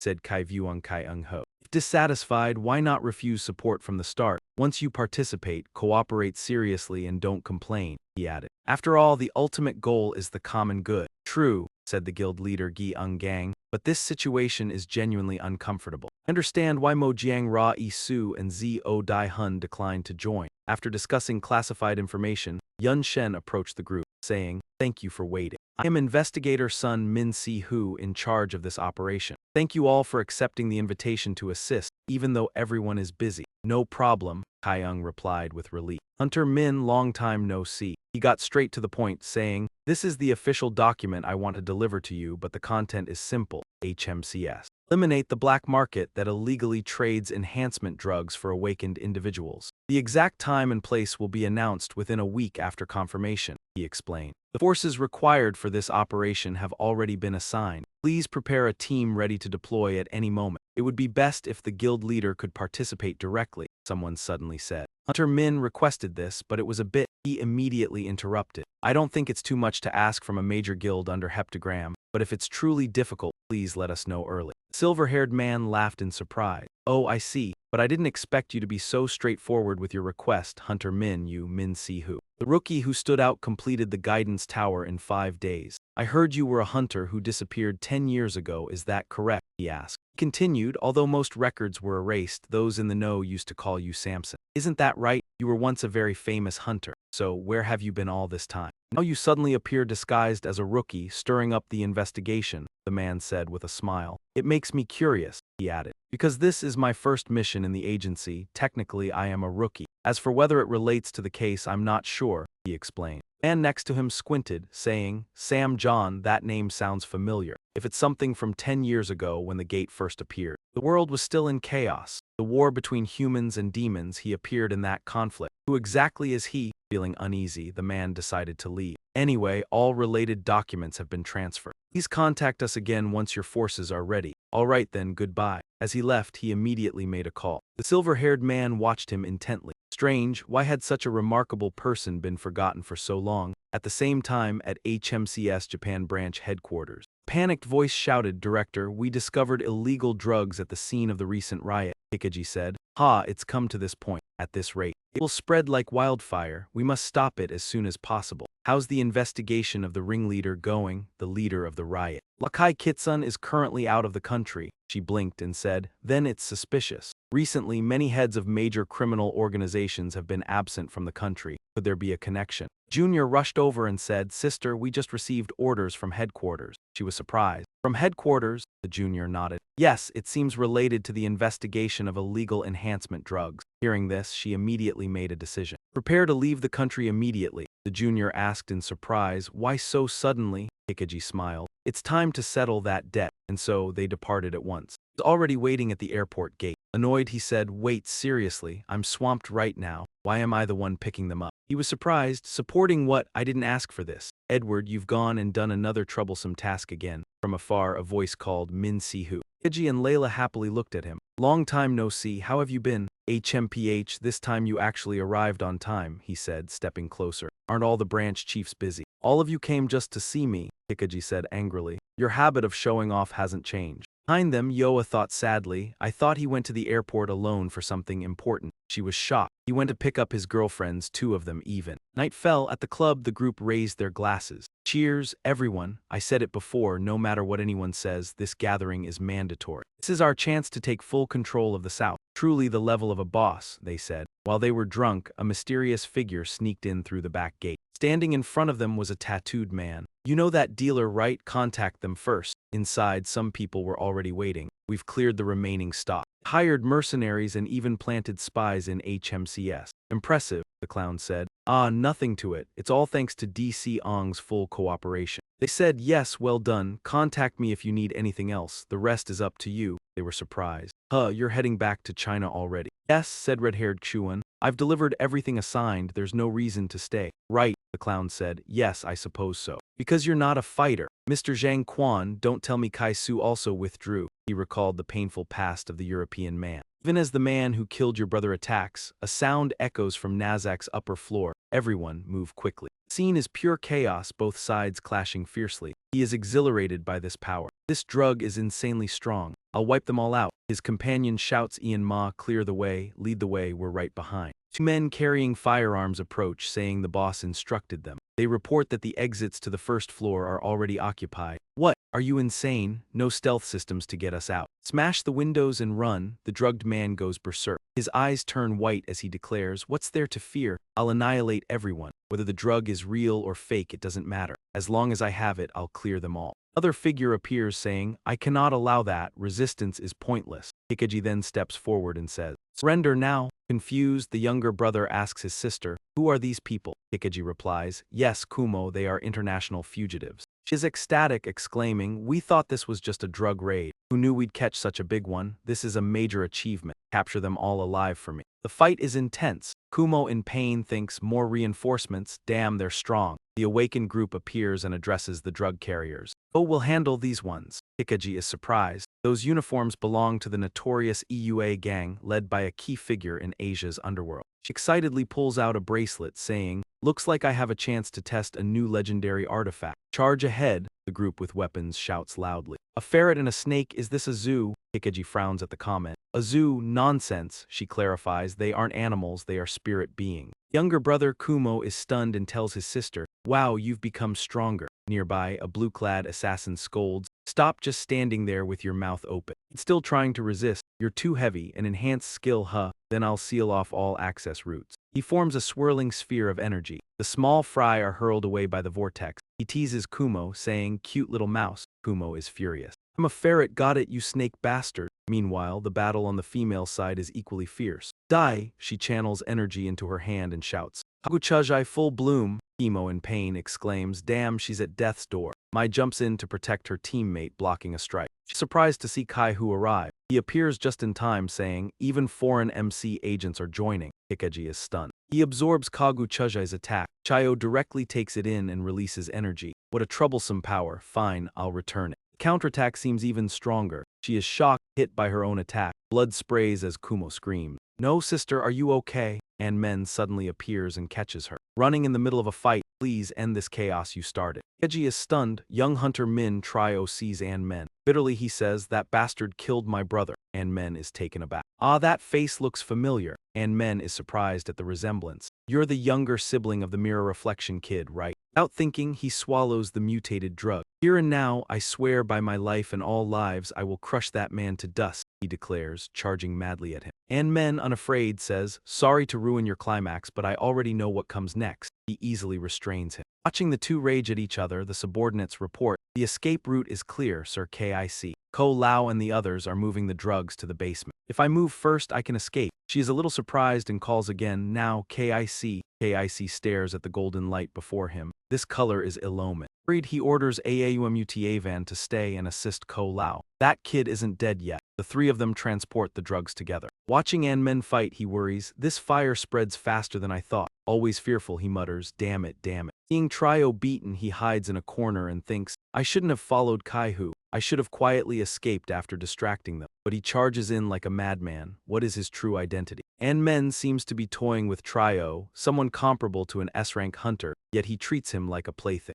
Crouched down and secretly thought to himself that he had to escape while they were still distracted. Just as he finished thinking, an explosion rang out right behind him. Yun Shen stared at the European man who had just collapsed. He sneered, unable to hold on any longer, you worthless scoundrel. The European man had been knocked to the ground by Yun Shen's strike. He died with his eyes wide open in shock. The little kid ran up and asked, are you okay, sis? She suddenly said, now you owe me again. Yun Shen replied, don't mention it. Thanks to you, the sweep was much easier. Even though I had anticipated it, there were more of them than I expected. So your help is truly appreciated, the little kid said. The upper floors are almost cleared, Hikiji said, approaching the corpse. This man, he's a high-ranking member of Than Hoa. Yun Shen was surprised. Than Hoa, yes, she confirmed. They are a major force in the East Asian underworld and their base is likely in China. Was there an important meeting in the abyss today? Yun Shen pondered for a moment. Seeing them rush out in panic like that, clearly they weren't prepared for the ambush. But Hikiji expressed concern.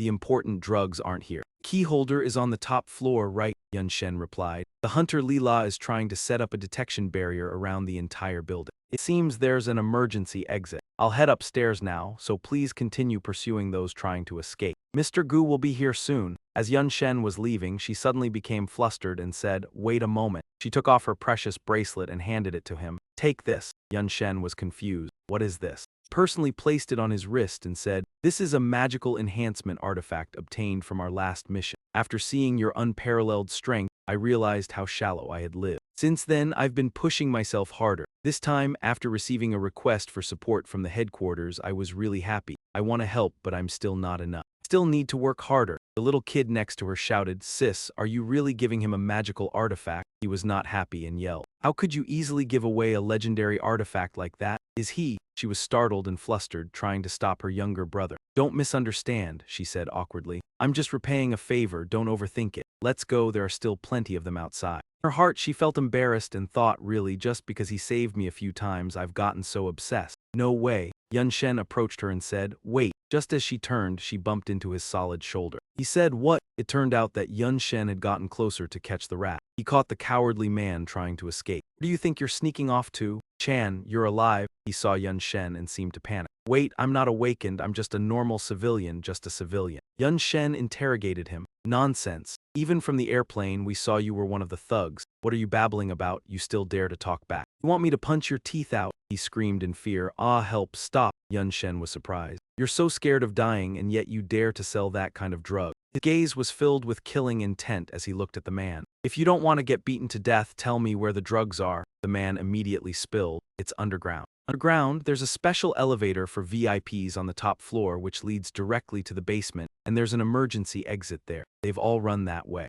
After hearing this, Yun Shen felt even more exhausted. HMPH, what a hassle. He made another call. Hey, Mr. Gu, is there something in the basement? Agu was extremely surprised. A tunnel? A basement? Yun Shen chased after the remaining group and said, yes, a team already went ahead, but it looks like they really need backup. The criminals are more than we expected. Even if it's just the two of us, we must go. Luckily, the guards have handled the lobby. As they were running, IEOA suddenly shouted, Season, wait. Ahead of them, the soldiers lay dead as if they had fallen in battle. The woman with green hair said, sorry, you can't pass this point. Go away. IEOA was stunned. Were they all wiped out? Did they already fight? At this point, she noticed something was off and said, Season, these people, Season Dark. Yes, these guys are completely different from the ones we faced before. At a glance, they're on par with us or even stronger. They're famous experts from the nation, be careful. We'll hold them off just long enough, then retreat with the flag when he arrives. As the two of them turned to run in the other direction, a mysterious voice echoed. Look out for yourselves. Season realized something was wrong and shouted, They're coming!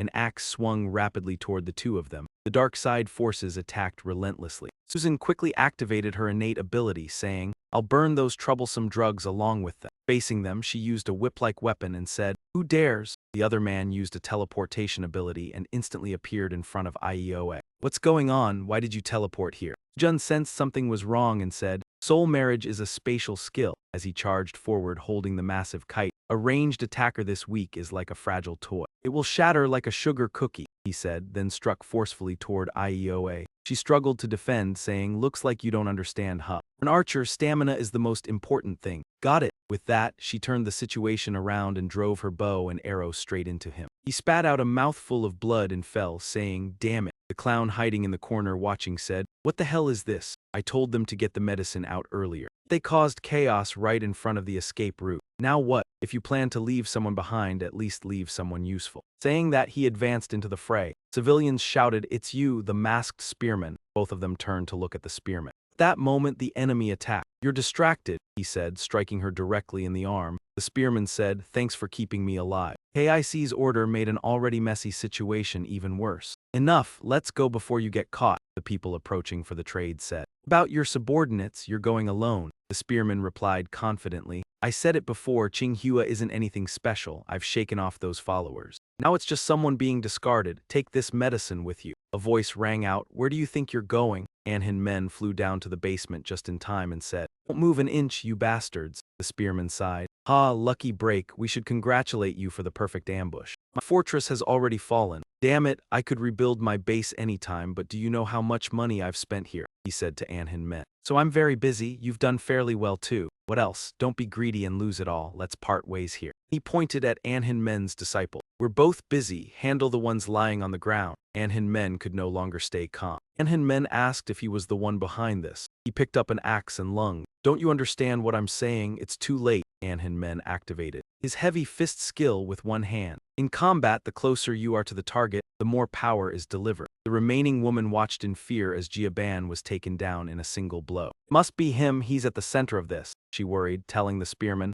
Retreat while you still can. The spearman, seeing Anhin Men, was furious. He removed his shirt to fight him. Ah, forget it, I'll handle this place. You just need to protect that medicine carefully. He approached Anhin Men and said, Now calm down and let's talk. Gang book member Min Si-hu. Anhin Men ignored him and slashed at him forcefully. Impressive. I usually pride myself on speed, but you're no ordinary opponent, Anhin Men remarked. You're the main distributor, right? The spearman asked. Why do you think that? Anhin Men replied immediately. Because you're the most skilled at sneaking. Tell me. Before I smash your teeth, which route did you take with the medicine? Who produced and distributed it? He laughed and clapped his hands. Oh, don't tell me you thought I'd answer obediently. I see you've underestimated me. With that, he leapt and charged at Anhin Men. He moved with incredible speed and lightness, appearing above Anhin Men and kicking down forcefully. Anhin Men was surprised. A movement skill, faster than Jia Isu. The strength is weaker. Anhin Men immediately used his great guard. He was thrown back. Jia Isu could no longer attack. The spearman wiped blood from his mouth and said, Didn't expect I'd get hurt. Then he shouted angrily, It's me, I got hurt too, and lunged at Anhin Men again. He threw an incredibly strong punch, but the words were so absurd Anhin Men had to ask again. Pinned against the wall, Anhin Men felt no pain and just smiled. What the hell are you? Then he used his ice skill. Surrounding air grew freezing. Sharp ice spikes shot up. Thanks to his agility, the spearman narrowly avoided being impaled. He laughed, Anhin Men, you really are a monster. Anhin Men hadn't even told him something else. He was confident in his speed too, you bastard. He leapt onto the spearman's head and slammed him down. He jumped down to recover, muttering, Damn, these hard ice spikes are really annoying. When will the lingering effects of this spatial shift finally wear off? Behind him, Sisson suddenly regained consciousness from her faint. Yun Shen immediately said, Don't move, I'll heal you, as the blue-haired girl kept watching. What is that power? The amount of mana radiating off him is human at all, and he's summoning a spirit as well. He's definitely a threat to ban demonium. Must report this to headquarters immediately. As she picked up her weapon, Yun Shen warned, Hey, don't do anything reckless, just stay there. From what he observed, He's not just some small fry. Right, do you know the origin of that potion? Stop glaring like that. Answer me unless you want to end up shredded like that big guy. The madman hasn't given up. He's using extreme heat. His intention is to freeze this entire place. He shouted and the ice around surged as if it wanted to swallow the entire area. Yun Shen said, "Is that your true ability?" His face was gradually freezing over. He said, "Now that you've seen it, there's no other choice. Let's turn to dust together here." The blue-haired girl screamed, "You're insane. Are you trying to burn down the whole area?" Bastard! Yun Shen used his fire aura to warm the basement, pouring his energy into it while teasing, "Why overdo it for a minor wound?" Advised him to calm down. His body felt unbearably cold, but to him, it was just the enemy wasting mana. He smiled and said, "Got you now." Frozen in place, Yun Shen couldn't move. He added, "Do you understand the situation now?" Yun Shen tried desperately to counter with his fire. "Damn it, why won't it go out?" The man laughed. "Hee, your efforts are useless. My fire and ice aren't ordinary elemental spells. My fire penetrates. Once it touches a living soul, it will never extinguish. Normally, humans cannot manifest their living soul so easily in reality. But Min Si Jun, your brother is Min Siu, right? You are one of the rare people who can control a living soul, aren't you?" He continued. "Yet you're using your living soul like a rabid dog, uncontrollably drooling. Then go ahead and perish along with that flashy life force of yours." Saying this, he unleashed another layer of power. Yun Shen clenched his fists and channeled energy. He said, "Oh, and..." Surprising the man, Yun Shen leapt forward. "What are you planning?" Using his never-extinguishing fire, he struck him hard. "Let me heat you up a little more." He pummeled him, saying, "Isn't it enough to crush you before my body burns out?" After all, abilities rely on the user's will. Once the user dies, the skill disappears. The man jumped back and reinforced his power. He said, "Try to extinguish me. Do you think I die so easily?" Yun Shen worried. Indeed, his recovery rate matched the rate at which his body was corroded and his vitality was formidable. Knowing this, the man opted to endure rather than attack aggressively. But the skill was certainly weighing him down, just as expected. "It's best to collapse him as soon as possible," Yun Shen said. "I've seen through your thoughts for a long time." The man wiped his mouth and said, "No matter how strong you are, the harder you push, the faster your body burns. Exceeding this limit is suicide." The man extended the battle, saying, "You cannot touch my body." Yun Shen formed a protective barrier around himself, realizing one thing since returning to Earth. Output limitation caused by spatial travel was actually the body's protective function. The mana stored in his dantian remained intact for over 100 years. Yet the magical structure and method varied drastically across spatial dimensions. So, to prevent overexertion before fully adapting to a new dimension and environment, his body naturally limited output. In that case, the only way to surpass the limit is to forcefully detonate one's dantian to break the barrier. He had felt the method to break the limit since then, but the consequences remained unpredictable, Yun Shen mused. "At times like this, it really reminds me of the cliff." The fool shouted, Why won't you die?" Damn it, he was burning his dantian again. "Die, you wretched thing!" Behind him, the blue-haired girl watched, thinking he had completely lost his mind. This was bad. He silently assessed the situation. He could break all those magical barriers and force a high-ranking member of Pandemonium to reveal themselves. The true face? This situation is no longer about whether the image is lost or not. This man is too dangerous. Since this is a direct order from KIC, I must keep the flag bearer alive at all costs, but how can I handle this situation with the remaining mana? Just one strike if necessary, I will release it with my own hand. But Si Yang had already regained consciousness and said, "Stop this nonsense and let go. You can't even stand, yet you're still talking big." Si Yang countered, "Look at the situation. The abyss has been completely surrounded, both inside and outside. Most of the key figures of the criminal organization are gathered here. Along with those suspected of being involved with that drug, they have all been captured. Soon, we will find out where those escape routes lead." She realized it was not going well, snorted coldly, and dropped her weapon. The flag bearer looked at him and said, "Hey, you, the flashy investigator. How does it feel to use life as fuel for combustion? How does it feel? You are only human unless you are a different race. The body certainly has limits. Shouldn't you go meet your brother and make a will now?" He thought to himself, indeed, the recovery process was slowing down. If it continues like this, he will be drained first. Even the remaining mana of mine is almost depleted, not to mention my body is still recovering. The injuries of Yi Hao and Si Yang are still severe. Do I still have enough strength to defeat him and handle everything? Is the only way to break the limit. But what if the whole building explodes from overuse? A familiar voice suddenly echoed, "What are you worried about? What are you afraid of? You can't even break this thin wall, still hesitating like this." Suddenly, PH letter 1EDD Day appeared and said, "This body will smash it for you." He smiled confidently. In the next moment, the power within him suddenly changed. The flag bearer shouted, What kind of power is this? A black head with two small horns appeared. PH letter 1EDD Day appeared and said, My lord, you have a sore throat, bring breakfast. Through the immense power of PH letter 1EDD Day, the entire ice layer around the flag bearer began to disappear. He gritted his teeth in pain. What is this, the superiority? Am I being swallowed? He smiled, well, at least everything is fine now. Finally, you're awake. He walked over to him and said, Anyway, the timing of your awakening is perfect. That's right, what was his name again? Superiority. He used the copy skill to replicate his abilities, and directly applied the superiority to his body. He said, This is the real life-or-death battle. The flag bearer's body was constantly being burned. He said, You asked me earlier what it feels like to be burned, right? He smirked. I'm not good at describing it, you should feel it yourself. The flag bearer's scream was vivid. He cried for help, AIUM. She knelt down and said, Lord KIC, for you, for all of hell, the demonium. She quickly picked up her weapon and threw it toward him. A moment later, she screamed in pain, realizing he had transferred the skill's coordinates to her body. Her body seemed to melt away. He said, Damned bastard. He used a special magic scroll. Moments later, he disappeared and said, Wait for it, you scumbag. He wasn't happy and said, Damn it, is that a special escape tool? How cowardly, pushing everything onto subordinates and running away. PH letter 1EDD Day responded sarcastically. Almost got roasted and still have the nerve to talk. He went over to his younger brother and said, Season, are you okay? Yeah, I'm fine too. The younger brother, full of caution, looked at his older brother and said, Wait, what's that beside you? The little PH letter 1EDD Day pinched his cheek and then pouted adorably.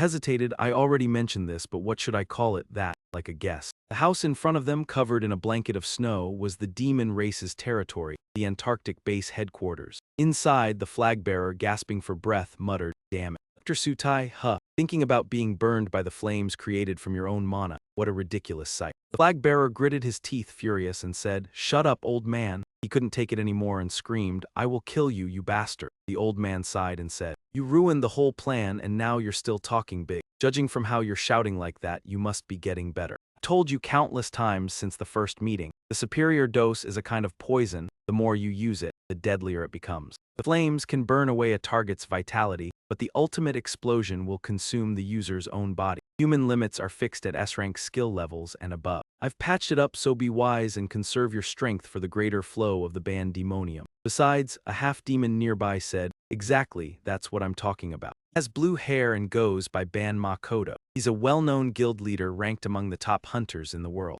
How could he be so weak? I heard from Ka IC that he tried handling that mess himself and ended up beaten senseless by the MCS gang. At that moment, Kodo desperately recounted his humiliating ordeal. While you lie here nursing your wounds, we have to painstakingly clean up the wreckage you caused. The fool couldn't take it and yelled, Take this. Blockhead, did you just say something? Want to fight? The ultra-ruthless doctor said. I'm tired of listening to you two bicker. If you want to fight, take it outside. You two are from the same hometown, right? No wonder you're always trying to bite each other. The red demon appeared, saying, Hey, is the ultra-ruthless doctor here? Dr. Ko and the others greeted him with utmost respect. Lord Hikaten, you've arrived. All right, he waved. Kneel, humans. He first addressed Kodo. You are the team assigned to handle the Lark project, correct? I heard there were complications. How is the recovery proceeding? Kodo hesitated before answering. We apologize. Recovery campaign, he sneered. Humans never change. I had no high expectations. The Lark project's purpose was only to make hunters feel some pressure and humility. Its true aim was to let humans taste the potential of mana. As you know, the principle of the demon race is to open the proper method for humans to use mana. Those who master mana will understand the power of multiple dimensions and naturally control countless connections between them. The infinite power and resources from those dimensions, the world could advance exponentially. Yet fools refused to accept it, triggering the war 10 years ago. That's why humans haven't reached the next stage of evolution. They cannot use mana in its pure form and only fight over scraps. Kodo, who didn't understand, asked what he meant. Hikaten explained, It means humans have no right to decide the fate of this planet. If mana is misused, it harms not just this world but all dimensions. That's why our demon race must bear responsibility. We must supervise humans. We, the race above all dimensions, carry this power. That is the demon race. Kodo muttered a curse under his breath. Ridiculous nonsense. If you're so capable, handle it yourself, the half-demon beside him whispered. Shut your mouth, Hikaten added. Anyway, the main topic remains the artificial gate project. Doctor, the upcoming gate will serve as a vessel for the descent of the demon lord Salego. Doctor was surprised. You mean the second-tier demon lord's descent? Yes, he confirmed. We've successfully created an S-rank gate and now is the perfect moment. These current artificial gates are monstrous, yet lack mana stones, correct? When the high-dimensional mana descent of the Demon Lord occurs, it will resolve this easily. Only one issue remains. The descent ritual consumes enormous sacrifices. The monsters inside the gate alone won't suffice. We'll need top-tier hunters, at least a full S-rank unit. Dr. Ko said confidently, "Don't worry, Lord Hikaten. This S-rank artificial gate will attract the top hunters like moths to a flame." Hikaten agreed, "Exactly. Small sacrifices are inevitable for a great undertaking." He approached Kodo,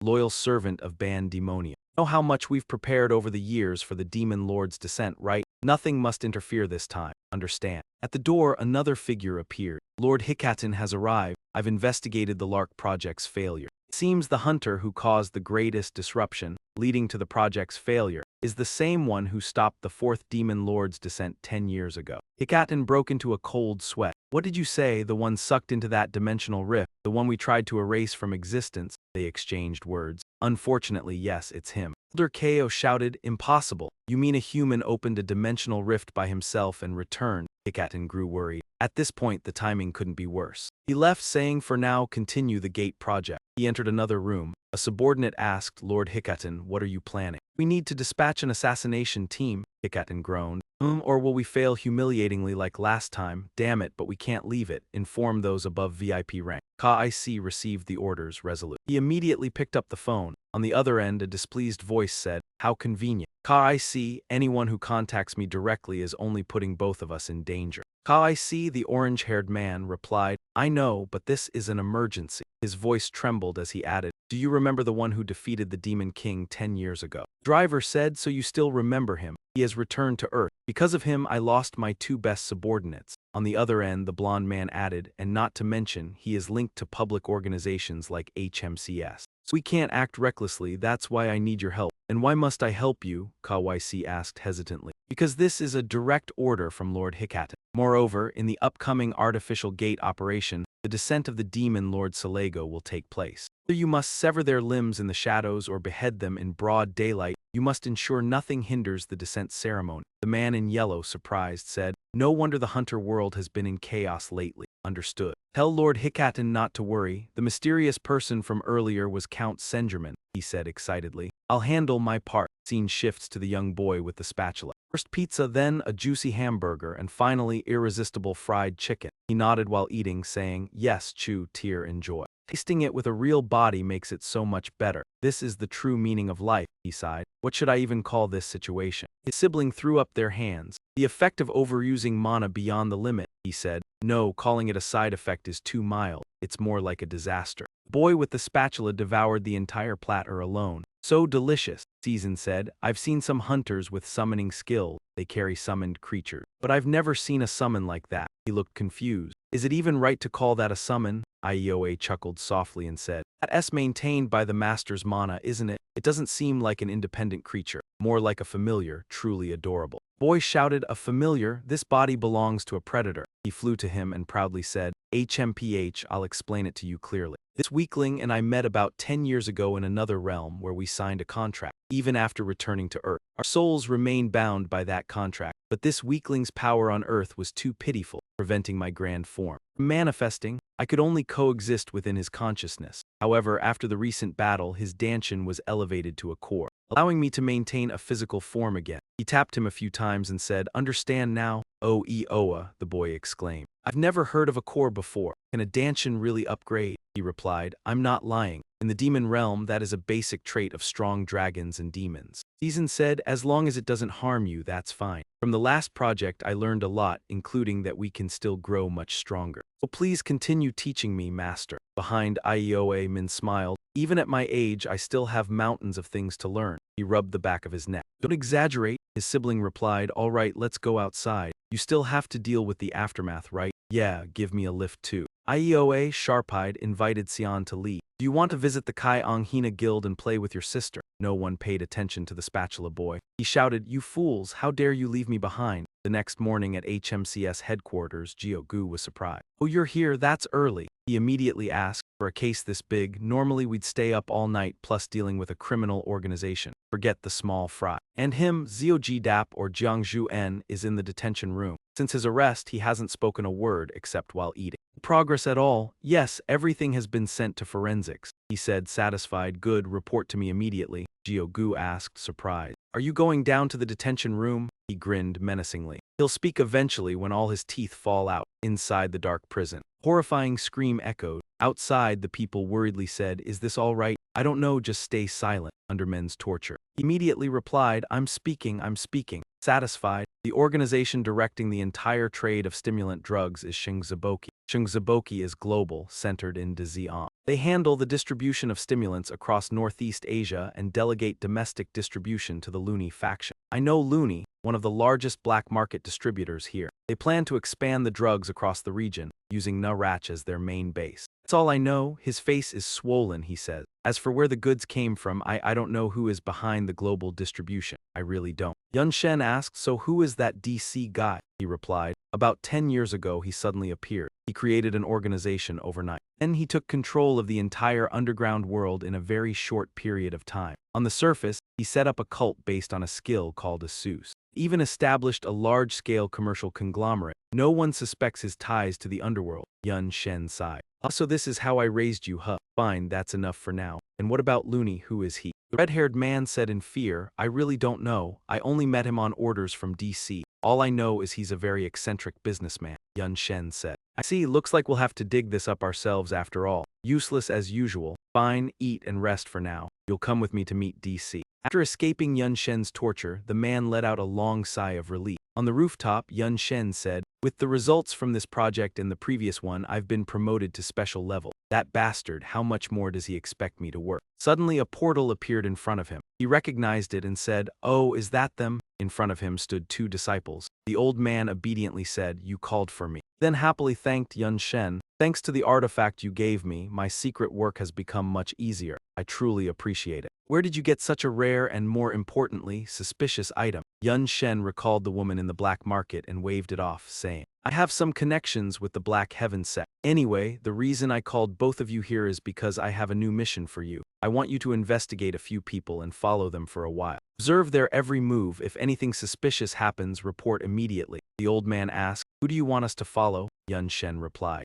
"In the recent project, information was leaked, so we need to find the weak link and trace it. I've checked all the people who transferred from other states to HMCS. Focus on those who had access to the project's data in the data room." The woman, driven to despair, thought, "I must quit," Yun Shen said. As a result, the list of suspects has been narrowed down to 2 gangs. Both belong to the Hecate prison gang, and there's also the Azihan gang that uses ice skill. Gang led by the silver-haired man with a handsome face is one of them, he said. The leak is most likely from one of those 2. Scene change, headquarters of HMCS broadcasts the announcement. All investigators who have officially joined the HMCS headquarters through this appointment ceremony. The crowd cheered. "We express our sincere gratitude." The chairman stepped up to speak. "We look forward to your future contributions." Before we proceed to the next part of the ceremony, as investigators, you must all be aware of the illegal awakening drug incident that recently shocked the world. And you also know that the first case was successfully solved by the Korean branch. It not only seized a large amount of dangerous illegal drugs, but also completely dismantled the distribution network and captured key figures. An immense achievement. Therefore, the center has promoted Hunter Min Si-hoo from HMCSG Korean branch to special level. Crowd murmured, starting his career at special level. Who is this Min Si-hoo? Damn it, there should be limits even when using backdoor connections. Others felt extremely unfair. Vice chairman is really going big. It seems like they're warning the former chairman's faction. That Hunter's face isn't even on the world ranking. Next, how strong could he possibly be? Black announced, "Dear HMCS investigators, we are the shield and the bullet of humanity. Since the gates appeared on Earth, we have entered an era where the power of skills dominates both law and intelligence." Next came the announcement. HMCS has used that power to protect justice. For justice, we must focus on using power properly, not on cumbersome procedures. The ceremony concluded. All HMCS personnel left. Man, visibly upset, said, "Damn, they're turning everything upside down. Just by promoting a new soldier, they've taken away the salary. Do they even know how much money I've burned behind the scenes to maintain HMCS's reputation?" His employee stepped forward and said, Sir, some of the special agents have started siding with the vice chairman. I heard the old man, the frail Hadiu Bloom, said something to those agents dissatisfied with the appointment. Meanwhile, the former chairman's faction is losing power. Furious, he threw the stack of reports into his secretary's face. So what? Are you pouring oil on the flames? You all should do something. I've tried my best to appease and flatter the former chairman. Now all those upstart kids are aiming for my seat. Get out of here, find a way to take down the paratrooper if he's after me, and bring back some credit. The staff fled in fear. His chest heaved with anger. He couldn't hold back and cursed loudly. It seems I'll have to use my trump card. He stepped into a mysterious club and said, Bandemonium. I thought they vanished after the demons migrated to Antarctica. How are they still around? Even so, I still don't understand why we have to ally with them. It's not that I oppose having demons as backing, but you gain very little from us. The man replied, do you really need to know? You're not the type to care about such details. What matters is this irrational world, where humans are judged solely by innate strength. I know how hard you struggled to climb from there to your current position. Kept talking. Yes, laundering dirty money, shady underground deals, I know it all, but I don't care. Bandemonium values pure desire to grow stronger above all. If you just grant us a few small favors. Taking the chairman's seat won't be difficult for you. They said that to him. Take it, carry it proudly. This is the only international organization dedicated to investigating awakened crimes. Its scale and authority vary by country, but the headquarters' influence now surpasses any national agency. Then he explained the ranking system to men. Suddenly men stared at his phone. His face darkened. Black asked worriedly, what's wrong? At that moment men said with disappointment, Jiang Zhu is dead. Men immediately returned to his disciple. I can't believe this, I just stepped out for a moment. Summarize what happened, that man replied. The poison showed no signs of external tampering in the holding room. He must have concealed it in his body, making it look like suicide. But who knows, since you left. Stationed guards outside the building but saw nothing suspicious. He handed men a huge file and said, these are the reports you ordered me to investigate. Men received the information about Yi Dai-Huan, leader of the Ji-Ung gang, whose background and records were very unusual. Before entering the tower, there were almost no abnormal records.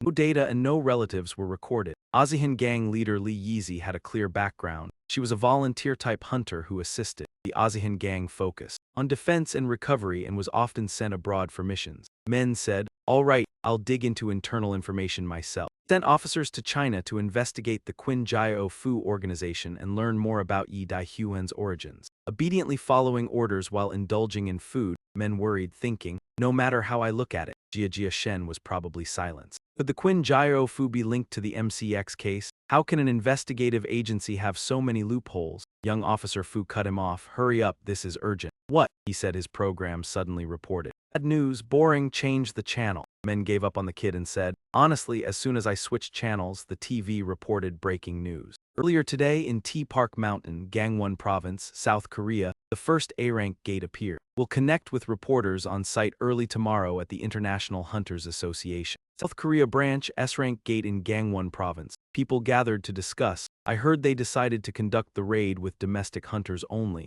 Yes, I saw the official announcement. From the government already, rumor has it Mr. Tutin appeared at some conference. Really? Regardless, it's still an S-rank gate. That team, can they handle it? Command should belong to our Hunters Association. People immediately went silent upon hearing the chairman arrive. A very strong woman entered, Kim E-Unzu, chairman of the International Hunters Association, South Korea branch. Behind her, the assistant asked, Chairman, is there a specific directive from the international headquarters? She said, do you think those self-important people care about a regional branch like this? Their world is like that, with Mr. Tutin. The Hunters Association is just a pool of high-quality mercenaries. The man said, but I heard our association was given command of the raid this time. Regarding related information and the participant list, Kai Men-jun interrupted. I was briefed on the way here. There are 2 A-rank gates near the S-rank gate, right? He replied. Yes, and unfortunately they're positioned too close together. We're assigned to manage that area for operational reasons. Oh, En-jun thought, then said,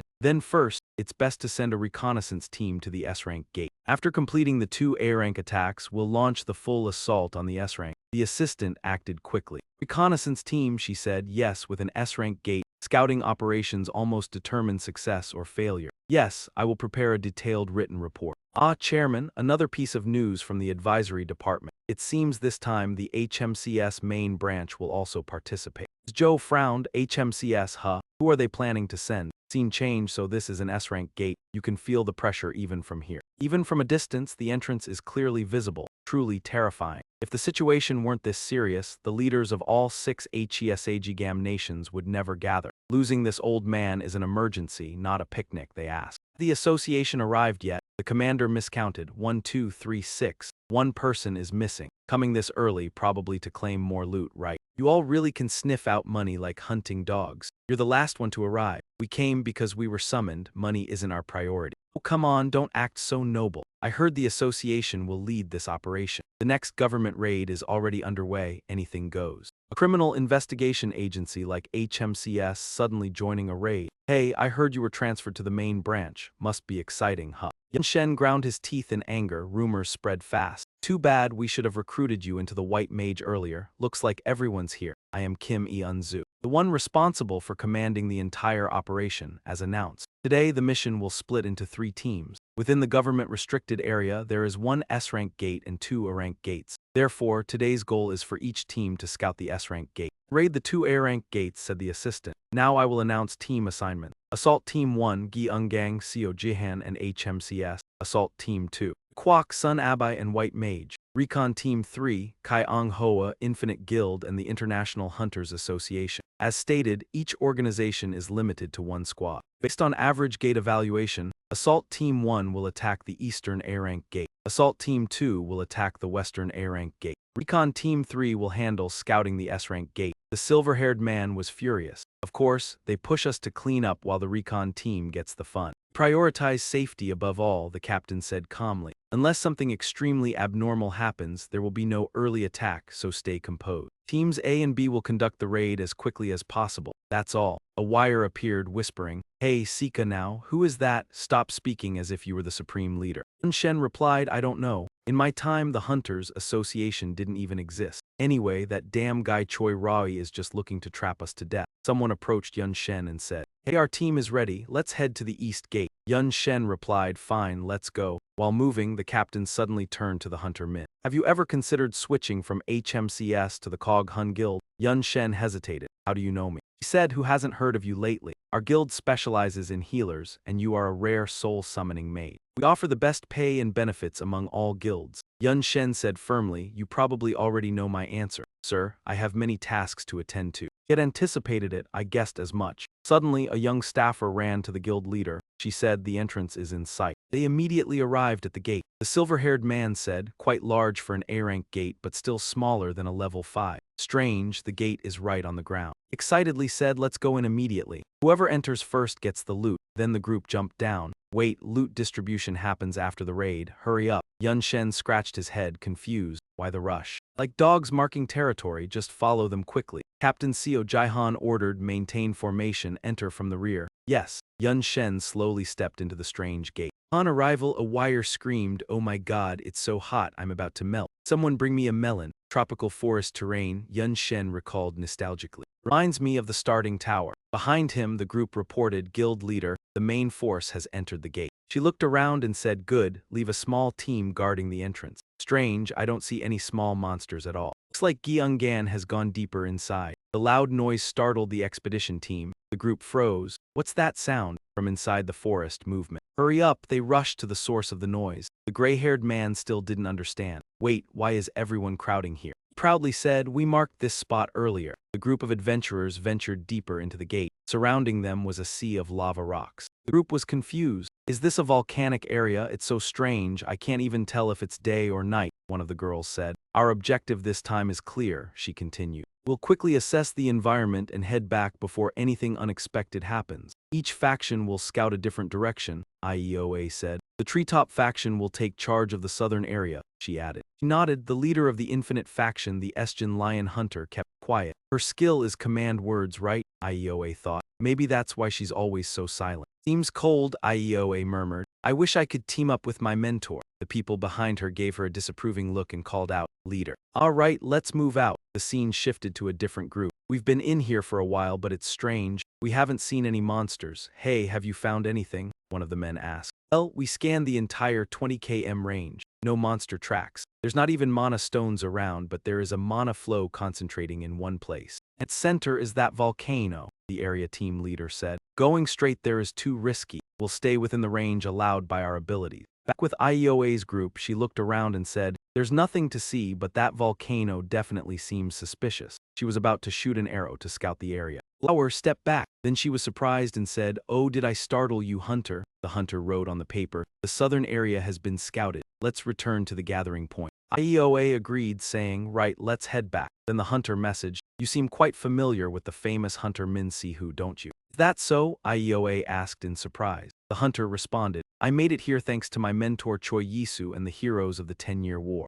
My uncle Choi Yisu and Dak Hamho, their achievements are still remembered, but it's strange. No matter how hard I try, I can't recall much about Min Si-hu. Isn't that odd? A person so strong they shook the entire nation, yet their memory fades after just 10 years. IEOA said, that's strange. Try asking your mentor about it. One of the men rushed over. Leader, the connection with the command station was just cut off. You need to come here immediately. The situation is looking bad. The group quickly ran over. Oh, what the hell? They gasped. What's going on here? The entire place was a mess. Some of the group were still barely alive, their breaths faint. The monster spoke, so you came on your own. Now I don't have to hunt you. I'll kill every single one of you right here. Over a dozen high-level hunters fought desperately, but they couldn't even leave a scratch. They were completely wiped out. The southern team leader thought in fear. This is not a monster. This is a whole species that surpasses all limits. Trembling with fear, she thought, that is a demon, just when she was at her most desperate. IEOA rushed over and shouted, team leader. Luckily, IEOA saved her just in time, blocking the demon's finishing move.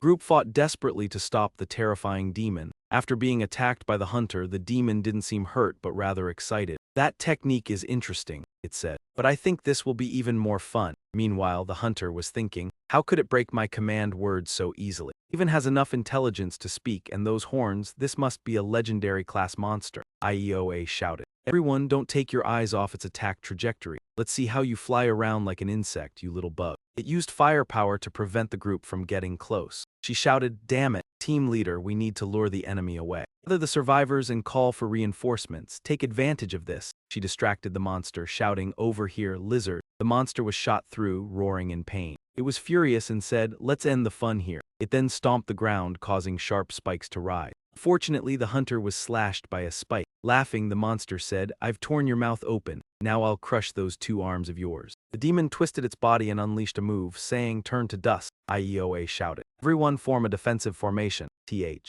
Yun Shen stood before the gate and said, if the scene before me isn't an illusion, could there really be another gate inside this one? Yihao spoke up. The gate itself is already unusual, but this is the first time I've seen something like this. Should we call it a layered gate? Yun Shen clicked his tongue and said. Are we even certain this is truly a midday gate? Yihao replied. At least we can confirm it leads to a different space. The mana composition and structure are identical to a normal gate. Even the black-haired man was taken aback. He said in surprise. A gate within a gate? I've never seen anything like this in my life. Yun Shen asked, where are the other hunters? They're being treated by the medical vehicle, came the reply. Rest should check for any monsters or loot inside, Yun Shen said, as there were no creatures or magical entities visible. And let's go outside and report this phenomenon first. The silver-haired man frowned. Why bother? If the gate closes, what then? We can just throw in a few of the healthy ones to test. Why retreat early? Yun Shen scorned him. He had nearly ruined things multiple times by rushing in recklessly. Had he learned nothing? The man's arrogance turned to anger. What? And then Yihao appeared, saying, enough, I will pass judgment. Yihao pushed the 2 forward, saying, you go in first. And so they were pulled inside, bewildered. What? Are you insane? This monster? The 2 fell, dazed for a moment.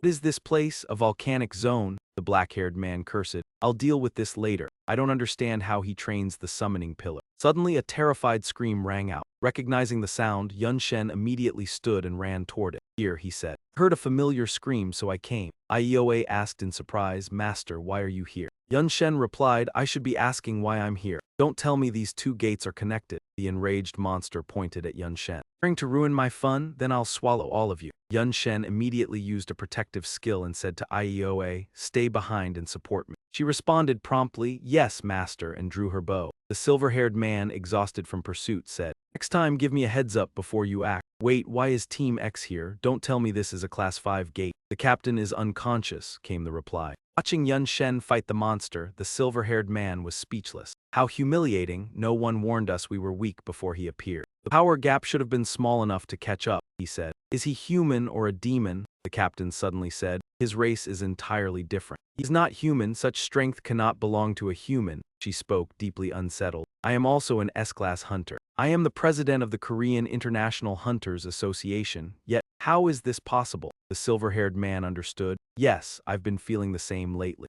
No matter how much we try, we cannot compare to beings of another species. But who knows? If we understand the true nature of that power, we might keep up, even if only on tiptoe. IEOA shouted, damn it, I've fought them so many times. Master, I think that one can regenerate its body, Yun Shen explained. That is a Banjio, one of the very few high-level monsters with a skill like that. Among them, Banjio are so rare they are almost never seen, even below demons. They don't use Danshin like us. Instead, they use a higher concept called a core, and the Banjio's core ability is regeneration. So, if we destroy the core, we win, right? IEOA asked. Yun Shen smiled confidently. Destroy it? No need, I'll just consume it. Kong Hua draw its attention. In the core, IEOA was surprised. How do I find it? I don't have detection skills. The monster roared. Yun Shen charged at it, guiding her. A skill is just the initial activation of mana. How it's used depends on you. Simply put, the core is the deepest center of the Danshin. After all, they're living beings. IEOA obediently followed his instructions. Shape of mana is determined by will. Try activating the wind skill and look at the mana directly. She discovered the place where the mana concentrated strongest. She pulled out her bow and said, I found it. He praised her. Well done, those eyes of yours are quite useful. He angrily stopped her. You little bug, how dare you aim for that spot? I'll have to draw my sword now. The excitement was palpable. The demon creature immediately used its strongest skill. That skill was a legendary tier technique, even rare in the demon realm. The monster drew its sword and then ignited it. AEOA shouted in panic, Master! The monster swung its sword hard toward him. But he didn't flinch at all, simply clicking his tongue and saying, my, how embarrassing. Where'd you get that fake sword? He even blocked it with one hand. In the past, every time he visited the volcanic region after falling into the alien world 50 years ago, he always encountered this damn sword. Even among the demons, only higher-tier individuals wielded fire swords, known as the Ban Mung in the other world. A demon wielding a Ban Mung strong enough to be considered near dragon tier, even in the demon world, was nearly unbeatable. In the current world, he said, this Ban Mung is surprisingly light. After securing it, the rest of the group joined forces to attack the monster, rendering it unable to resist. He said, it's time to leave the stage now. He stood up, placing himself on top of the monster's body, and then activated the hunting formation. The monster's core was completely drained. A large wound appeared on its neck and its core shot up into the sky. Dark energy from the surroundings rushed to devour it. The monster opened its sharp mouth wide. Happily said, delicious, a regeneration core. The monster screamed, he took mine. He smiled, saying, thanks for the meal. The monster was truly defeated. It was dead. The silver-haired man was no longer surprised. See, there's not even time for it to meditate. It's lucky I don't sense any other monsters inside the gate. But even with an S-tier gate, this feeling is still unsettling. Moreover, most of the personnel are no longer capable of fighting. We should head back as soon as possible, IEOA said. Master, what exactly happened? How did you end up in this gate? Yun Shen recounted. While investigating an A-tier gate, we discovered another gate inside it. After stepping through, we were transported here. Don't tell me an A-tier gate and an S-tier gate are connected. Silver-haired man brushed his hands off, saying, ridiculous but true. After we were dropped here, the path disappeared. Unless we find another gate within this place, there's no way to return to the original A-tier gate. IEOA nervously asked, what is this, a nesting gate, or a gate with multiple entrances? This phenomenon has never been recorded, Yun Shen replied. Perhaps this isn't the same space. The monster density and the environment are different, he continued, unless someone intentionally linked them together.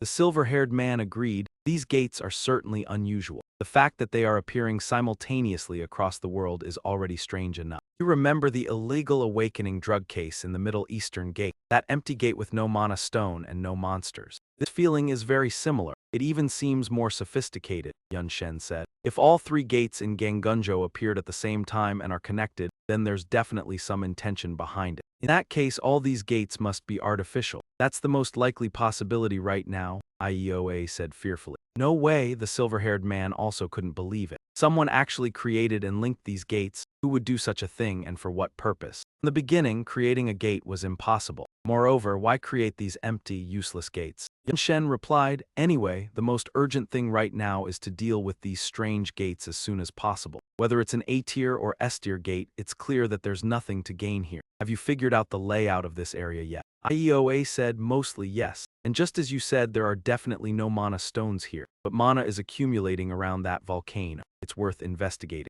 Yes, the heart of the gate is most likely there. Take the injured out of the gate. After closing this gate, we will immediately deal with the other gates, the silver-haired man said unhappily. Look at you giving orders so naturally, Yun Shen said with concern. Team A has nearly finished, so it should be fine, but Team B. EOA reassured him, don't worry, Master. Season has gone with them. All teams have the same goal to clear the gates as quickly as possible. They'll be fine. Even if dangerous monsters appear, they won't be stronger than that Ban Jiang. He hesitated. It's not that I don't trust him, I'm just a little worried. After all, my younger brother's situation isn't much better. All the S-tier hunters following Sai-un have fallen 3 hours ago. Season has gone to scout, but Team B still hasn't found the gate checkpoint. Not yet, Chairman, but since the area inside isn't too large, we expect to complete the search within the next 3 hours. It's unfortunate there's no mana stone, but since nothing is hindering the search, we should find it soon. It seems the warrior and white mage teams are also making good progress. A gate like that? Actually, we don't need so many people for this. I think so too. I wonder if the other teams are in the same situation. Oh, by the way, can our Imperial team pull back now to check the situation outside? Warlord said it's fine, one A-class gate can be handled by a single team. Are you sure? What if a mana surge appears just as we pull out? Si Dung laughed and said, in that case it would indeed be a bit of a waste. Then he gave the order, the hunting team prepare to return. Understood, Chairman. Imperial team recalled the search team and headed back to the gate. Please gather at the nearest gate entrance quickly. Understood, flag bearer. The retreat order has been given. Let's go back. I'm coming right away. Let me just check the other side. The blonde man muttered angrily, damn it, he was hired at the same time as me, yet he became team leader just because of one rare skill. Still a rookie, and even when training new recruits, he was at the bottom. Is there something shady going on here? While he was distracted, he accidentally slipped and fell down a cliff. Shocked, he exclaimed, what is this? Where am I? As he stood up, he saw countless corpses lying around. He yelled, are you from Gi Ung Gang? You're a Gi Ung Gang hunter, right? But no one responded. He nervously thought, if they're from Gi Ung Gang, they should be in Team A. How did they end up here? Suddenly, he heard a noise and sat down abruptly. Two strangers spoke. How did you get here? Is there any other way? Clearly, I've been here long before you. Do you think I'm the one who released the Minotaur here? Turns out that monster was sealed as a guardian beast. Even you couldn't have killed so many hunters. Right, since all the team leaders left their posts, I came to help. By the way, where is Chairman Li Easy? Weren't you planning to eliminate her? Healers are highly valuable and she's still useful as a sacrifice, so I sent her outside earlier. I'll pretend to be dead here, then leave when it's safe. Still as cold-blooded as ever. No wonder you chose a guild just like yourself. Enough, go close the gate. Where's the flag bearer? I think he went over to Team C. Hearing this, the man's body trembled. A voice rang out above him. Oh no! A monster appeared and said, the cleanup always has to be thorough. Then came the sound of the man screaming. Criminals heard the scream and immediately took notice, running over. The monster said, humans, they never clean up properly. The two men asked in surprise, Lord Ozo-Basor, why are you here? He replied, the doctor opened a separate entrance. He then asked, have the sacrifices been enough? Ozo-Basor said, not yet, there's been a setback, it seems Ban Jiak has been defeated. The criminal was surprised, what, that Ban Jiak? Ozo-Basor replied, yes, that mage of the Soul Lion. We planned to use Gate 3 for the descent, but things got complicated. Humans have gathered there. Therefore, the descent will take place at Gate 2. You'll close Gate 1 and move to Gate 3. Make sure they don't cause any unnecessary disruption. The sacrifices at Gate 2 are more than enough. After all these years of research, we can finally present the results. Yet, troublesome people keep showing up. As we are serving a noble existence, no mistakes can be made. Understood, they respectfully answered. We obey the command, moving back to Gate 2. Si-un anxiously asked, still haven't found him. The others replied, yes, I issued the retreat order, but the BDE hunter hasn't cooperated, and this is the first time we can't even make contact. Even the tracking hunters can't locate him, she said. Yes, what's strange is his signal has completely disappeared. Dung sighed, separated during a mission. If he's caught in the gate syndrome, things will get worse. For now, we wait. We should ask hunters from other guilds for assistance. With that, Si-un immediately went to another team to ask the chairman, is Kim Ho still not back? He was quite surprised. Imperial team, you still haven't left. Season Dark, sorry, but one of our hunters has been separated and the tracking team can't find him. Can the warrior guild provide any assistance? Kai Ung Ho responded, what's the difficulty? Let's go find someone for them. After that, he frowned, clearly displeased. Think you're teaching kindergarten? Hai Z muttered. Kids these days are like this. An anxious staff member said. Guild leader, many life signals suddenly vanished. It seems our hunters have been attacked. Both team leaders were shocked. The team kept scanning for the source. Currently about 200 meters underground. Wait, something's wrong, it's approaching. 150 meters, the young man read, now 50 meters. The ground shook violently, then the earth and rocks exploded from below. The team couldn't comprehend what was happening. Is that giant hand? The team panicked. A monster? Could it be a monster? Kai Eung-ho wondered, or is it someone using magic? But if it's a living creature, it feels strange. Its hand has a clean mark. The monster spread its palm and small monsters spilled out from the mark. They're monsters, they're pouring out. Everyone fled in panic. The scene resembled the apocalypse. Calm down, what is that thing? The entire unit assumed battle position. Damn, total chaos. The number of monsters exceeded our capacity and that hand added to the panic. In this situation, Hunter reporting, yes, guild leader, lead a team to retreat from the gate and request reinforcements from the main camp, he said with utmost seriousness. Immediately. Now what the hell is happening? A deserted gate suddenly spews monsters. Are the other gates okay? A frightened staff member asked. Captain over there, what the hell is that? Since when did the gate entrance become so narrow? Some with insufficient abilities were caught. Help, the monsters are here. Everyone head for the entrance. Crawl if you have to. Daiso immediately used Blossom's skill. The basic monsters were restrained. The team ran as fast as they could. Look back, move quickly. But as they neared, they cried in fear, Captain, the gate, it's closing right before our eyes. Some stayed to fight, saying, be careful, most are rank monsters. Defend, hold the line. Damn, how long will this assault last? It's a true dilemma, the monsters keep pouring out. That giant hand hasn't moved at all. At least it's only summoning monsters, not attacking directly. But can that even be called a monster? The team tried contacting headquarters. We're detecting an unidentified energy source similar to mana, particularly concentrated at the gap where the monsters appear. Season said, it could be a different kind of gate. Meanwhile, John T asked in surprise, you mean a reverse gate like the first gate 20 years ago? A hand-shaped gate? I've never heard of such a thing. Kai Eung closed his eyes. Anyway, have to seal the gap that's spewing monsters. If we can't reach the base, aim straight at that gap. Otherwise, we'll be annihilated. Before reinforcements arrive, I need your jump, Empire. Kai Eung drew his sword and said, I will unleash a single, decisive strike. Season dark. Understood, we've become too accustomed to this era's peace. Hunters, trained on fixed paths with preset attacks, will falter when thrown into real danger like this. Civilization was restored too easily. Newly gained power and resources blinded us to forces we don't yet understand. We've become overconfident. My brother said this many times. If you don't want to be swept away by power and truly wish to wield it, you must fight with your life on the line. Ready, Season said, placing himself on the line. Kai Eung smiled, good spirit, let's go. He immediately launched his first strike. His initial attack sliced like a demonic scythe at the giant hand. Brace and concentrate your force on your legs, the team struggled to say. Energy rebounded, would it work? Suddenly, from that giant hand, the monsters disappeared and countless smaller hands sprouted. Then an eye opened within the hand. Some witnesses couldn't believe their eyes. Stammering, one said, what is that thing? The team trembled uncontrollably. The monster hiding behind a tree happily thought, ah, he's coming, he's striking down. Manifestation of the second demon lord realm, the ruler of the abyss. At that moment, inside the S-rank gate where Team C was, Goo, exhausted, said, still no sign of the gate's core. Yan Shen nodded. No matter how you look at it, this area seems correct. There are very few hunters around, most are badly injured. More than half the team decided to leave the gate early, he continued. Tight and stingy. I'm the one who ordered them to retreat, so don't interfere. You could leave too, the silver-haired man said. Yun Shen frowned. Why say that? We're on the same team, don't be so cold, he said unhappily. Why go somewhere else, he muttered. IEOA thought he's always so aloof, but it seems especially so toward the Diamond Guild president. Yun Shen added, search the surrounding area a bit more but don't go too far. Got it. Suddenly someone called him back. Yun Shen was surprised. Oh, Jonggu, he panted. I've been looking for you everywhere. Why are you with Team C? Yun Shen explained again. When we first entered the gate, there was another passage inside. A path leading here, as soon as we passed through, it vanished. Yun Shen asked, more importantly, why are you here? Has Team A left yet?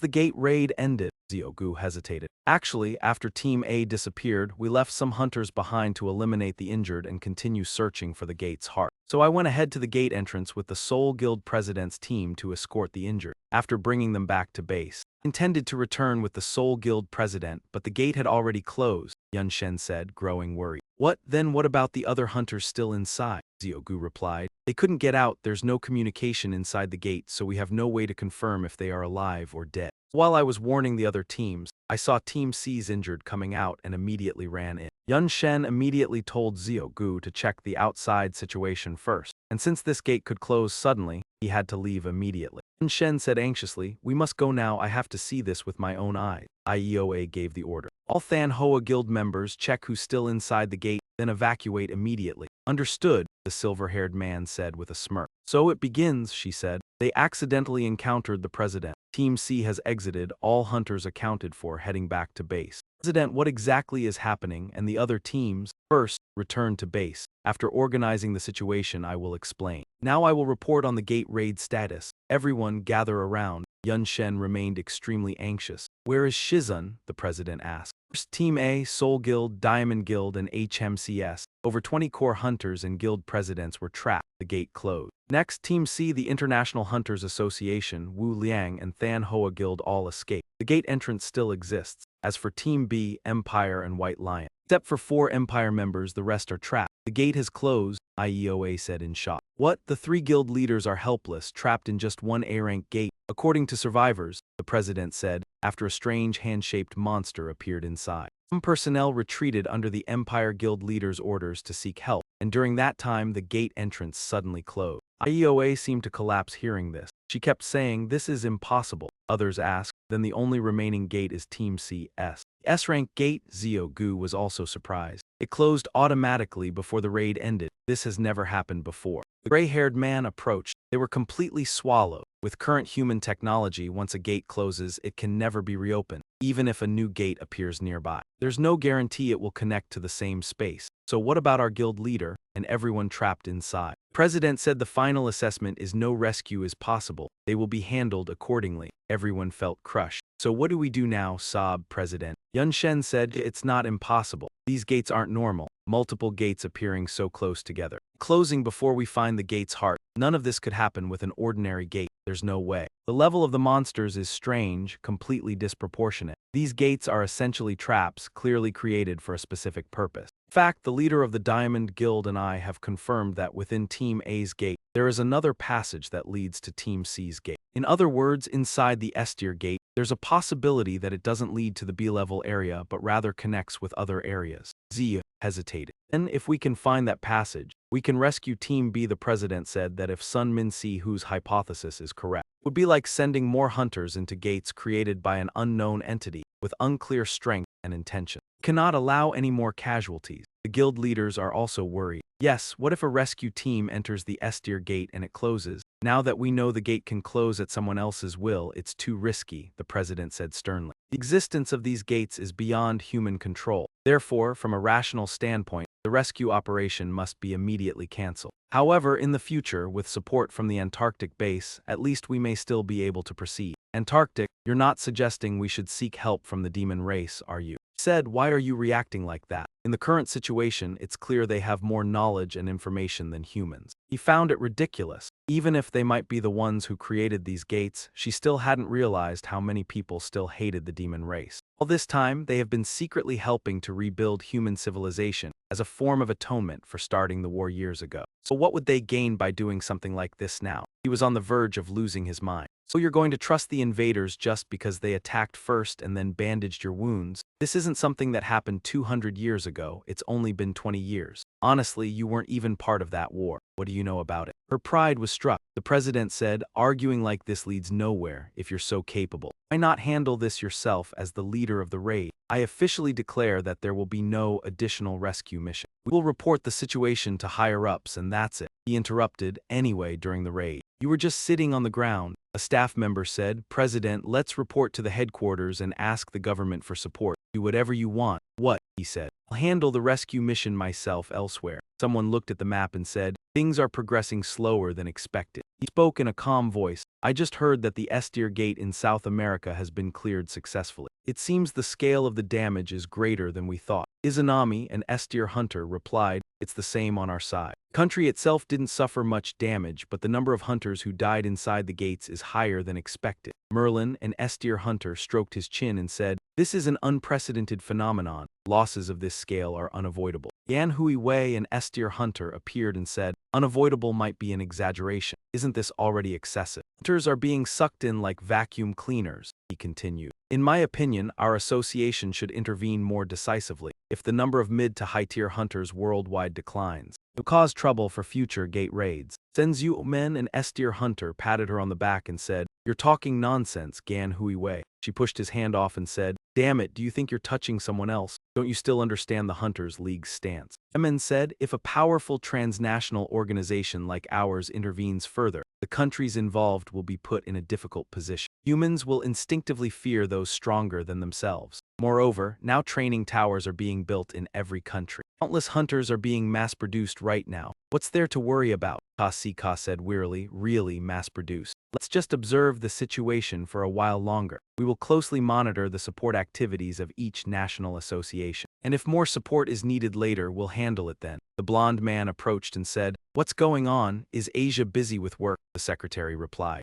Sorry, I have an urgent report. There's a request for assistance from Korea. A gate that was under investigation closed for unknown reasons. Many hunters are trapped inside. They believe it might be connected to a nearby gate and are requesting rescue support. It seems more serious than expected. So I hurried over. He took the paper, tore it up and said, I'll forward the information. You can go now. The scene then shifted to the Anman group. He was surprised, clearly an unexpected face. IEOA said, I understand why others stayed, but I didn't expect you to stay as well. Guild leader of Mojiang, Master Jiu AI on Zion, said nothing, just silently observing everyone. IEOA asked, you're under Joshua's command. Did you get permission? She replied, I'm here to settle a debt I still owe. Due to an injury, I can't use magic spells, but I've mastered basic tracking skills, so I can still be useful. Council had declared it would not release casualty numbers until the rank 5 gate was fully closed, but the president acted only according to the association to prevent public unrest. He couldn't act rashly. However, his approval for me to join the rescue shows he fully understands the severity of the situation.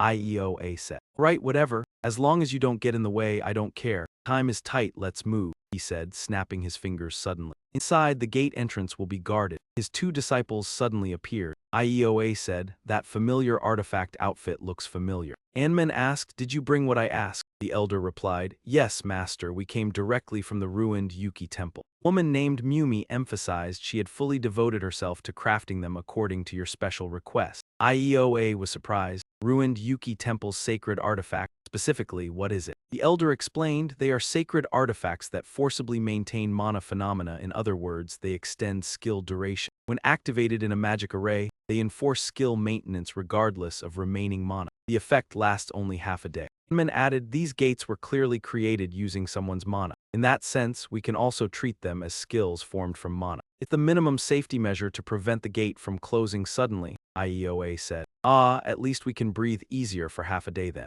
He looked a bit worried. If everything goes according to plan, that's good. Then he commanded, anyway, make sure nothing strange approaches. Understood, the 2 replied, yes, please return safely, master. And so Anman's group moved into the rank S gate. Xiaogu said, I can't sense any monsters here. Anman said, I'll focus searching around gate A where I initially entered. Everyone focus on areas we haven't checked before. Track the mana flow. The more concentrated the power, the higher the chance the space is still open. Looked at the other group and instructed, if you detect anything unusual, report it immediately. IEOA accidentally noticed an action. She looked puzzled. Isn't this the place? Why do I feel like I haven't gotten any closer? Julian said. Strange, judging by the battle traces, this should be the spot. The banned Jayak mark had vanished. Suddenly, Julian pulled IEOA closer. She said, I saw it wasn't here earlier. And she used her floral spirit power to dispel it. This is an illusion. Someone planted a skill in this space. IEOA was shocked. Impossible. Could there be someone else here besides us? Can't break the illusion from here, Julia said. It's difficult. We've entered a preset trap. Even if we realize it's an illusion, escaping isn't easy. Damn it, even if we try to return to the master.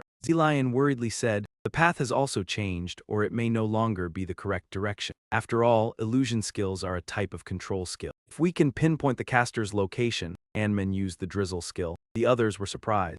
Suddenly rain. Rain inside the gate. Could this also be the work of the illusion caster, or perhaps an ally's skill? IEOA happily said, this rain is it from the master, Zeoji said. For a moment I thought it was actual rain, so the skill can be used this way. Indeed, it's rain. It just appears as rain to allies, Anman said firmly. if you don't want your body to turn into a beehive. Why not show yourself quickly? And so, before them, the group gradually revealed themselves. The blonde-haired one said, Hua, so what you said is true, Kaizen. This guy isn't an ordinary opponent, Wu Kuzin. You're right, it's definitely him. He's the one who fought as a war hero 10 years ago. He defeated the demon king of the fourth circle but was cast into another world. That mad dog, Min Si Hu Ta, only knew his name until now, the first time meeting him in person. His aura isn't something to underestimate, that man said. Don't let your guard down. I also know a bit about people like him, Yun Shen replied. Sly one, flattering demons, aren't you? He laughed and said, sharp-tongued and keen-eyed, not a bad mind for someone like you. Then forget the pleasantries. He immediately lunged at Yun Shen. Using his finishing move, Yun Shen said, let's see what you're really capable of. I don't care how desperate you are to side with them, but as someone living on the same planet, aren't you ashamed? Yun Shen retorted. Clinging to the strong and betraying your own kind, you think being upright is foolish. Since ancient times, scum like you only need to. The rest of them surged forward simultaneously, finishing Yun Shen's words. They'll just get beaten senseless, he said, activating the folding fan, Zich Lang Rank 1. It can bend the illusionary world to create massive waves, dominating the target's 5 senses. Zich Lang Ioa stepped back and said, one wave. Julian said calmly, it's just an illusion. But the other man licked his lips, that skill looks delicious, I want it. Isn't it more than just an illusion? Yun Shen used the ice technique. Long GM Rank 1, described as a mobile shield using ice magic to defend while moving with the caster. Long GM said that bastard is definitely trying to block the exit here. Kang Hua, stop him. Yes, Gidoe responded coldly. Counter mana directly inside my illusion. How can someone so talented remain unknown? Looks like our fates have both been twisted. 10 years ago, we fought in different places, but I knew your reputation. You were the greatest contributor in the war, almost a hero. Look at you, thrown across dimensions and forgotten by everyone. I, on the other hand, became a mad killer overnight. In the end, we both chased our own ideals, didn't we? Humans foolishly erase and alter truth for personal gain. The world has rotted this far, Yun Shen muttered. I never kill the innocent or appeased demons to protect my ideals. Do you know only half the truth, mad dog? I have no pleasure in killing the innocent. While you were cast away, the world became a hell, only preserved superficially. I wonder if your straightforward faith can survive after learning the truth. I'm curious, but I won't get to know here. Suddenly he stopped and said, that's enough for now, right? Wu Kuzin, Yun Shen warned, the illusion is breaking. Everyone be careful. I letter 1 EBFT O circumflex Oa quietly said. You next time, mad dog. The other was stunned. Huh, that delicious skill is gone. What is this, a teleport gate? Yun Shen said. So they brought their own gate. The remaining Yukeshi fumed, damn it, betraying us. The gate isn't fully closed, I can't handle them alone. At this rate, he'll reach it. Others immediately chased after him, asking, what about that one? He's running. Iooa Duong Kung shouted, where do you think you're going? You won't escape. He was hit by her and spat a mouthful of blood. The gate suddenly opened again after he fell. Everyone panicked, a real gate appeared inside another gate. Have they been freely creating loopholes all this time? But does this place truly lead to the Sidung's location? Yun Shen asked. We've come this far, there's no reason to hesitate. The remnants might close this loophole. Everyone stay here and guard it. There's only one path anyway. Yun Shen jumped into the gate, then said, finally arrived. But am I late? Before him, the entire Team C had fallen.